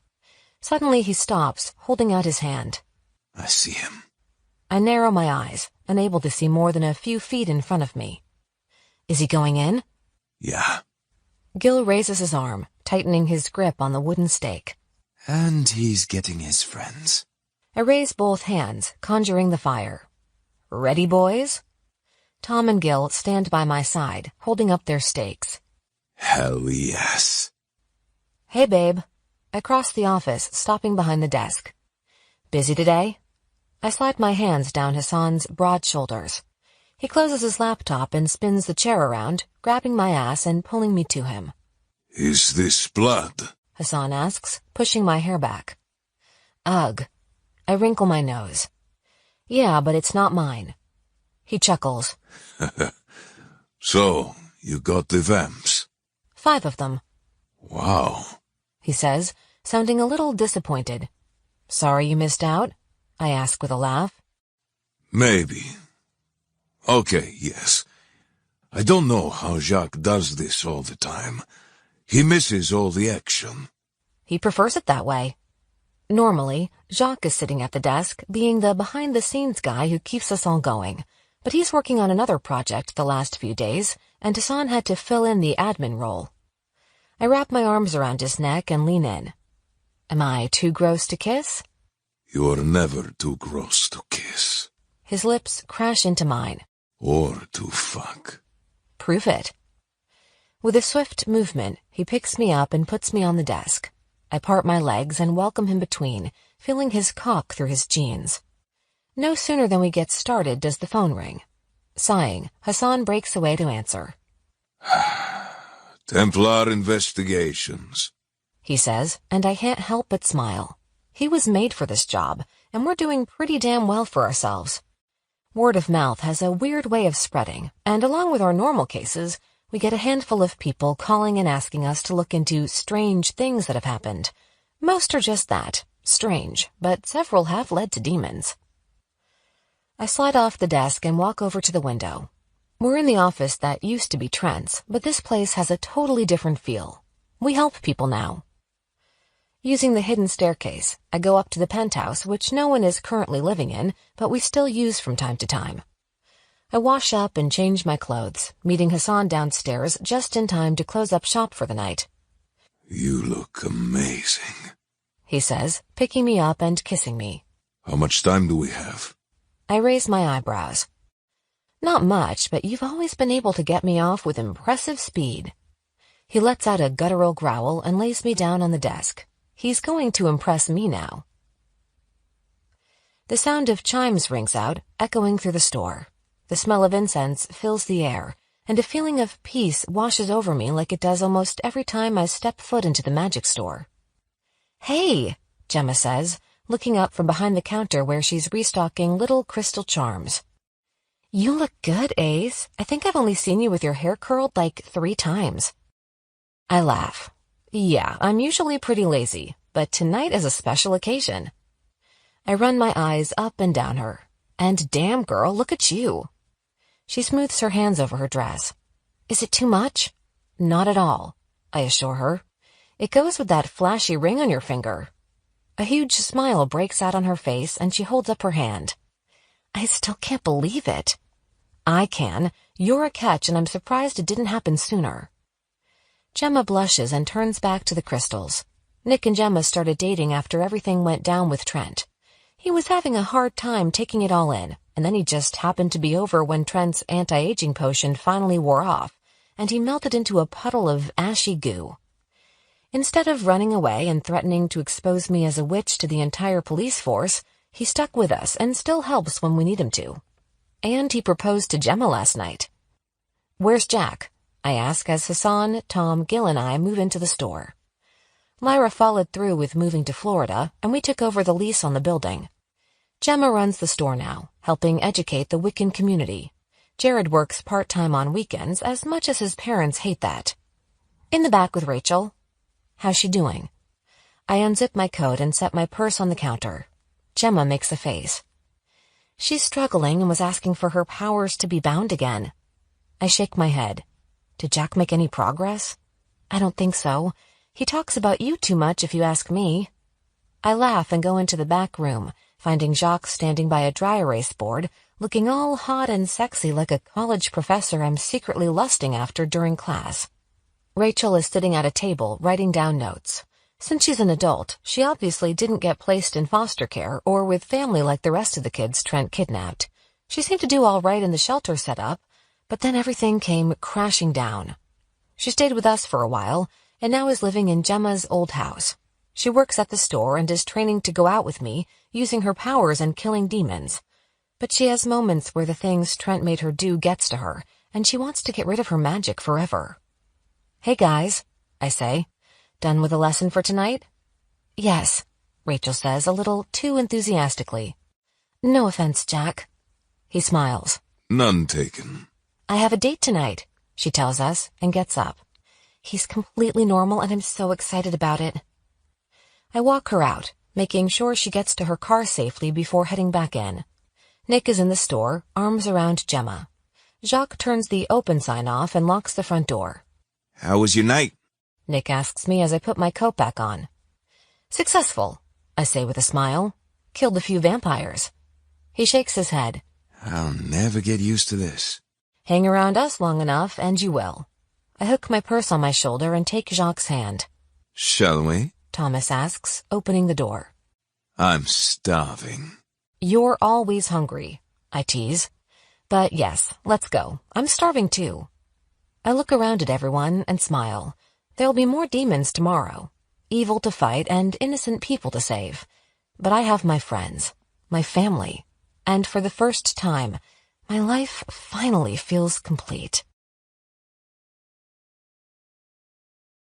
This has been Her Dark Protectors, a reverse harem urban fantasy series, written by Jasmine Walt, writing as Jada Storm, and Emily Goodwin. Narrated by Adam Gold and Kate Marson. Copyright 2018 by Jasmine Walt. Urban fantasy series, written by Jasmine Walt, writing as Jada Storm, and Emily Goodwin. Narrated by Adam Gold and Kate Marson. Copyright 2018 by Jasmine Walt.